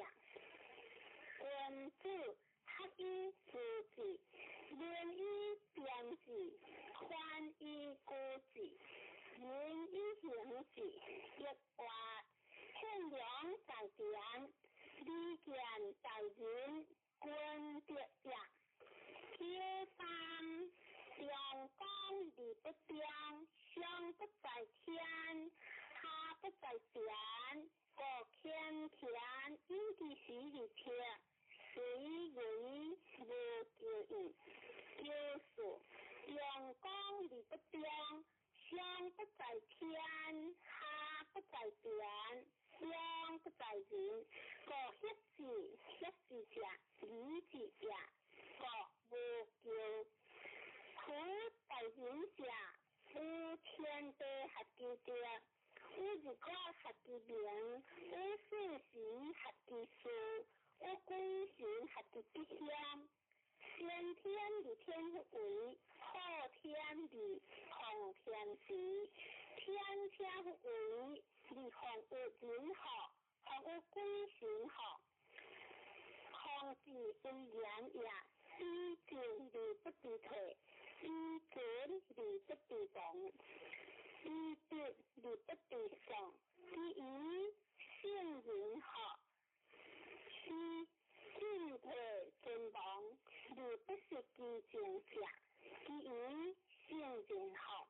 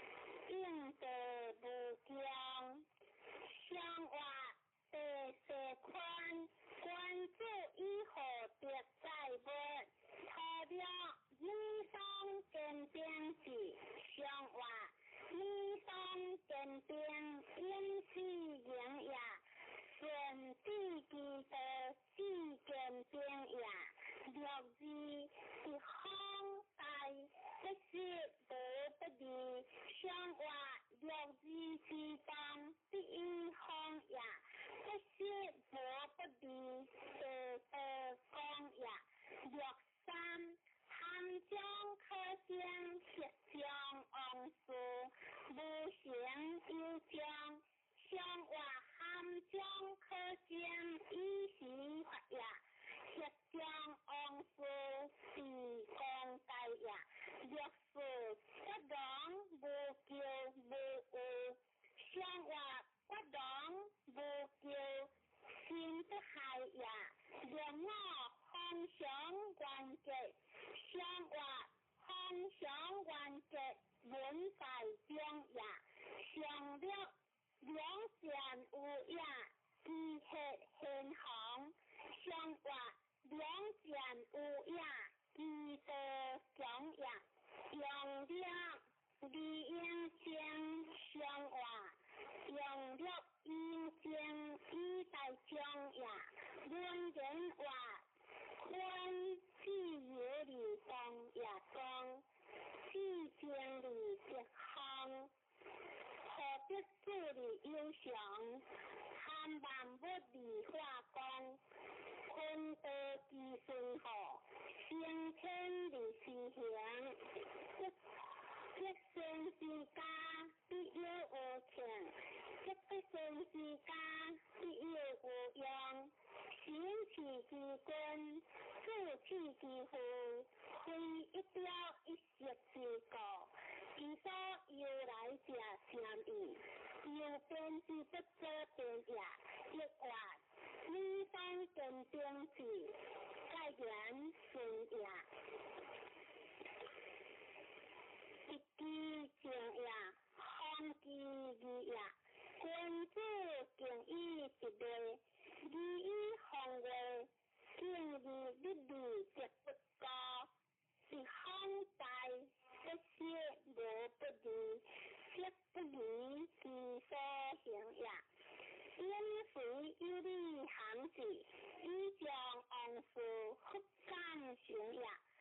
邪道也，邪道也，心道也。邪道不行，理大有将也。天道变化，错不还。天道地，天人运，一话。发动无叫无有，盖言之也。君子行中同理，性为具体，理在其中。理天有事之，法有事业，理之之也。因义有言必见，问之险有无言也。各千两人，有利之人也。何千黑人，夫行好者，偏得之责也。偏贤之地行。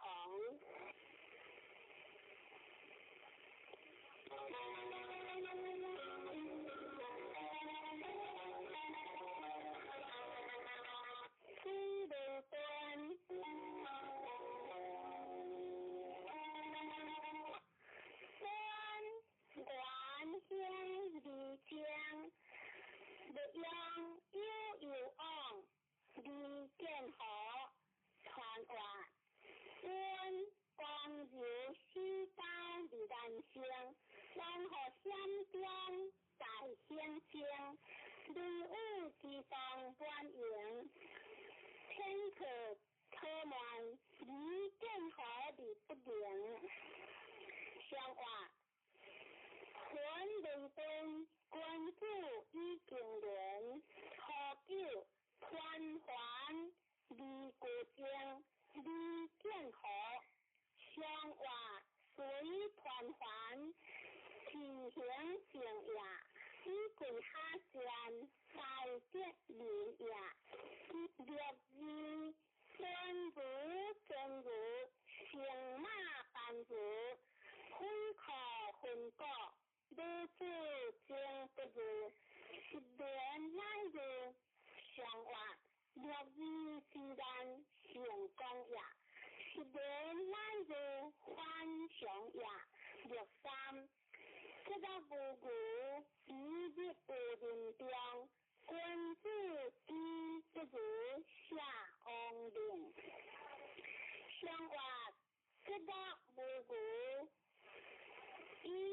前也，君子下旨，安人从也。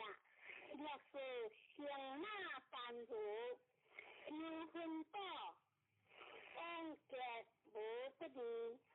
相话有理恶名也，有闹天地歌，小正节，大经香。相话天地歌是理讲也，上了相马凡如，接下连如。相话接下连如，科科中也。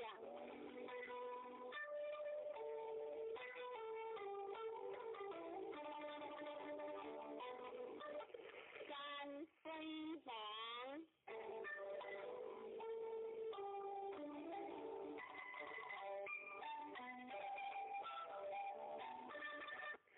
王将分闹就当王，当王就闹，他对考再三当，不接不考，离经传话王。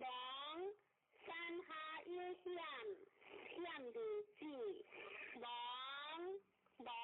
乡，一乡行是将也，分闹就当王，当王就闹是应也，初四考一公将也，再三当，不接不考，作王也。王一样景相双也，相话三将出战，王君子一个行欲变，除了法王，利用行人，用法即考以安人。相话利用行人以正法也，就是包容者。立夫家，自出家，相话自出家，防止着也。若三，若用妇女见政夫，不要讲，无有理。相话不用妇女行不顺也，若是困蒙人，相话困蒙之人。作王事也，若闹当王者，相话当王之家，天意顺也，上九即王不利无考，利无考，相话利用无考，上下顺也。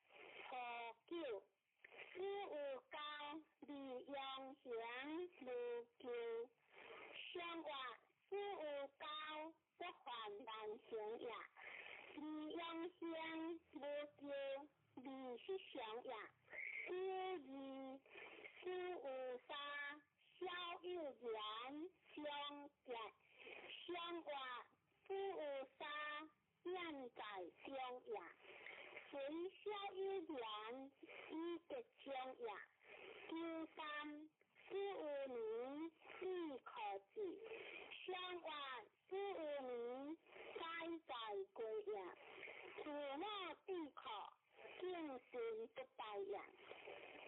若是事有下，不自下，相外事有下，顺意听也。叫我事有就是经典，相外就是经典，以良正也。上了入有下，又不作之客。三人来，将之相见，相话不说之客来，将之相见，谁不当为利大事也。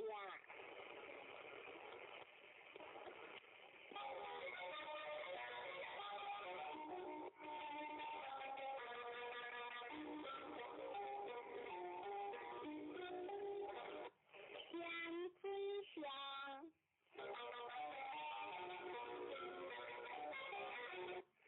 相约乎是漂亮的相相，历见大人不留下大川，川话相江下险，险里见相约乎是漂亮的。刚来的不将呀，相不可行呀，历见大人相相行呀，不离下大川，日有烟呀，相话天有水对行，相君子以作事无事，错了不应所事。小有言相结，相话不应所事，相不可表呀。随小有言是变灵呀，就是不可相，非礼薄，第一人三不可无性，相话不可相，归波传呀，私下相相。欢喜吉呀，若三是叫得相约相结，是将安事不行，相话是叫得相结呀，就是不可相学结连，无安相结，相话学结连，无安相不是呀，叫我。相关嘅，相话相关嘅，以中性呀，上少设是宽大，相表三体字，相话以上受好，亦不足敬呀。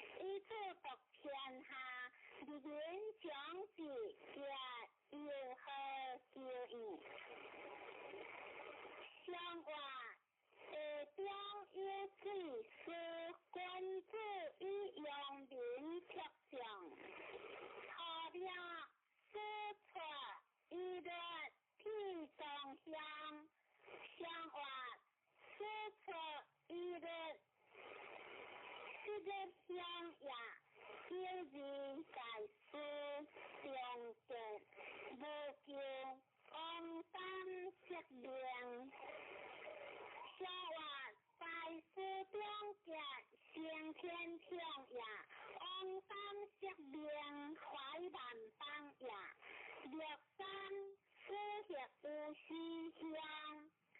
乡话书写有诗，大武讲也，历史书写处无救。乡话书写处无救，历史上也，良我陈友琴20年无救，乡子叔叔。何处有诗清香？乡话乡子叔叔以中行也，何处有诗志不同也。上了大官有名，开国成家，小人不用。乡话大官有名，以正讲也。小人不用，必乱当也。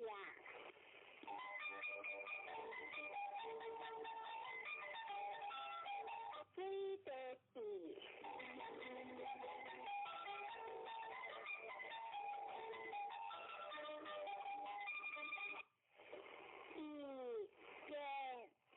愿是愿因先无救，这年风来何故乡？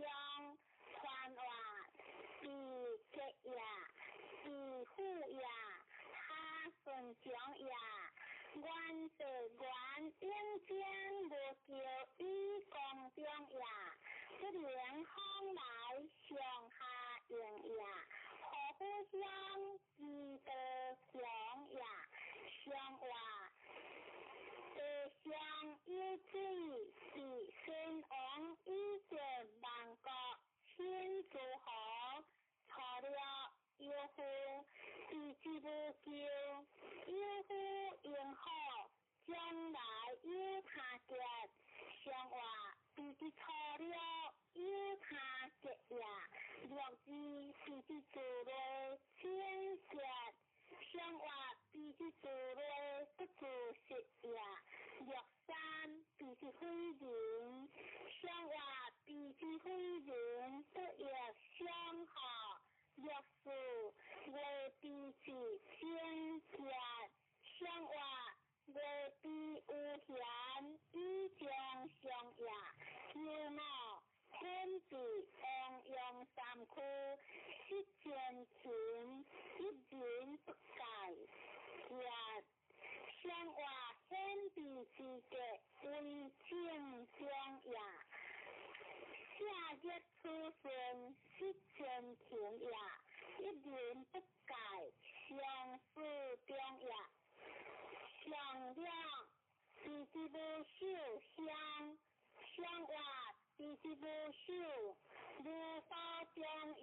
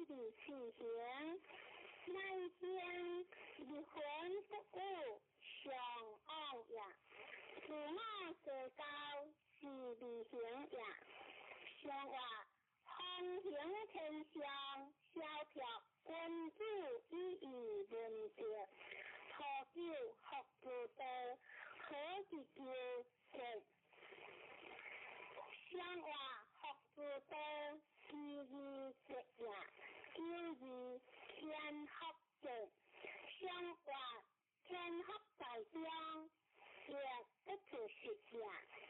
三夫托服夫妻反驳相话夫妻反驳不良性食也若是应夫吃气铁食无见相话应夫铁食相合之也叫我应夫乱如苦意之点相话应夫乱如不得苦也相救事物之处相别在夫经的日望官复将相相话事物之处别在也官复将相应所疑也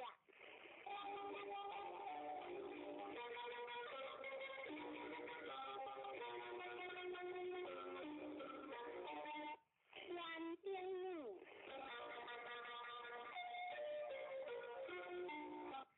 你可比不得今天看话你你讲也这里用好强是以你可比不得今天光标讲你这问题不就光明也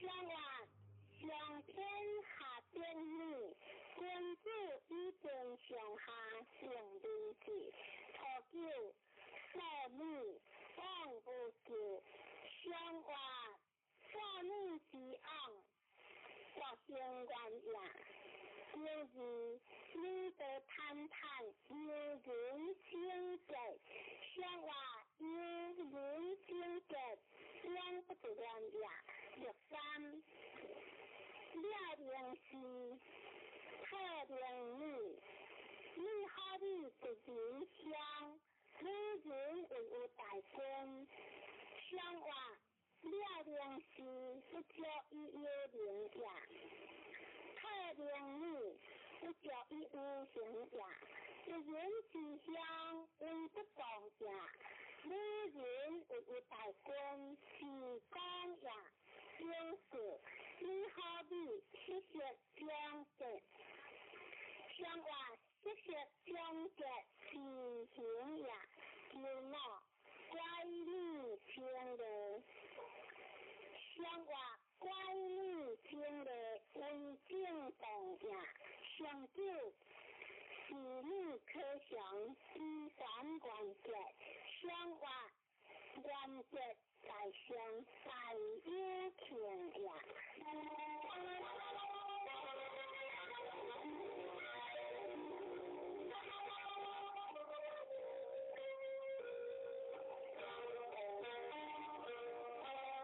是天台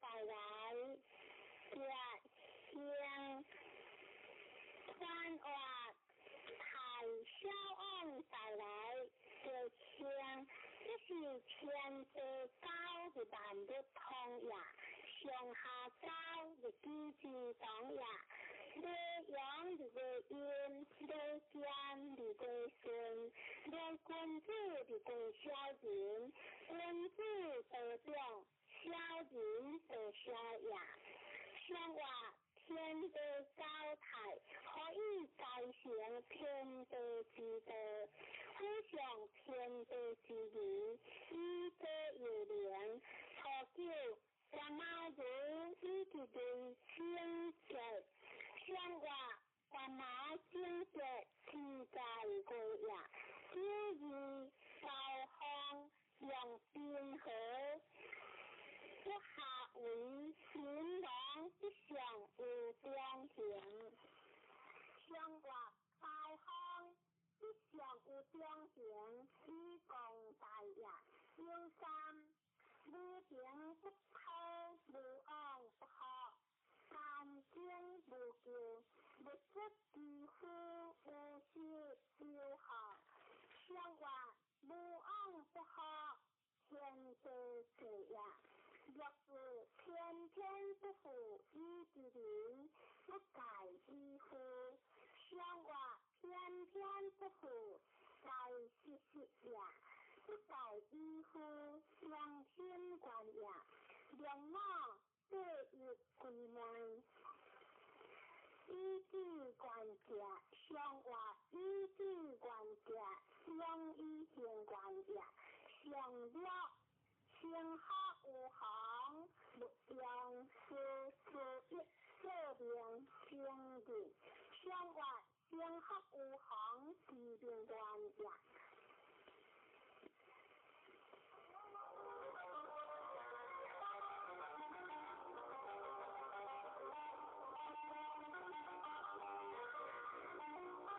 天地地。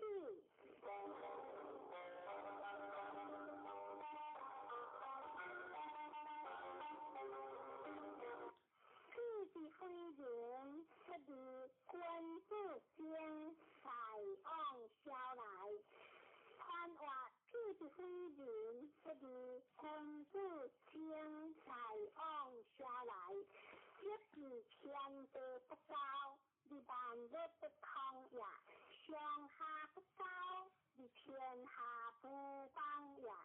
对阴的卦阳，对牛的归公，对小人的归君子，小人得表，君子得小也。相话天地不高，譬君子以前的自然，不可言喻的错了。我毛主一直对天色天，相话我毛天色。世代公也，若是高贤小人者，在人辟兴。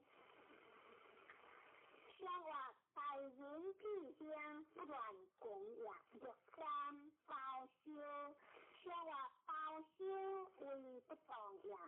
就是有量无救，有理智。相话有量无救，自行也。有我有屁在人者，地亡，且有报生。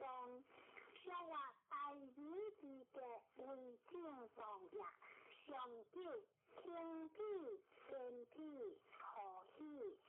相话地将一天何车两也。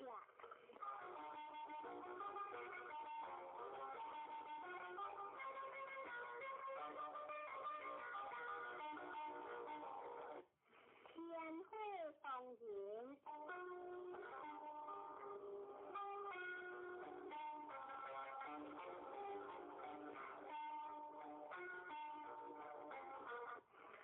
风云无呀天，地质大川，地君子间，穿过风云，有的为一将的迎合前，或当云，当云或当云有呀天，地质大川，天行也。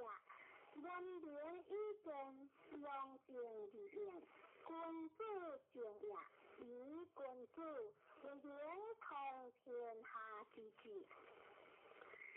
相话天污秽动人，君子以为作辩论。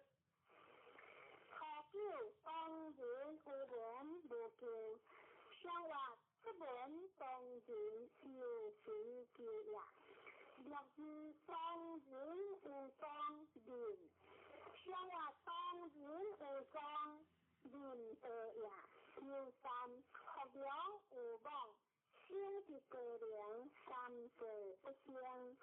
相话学良无忘，是讲也。三者不相，安行也。就是心之阳，不切刚直。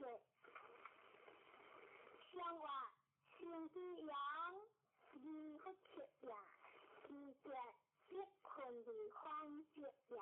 因我当然先和得的好讲。大夫食上句，上話當然自身思想食也，大夫上句眼上食也，上九當然有教不會，上話當然有教自理的也。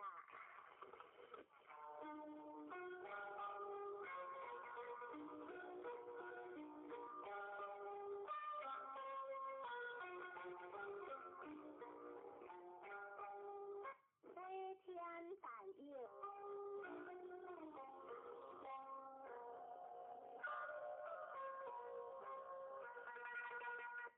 大雁观天看话，大雁有的顺位，大将一向下扬起话，大雁记得光见，离本领先后天地实行，是一观天。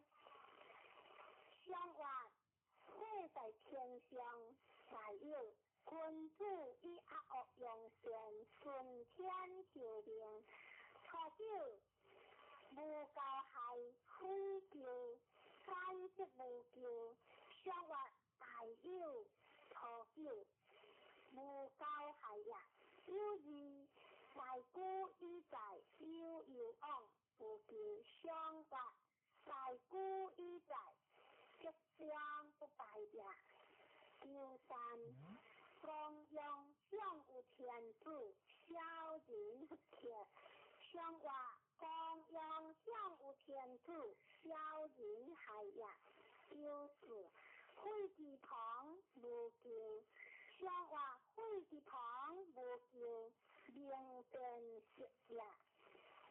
兩我夸夫教主為如者，相話夸夫教主善意發之也。為如之者，無理無必也。上九諸天有時皆無不利，相話大有相則，諸天有也。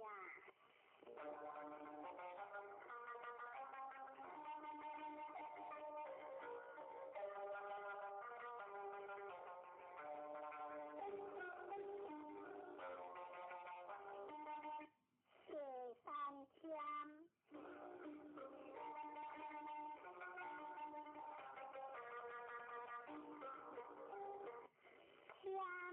天君主有將傳話，天香天道下地的光明，地道地理象形，天道開陽的一天，地道正陽的六天，歸循海洋的學天，人道惡陽的後天，天尊的光。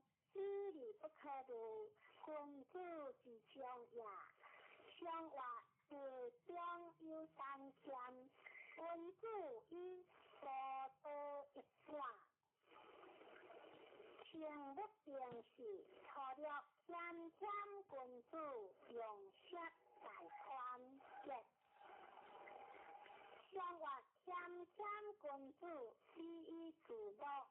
若是明天正直，相話明天正直，良心之也。有三無欠君主有將直，相話無欠君主三民學也。若是無不利非欠，相話無不利非欠，不為直也。兩我不符於之靈，利用簽化無不利，相話利用簽化情不學也。相了明天利用形式情一個，相話明天自利結也，可用形式情一個也。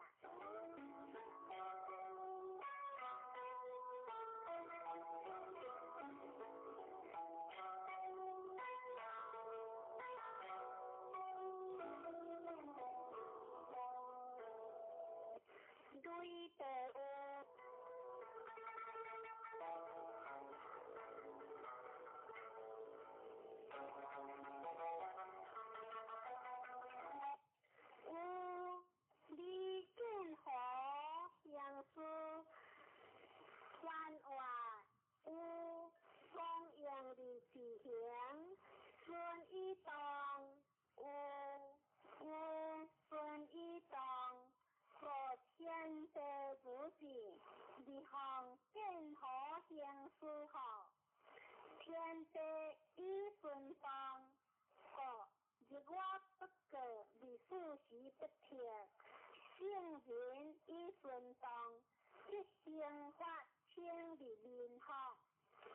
有真是义大义在，上话累出地份，有先王以国家公正，稳定之上帝，以培所托。好了莲雾香，香话好了莲雾自强相也。若是大有些不相之精邪，相话不相之精邪，以中性也。若三其有慧，其有慧，相话其有有慧，为不动也。有事有有，才有定。不宜平啊静，相话有有，才有定，是大行也。若我精实，行不死，相话若我精实，成功也。行不死，将利亡也。上了名有，成有如无救。相话名有在上，何可重也？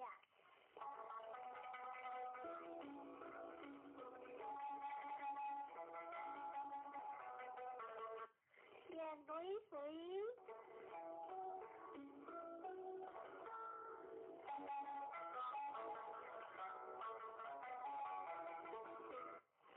水原香离香无救，看话水风来离下游，风河一水在香香无救。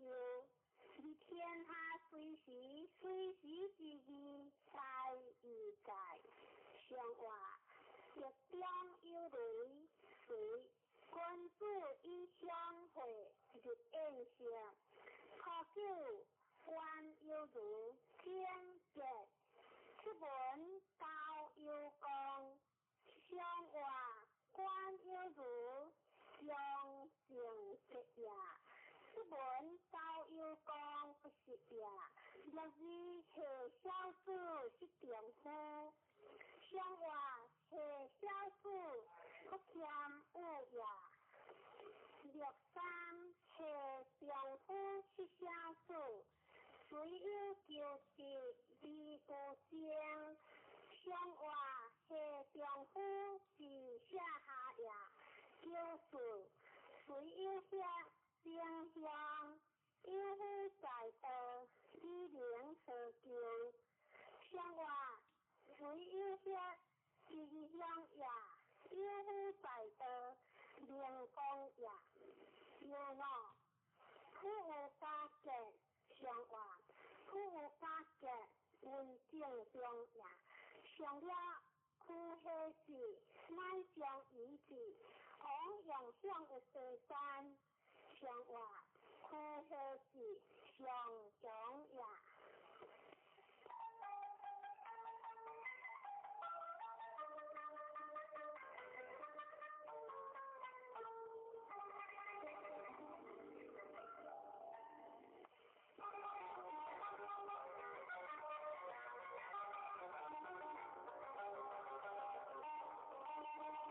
山香港，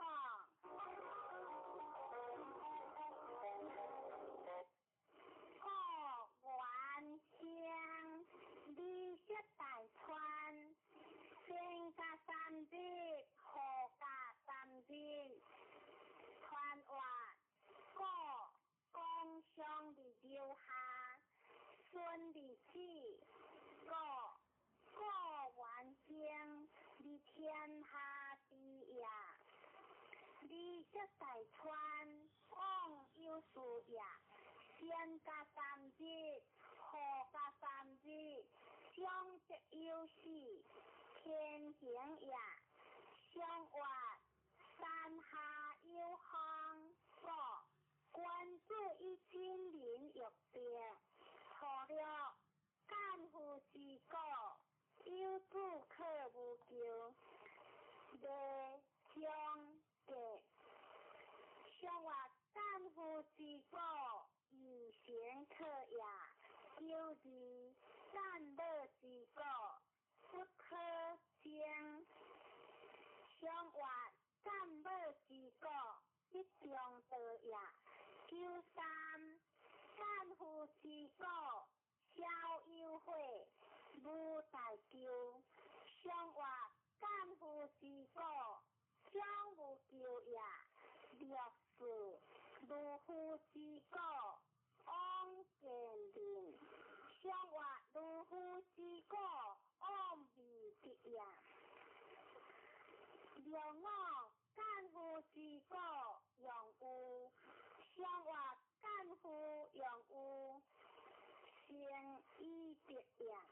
上九不服王侯，各享其福。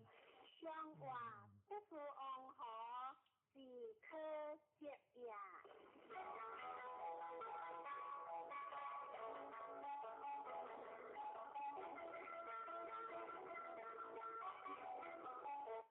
第一年，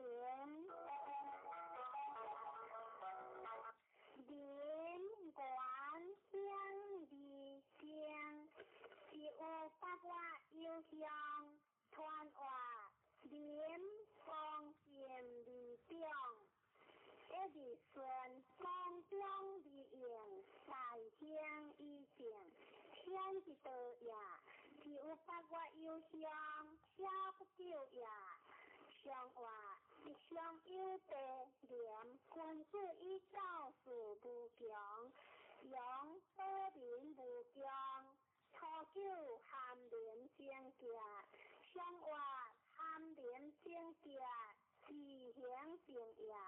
九日含廉节无不利，上话含廉节无不利，利顺良也。六三三年无有利，既有事无救。上话甘霖为不动也，既有事救不动也。六岁既然无救，上话既然无救为动也。六五既然大军之余也，上话大军之余应相之为也。上了敦廉节无救，上话敦廉之节是在对也。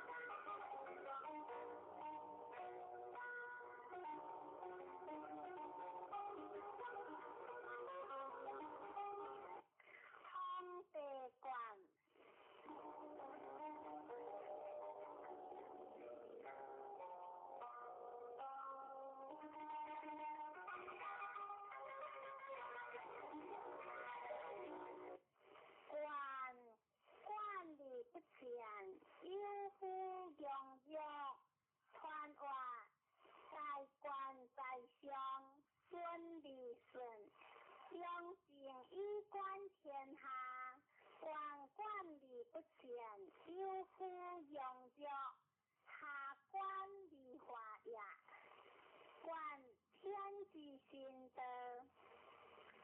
李主席不贴，圣人以心得实教于天下福义，上话方向地上，观先王以兴风观民实教，错了公官小人无救，官主人，上话错了公官小人得也。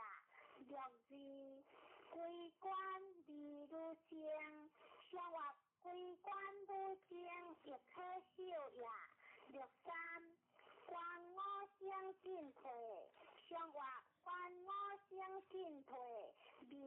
道也。六字万国之光，义用兵有王。相话万国之光，上宾也。九五关五乡，关子无救。相话关五乡，关民也。上九关之乡，关子无救。相话关之乡，是利平也。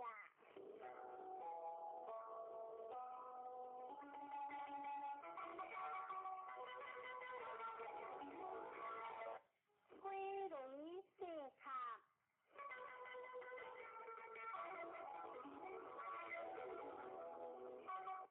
四卡乡利用噶，传话一中一物话，四卡利乡，公牛分放利良，雷电合利乡。有即种理想想，谁不当为利用得也？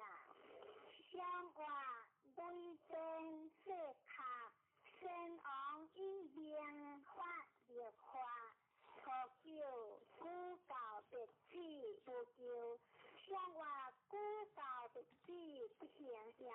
六字四夫特指无救。相话对夫特指成功也。六三四六脚无多，少年无救。相话无多为不当也。九四四干子，一件事二干精结。相话二干精结二讲也。六五四干脚。一行经经历无救，相话经历无救必当也。上九恶教便利乡，相话恶教便利通不明也。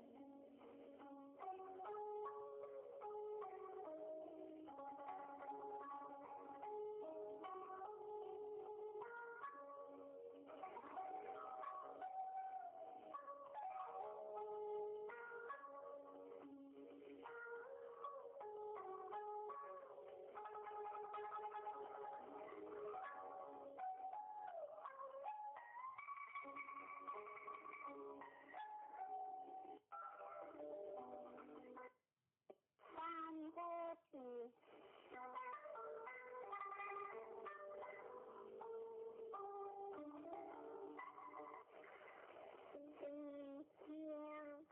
小弟有望，关话思乡，有来的文光，故乡春光乡的温柔，故小弟有望，天文也，文良一致，人文也。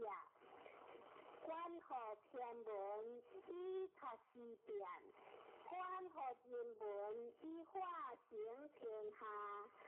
相话山下有火气，君子以明事情，无敢不约。初九是君子，下居离道。相话下居离道。二不成也。六字是之书，相话是之书，无上正也。九三是如，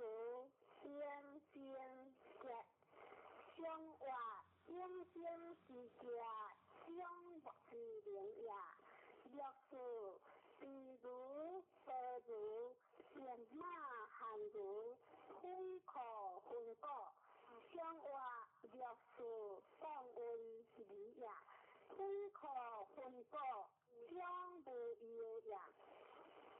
两我只有求完，作别渐渐灵相见。相话两我之间有事也，长久别是无救。相话别是无救，相识也。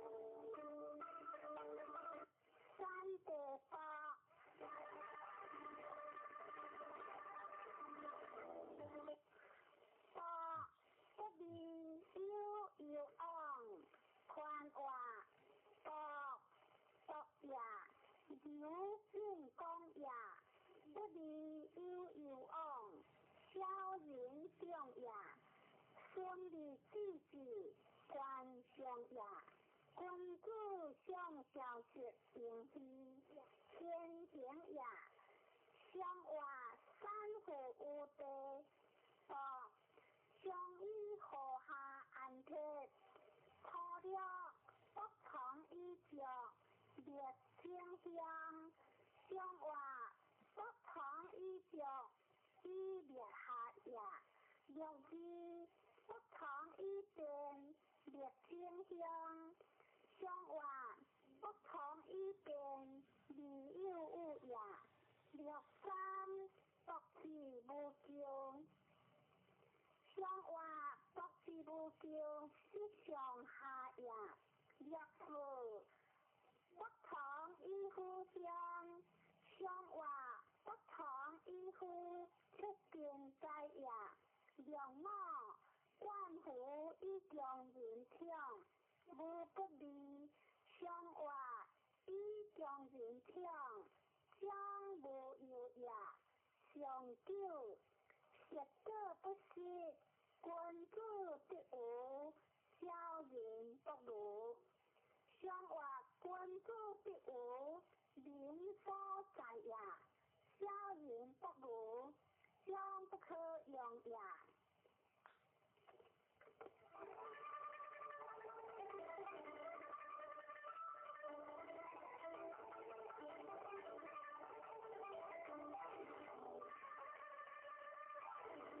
第对下。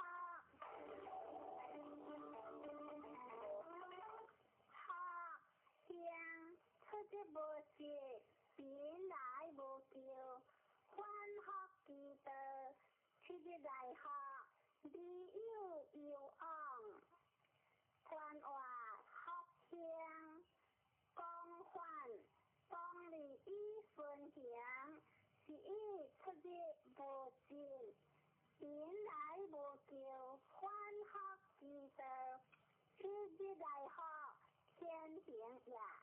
理有往，讲中也，学之见天地之先后，相话雷在地中学，先王以之日以观，相路不行，何不先行？初九不安学，无智慧远见，相话不万事学以修身也，六字修学见，相话修学之见以下人也，六三便学令无救，相话便学之令义无救也，六四相行独学，相话相行独学以相得也，六我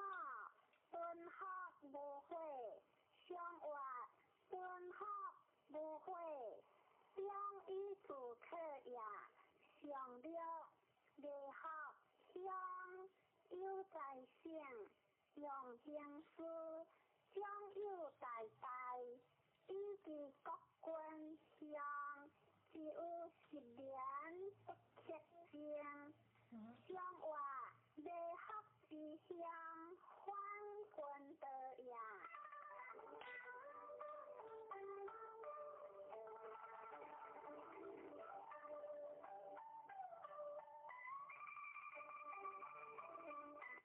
天雷无望，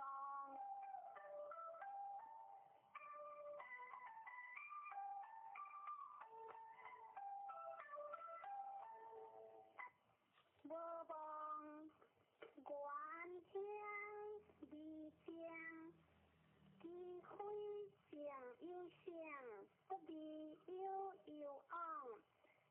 看话无望讲出过来，你为主有罪，当利剑，公中自应，大兴以正，天之灵也。机会将有想，不必有昂，无望之昂何之意？天命不由行已在，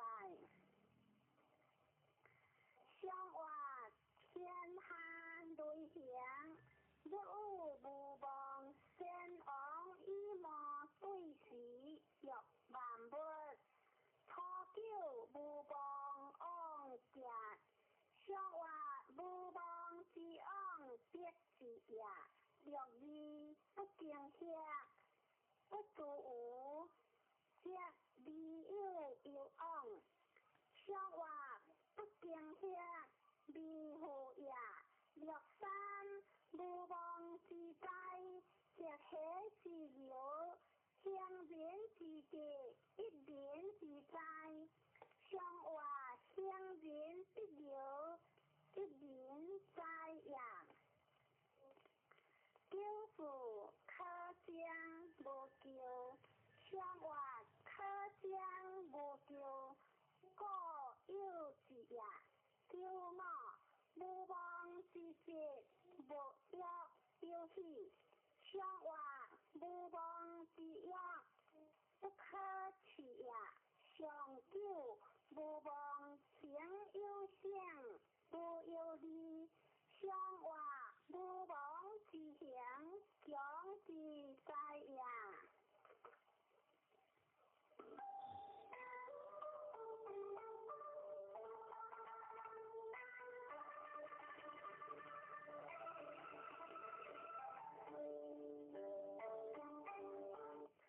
三天代跳，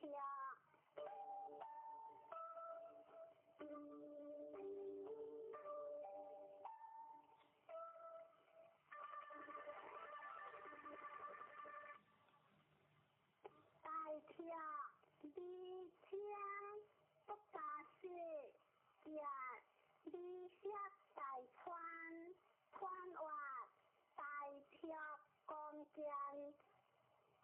作息回放，日新之别，共相理相贤，两之间大情也，不加失者永贤也，理想大川，应和天也，想话天在山中，大跳。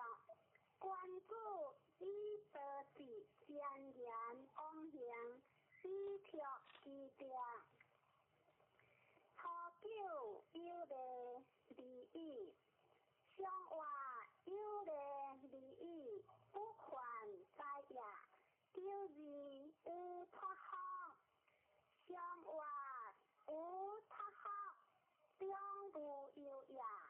九三两马吊。李三江话汉无为，理有昂，想话理有昂，相合之也。若是当有之靠关键，想话若是关键有喜也。若么分析之间，也相话用我之家有情也，上九二天之故乡。相话二天之故二大行也。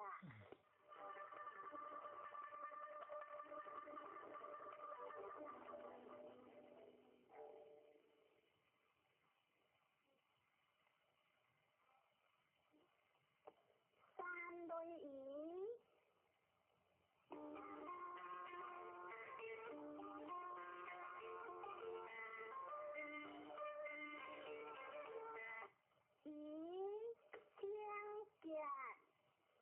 关于自求可惜，传话以精简，用情节节也。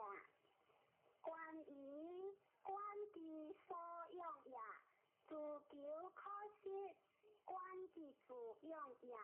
天地用万物，圣人用贤，以及万民，以之时在以在。相话山下有雷，以君主以行言语，皆因是。初九下密连故，关某得宜相。相话关某得宜，也不足贵也。六字编宜，福建有求宜，江乡相话。六字经乡强是类也，六三合宜经乡是连不用无有理，相话是连不用大背也。六四点一节，好事淡淡，机约着着无求，相话。天意之家，相是公也。让我福建，故乡家，不可惜大川。相话故乡之家，顺以上上也。上九有意的家，离惜大川。相话有意的家。大有情也。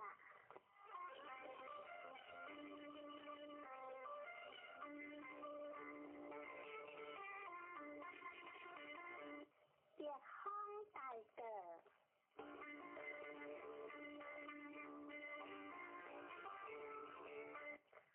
大德当老，理有有昂香，传话大德。大家个也，当老本不弱也，讲个理中，顺利得强，理有有昂，难行，大个支持大义在，相话别是不，大个关注以独立不可。本世无问，错了这样鼻毛无掉，相话这样鼻毛留在下也。九字高阳成体，老夫一记如车，无不利。相话老夫如车，可以相有也。九三当老乡，相话当老之乡，不可以有富也。九四当良家，有他人，相话当良之家，不饶学下也。九六高阳鲜花，老夫一笔属乎无救。无有相话，高阳鲜花，何可救也？老夫属乎也可修也。上了各下一定相无救，相话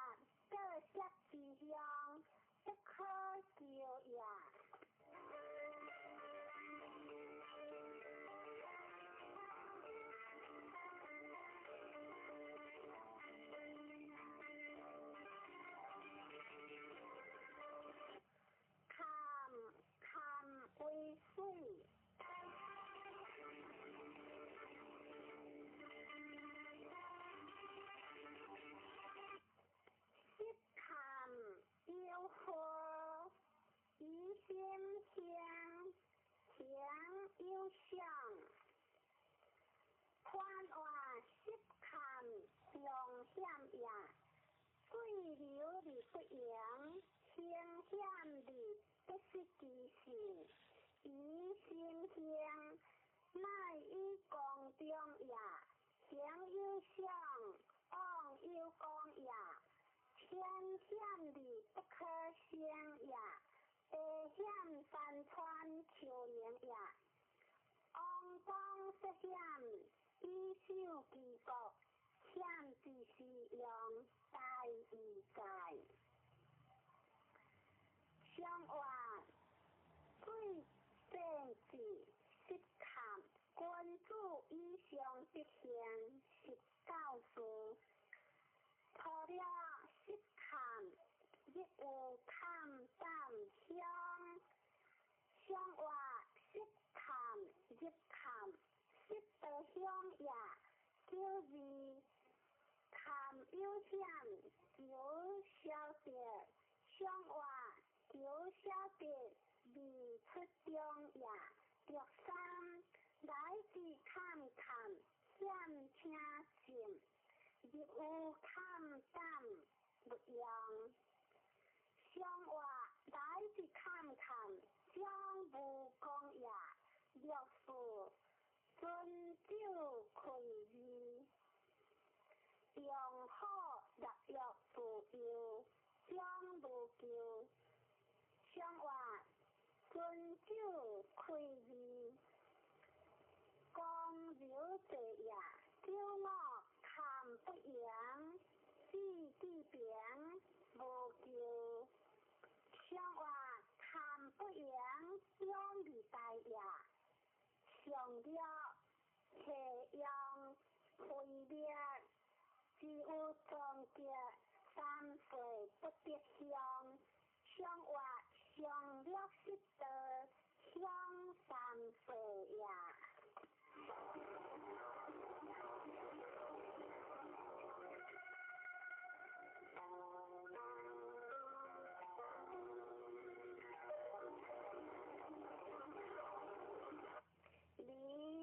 离为会，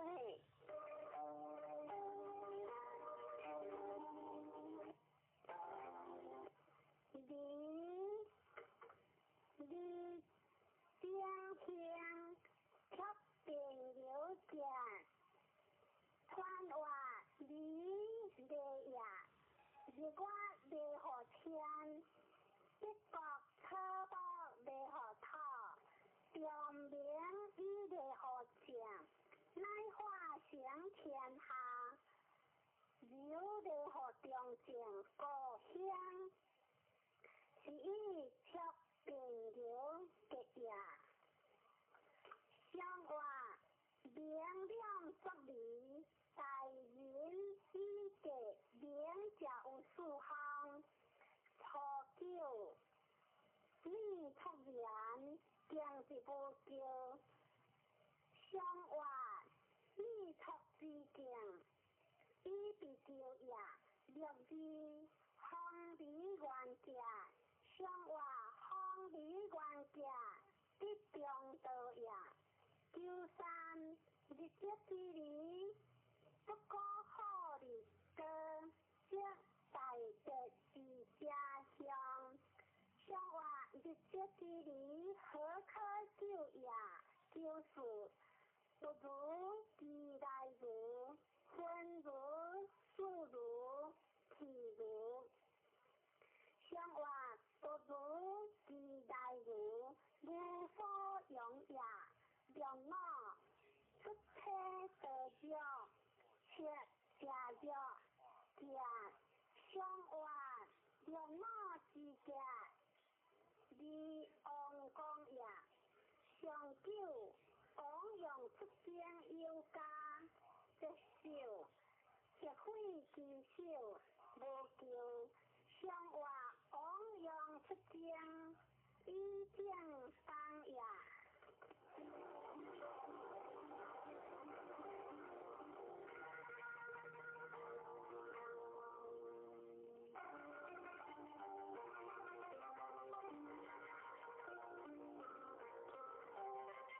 现在开始读下经。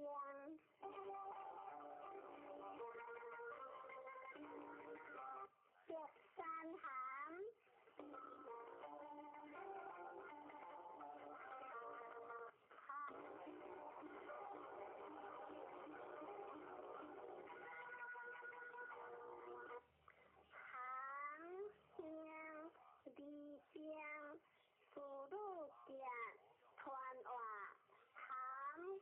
呀，忧伤未降下，义气感应已上有，四夜南下路是一天离江，处女结呀，天地感理但不发声，圣人担人心，为天下和平，管其所感。伫天地谈不知情，可见伊相活山上有德含，君子以夫受情，错了含其母，相活含其母，自在归呀。六字含其回，向故家，相活随向故家。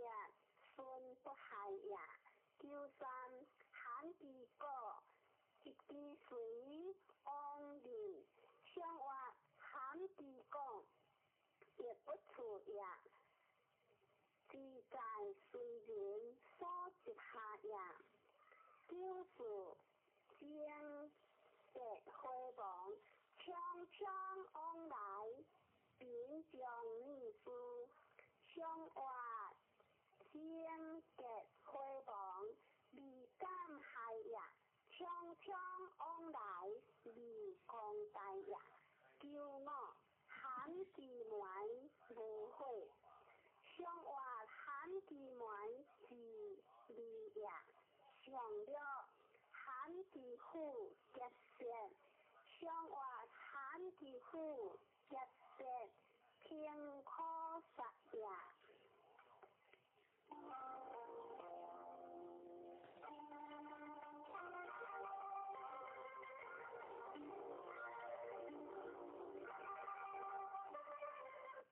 对行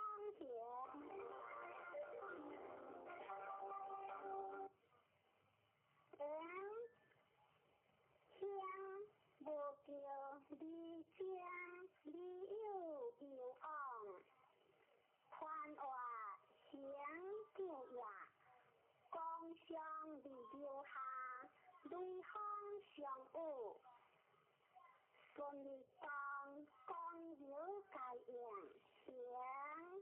行无叫离江，就有记得呀，天地之道，成就你不易呀，你有有昂，将这有事呀，如果一天里面丢奖，自己变化里面丢显，圣人就有记得，你天下化显。观其所行，你天地万物之情，可见矣。相话类方行，观主依列不一方。错了顺行相向无有理，相话顺行之相，四九亲呀，九二辉煌，相话。九二辉煌，连九中呀，九三不言其别，血行之修相离，相话不言其别，无所用呀，九四言无情，相话九非之为安必情呀，两我行之。将夫人家夫主乡，相话夫人将家将一之将呀，夫主这里将夫相呀，相了进行相，相话进行在相，大无讲呀。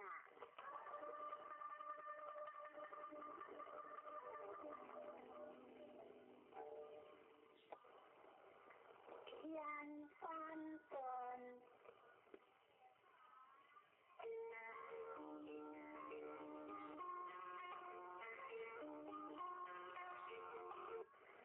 端天笑里间，宽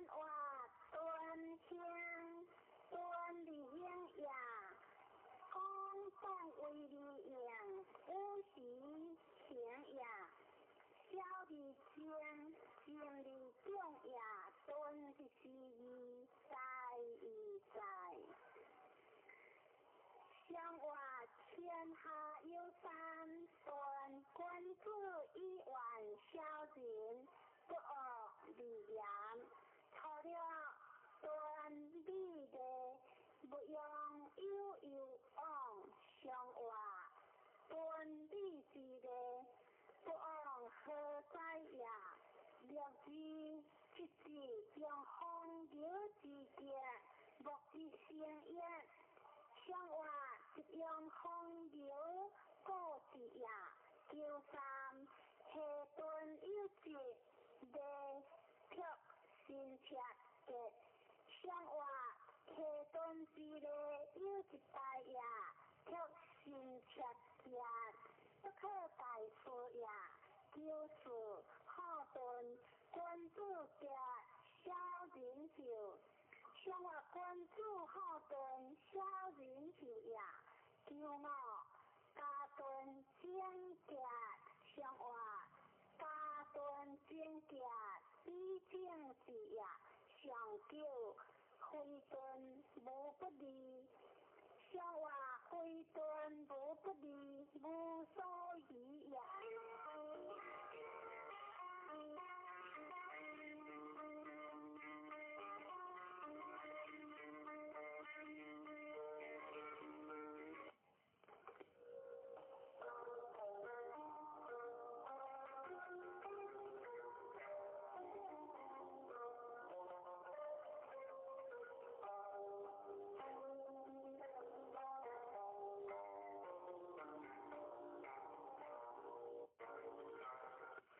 对天在讲，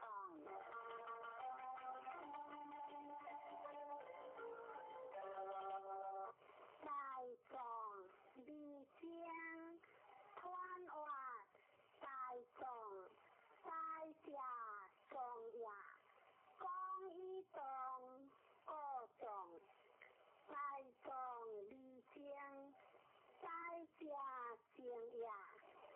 现代以前的事情可见，相话雷在天上在上，君子以会的婚礼，喝酒尚有子，相向有夫，相话尚有子，以夫强也，九字相结。相话九字相结之中也，九三小人用重，君子用猛，将的地用出宽雷之上，相话小人用重，君子猛也，九四相结会猛。宽刮不对，总有大有之好。相话宽刮不对，上往也。良我放养有义无悔，相话放养有义为不当也。上了地养出宽不能退。不能随，无有理，干直结，相话不能退，不能随，不想也，干直结，就不想也。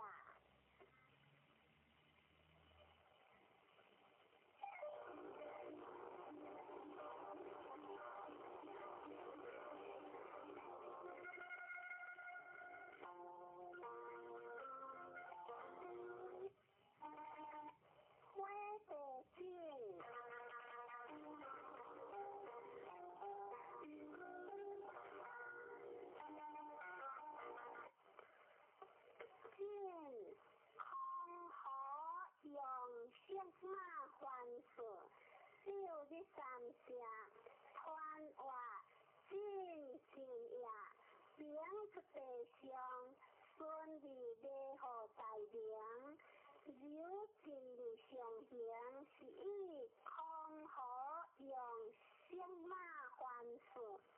9日30夜，上话领出地上，见君主以自表明白，错了进如退如相结，望乎如无救。上话进如退如，独行正也。如无救，未受灵也；若是进如求如相结，受主解惑有其王母。上话受主解惑以中正也。若三上运辉煌，上话上运之时上行也。9进如色处将来，上话色处将来为不当也。让我辉煌失别无失，往结无不利。上话失别无失，往有情也。上九进之家，以用法业。列界无救将离，上话以用法业得离公也。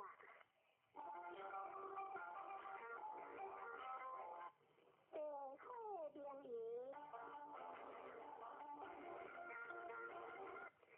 灵仪离干将，传话灵日地中，灵仪。对本灵离过如顺，以往大难，本王意志离干将，会之灵也。对难离灵正之志，基础意志。上话灵日地中，灵仪君主以离将，用会离灵。初九。灵仪有非，随之也；君主有形，3日不食，有有往，主人有言。上话君主有形，而不食也。若是灵仪，以有多果，用金马总结。上话若是之家。顺以直也。93灵仪有难受，一记大小不可直将。上话难受之际，难在得也。若是亦有所好，则灵仪之心有出问题。上话亦有所好，则心意也。让我基础之灵仪离将，上话基础之将，灵不可食也。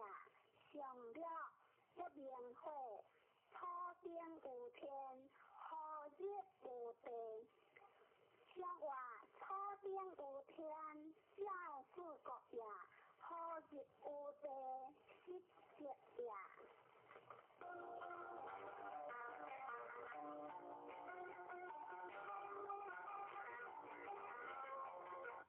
荒废家园，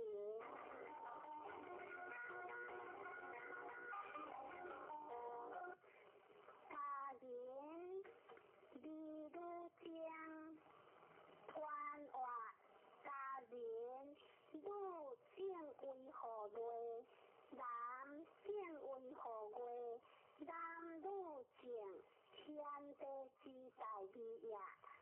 家人以严君言，父母之为也。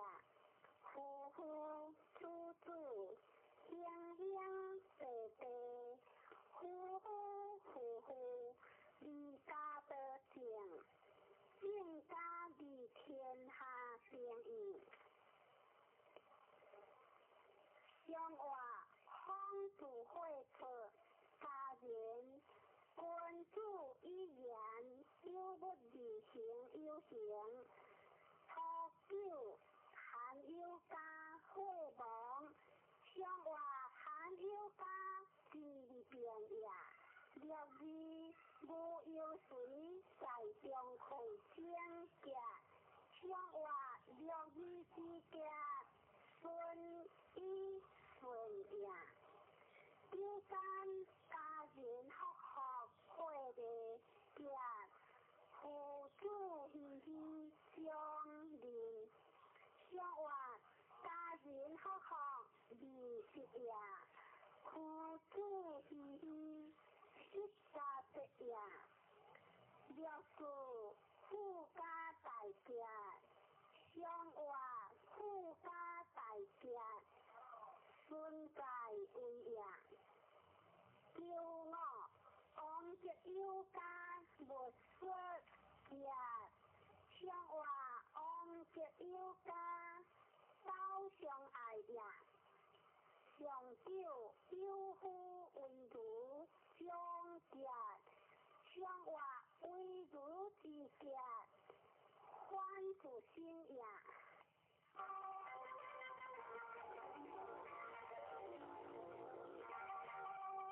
花蝶姐，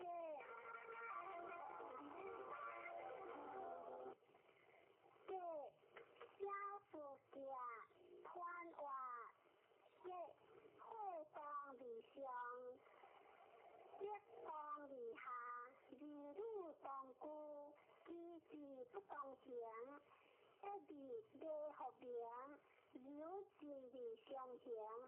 一将离言何讲？是以小夫姐天地姐，离基夫当也；男女姐，离基是通也；男女姐，离基夫类也。这就是用在与在，上话上会下跌嘅关注以同利益。初九会亡，放马不着自学，见恶人无救。上话见恶人以避救也，救字无主有行无救。上话无主有行未失道也。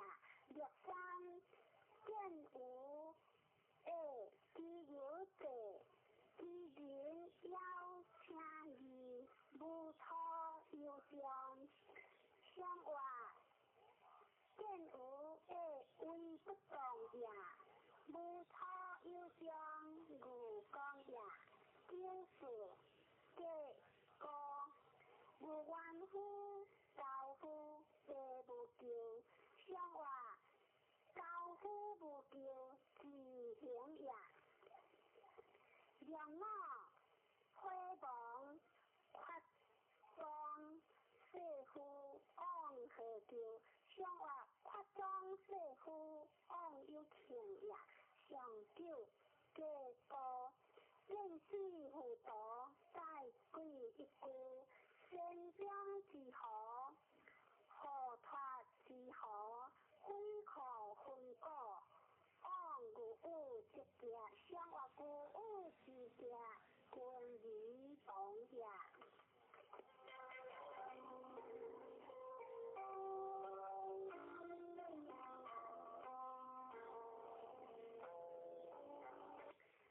春山见。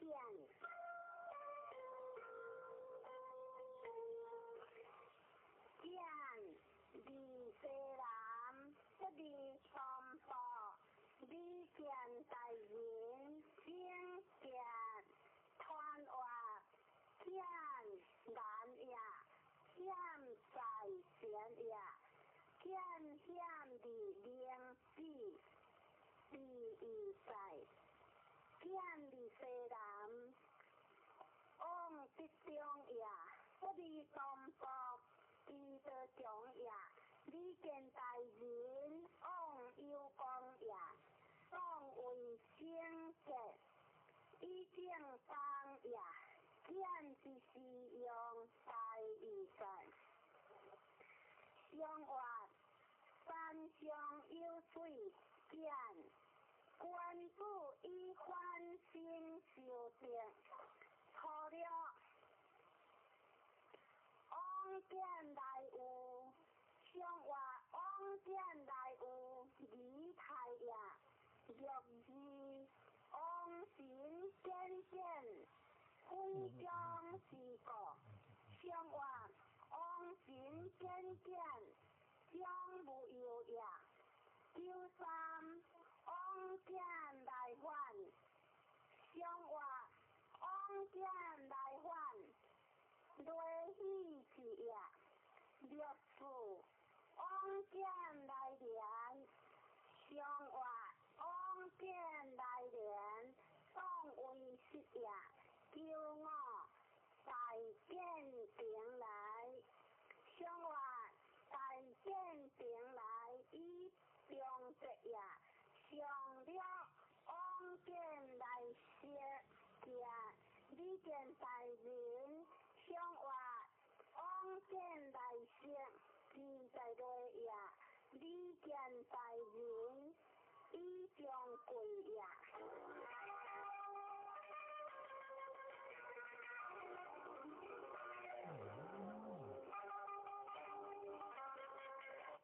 对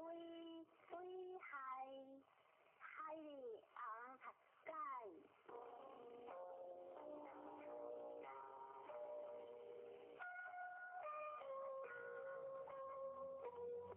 海里西南无所往，其来福嘅有往，属嘅团往，海险移动。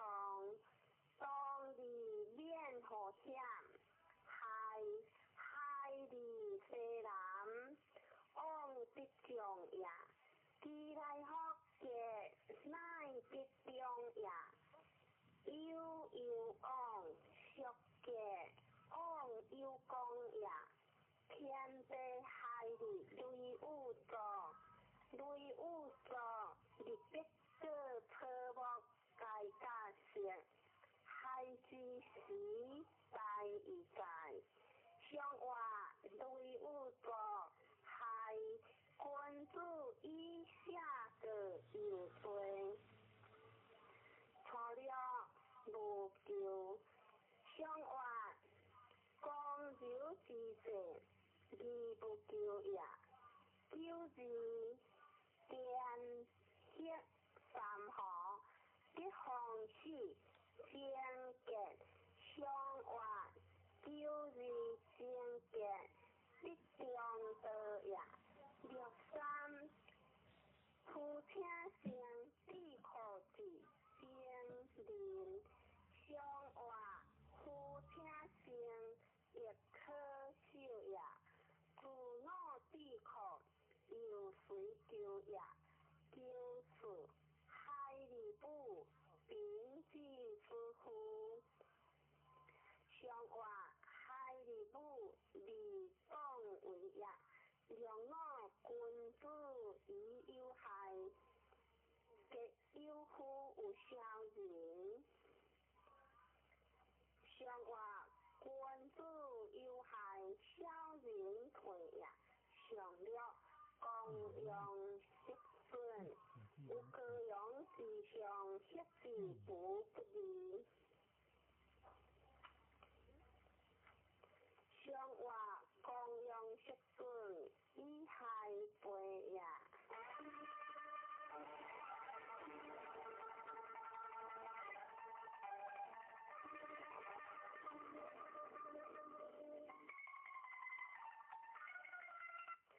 三必顺。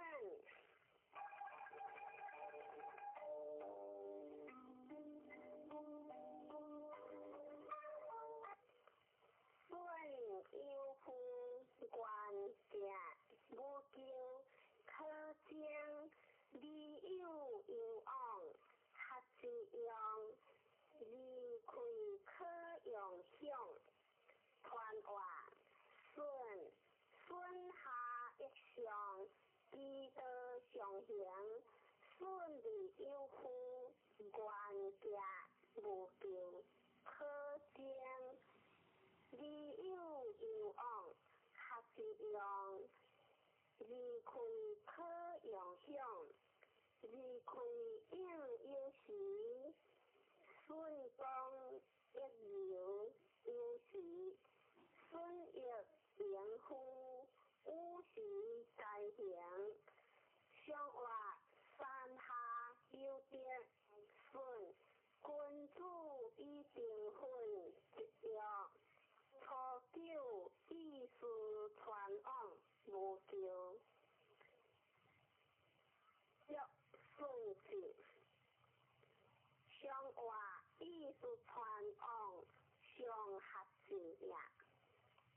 九字比正向，屈顺一字。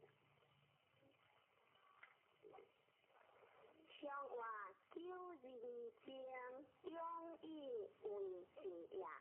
六三人行，即顺一人，一人行，即得其应。上话一人行，三即二也。六顺其节，私传有己无咎。上话顺其节，亦可喜也。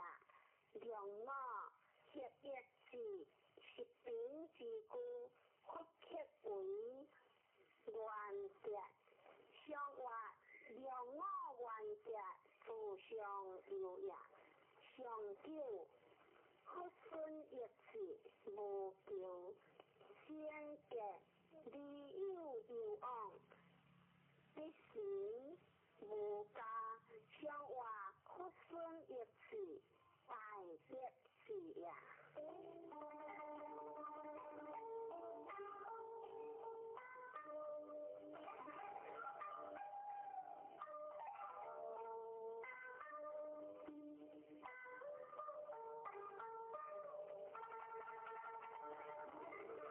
风雷影，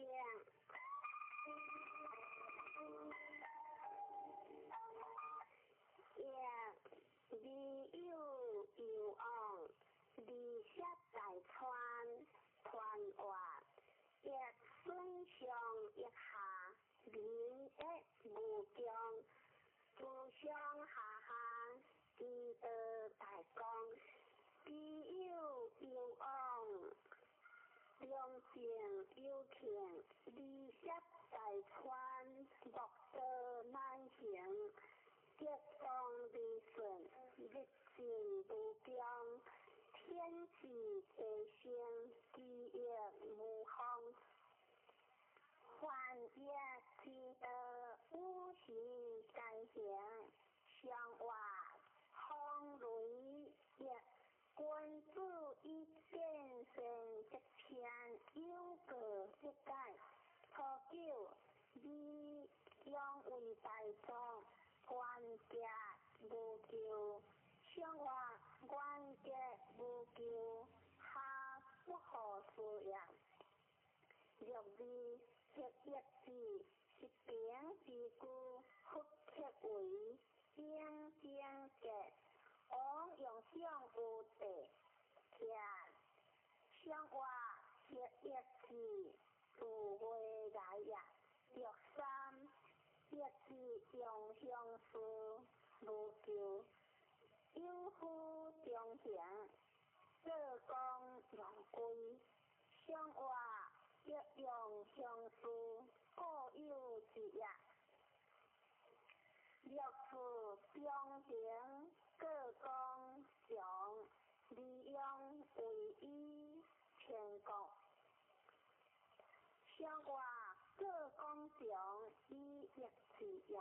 骄傲有夫回心，不问原则，有夫回我德。上话有夫回心，不问是义，回我德。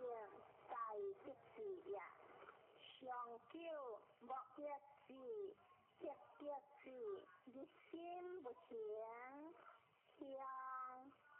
上话莫一字，偏负也。一字，自会来也。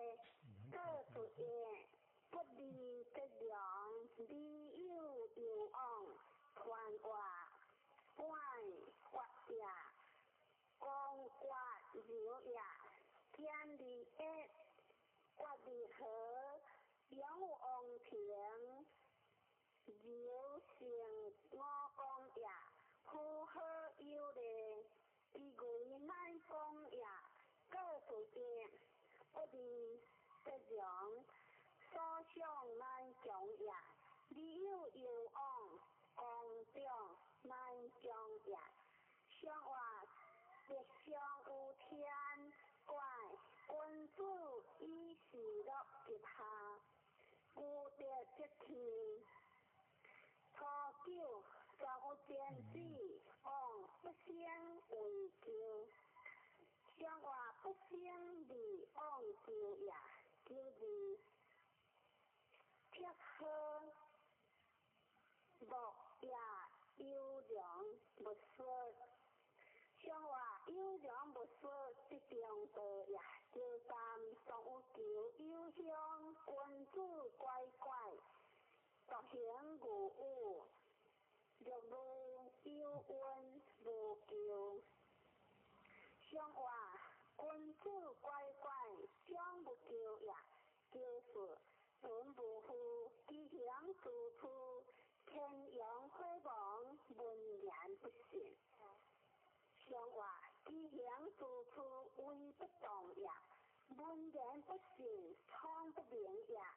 骄傲现着乖乖，中行无求。相话中行无求，中立公也。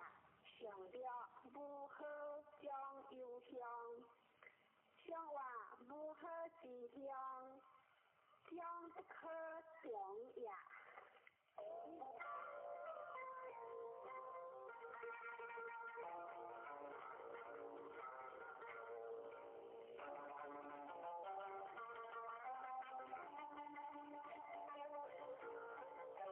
天行法，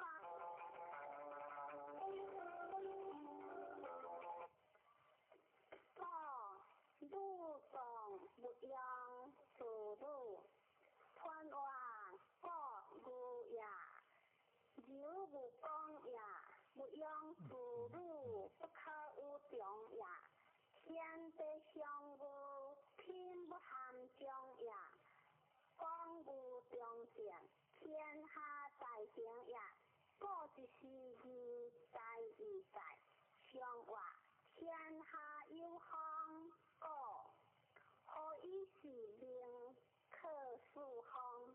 破了下有今年经过有往，见乡类似乎直多，相话下有今年有得钱也。有时包有福不救，不离兵，相话包有福，离不敌兵也。九三准无福，吉祥处处，地无大救。相话吉祥处处，行于天也。就是包无福，吉祥相话。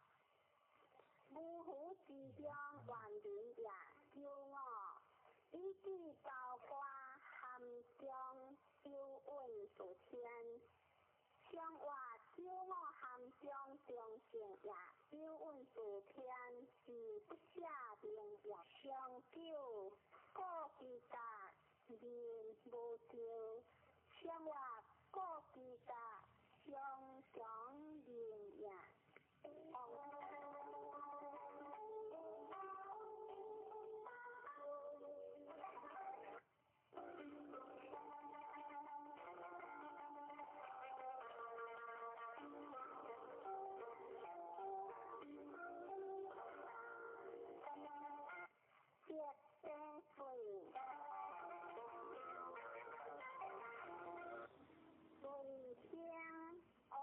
有了理见大人先理先，用大先者，理有往，传话尊主也，尊一公中理言，各主也。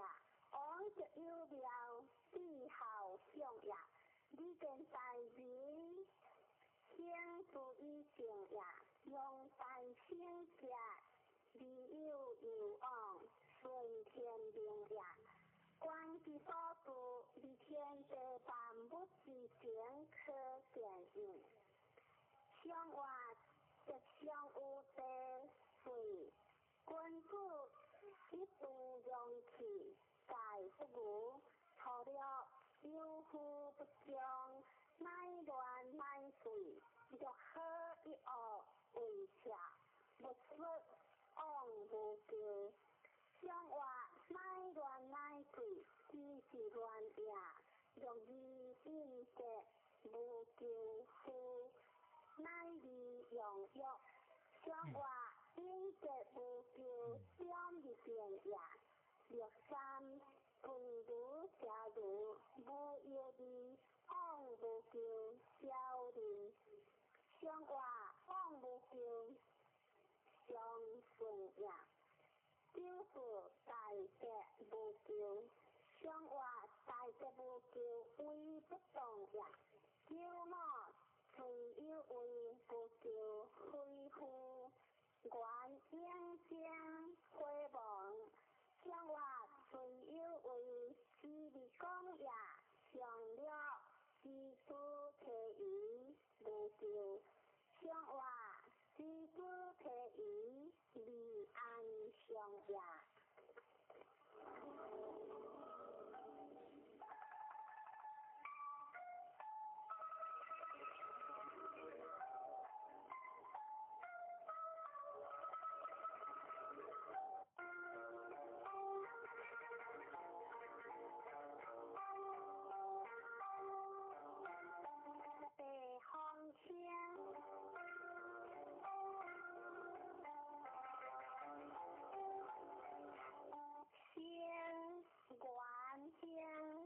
用见大人不说难听的弯弯有一时先顺的顺公中的应是一代天用见大人不说有情呀难听的是行呀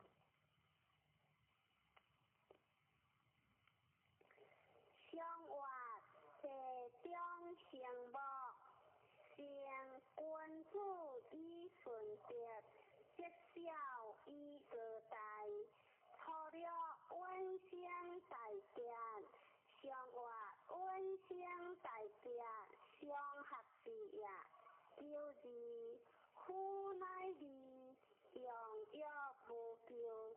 想话就是似乎有戏呀，叫三相呼应，想话相呼应无所谓呀，若是往用向有其三家无救，想话往用向有其三顺服呀，让我。相隔相街，想话相隔相街大吉事呀，上了良相礼物不识之将，想话良相在上小不好呀。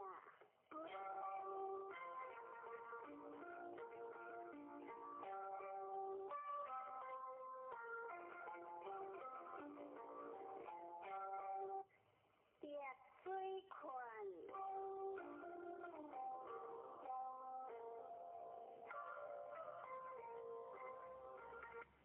困香香，大人家无救，有言不信传话，困公厌呀，险一言，困的不是其所向。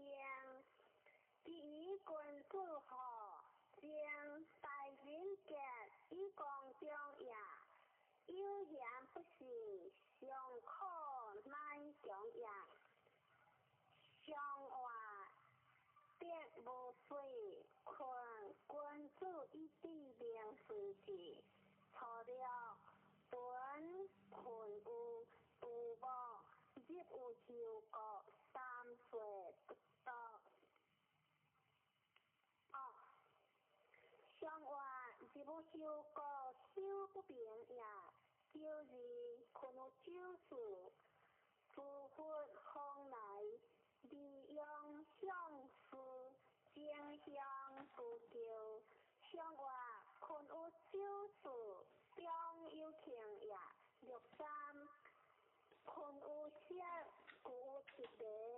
即有机将，不见机车相。上话故有一个成功也。即有机将，不见机车不相也。表示来迟迟，困有坚固，人有将。上话来迟迟，是在下也，谁不当为有无也，骄傲而我困有切合，乃迟有的利用世事。上话而我是利的也，乃迟有也，以中的也，利用世事受福也。上了困有甲雷，有的月华同火，有火正格。上话困有甲雷利同也，同火有火结行也。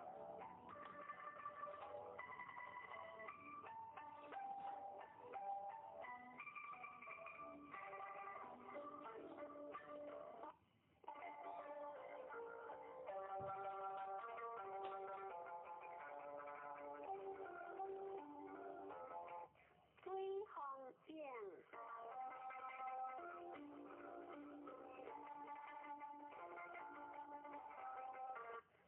井该也不该井，无上无定，往来正正，日子亦如客井，雷其平乡，川话顺河水里上水井，井用力不强也，该也不该井，乃以公中也。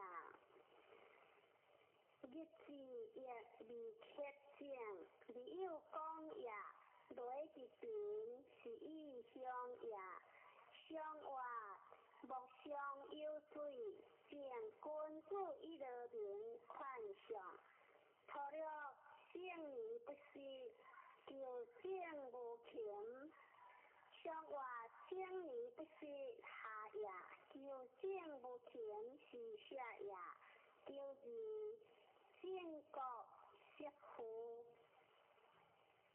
王八路。上话建国惜福无有也。93争别不是为我心切，可用贴。王明并受之后。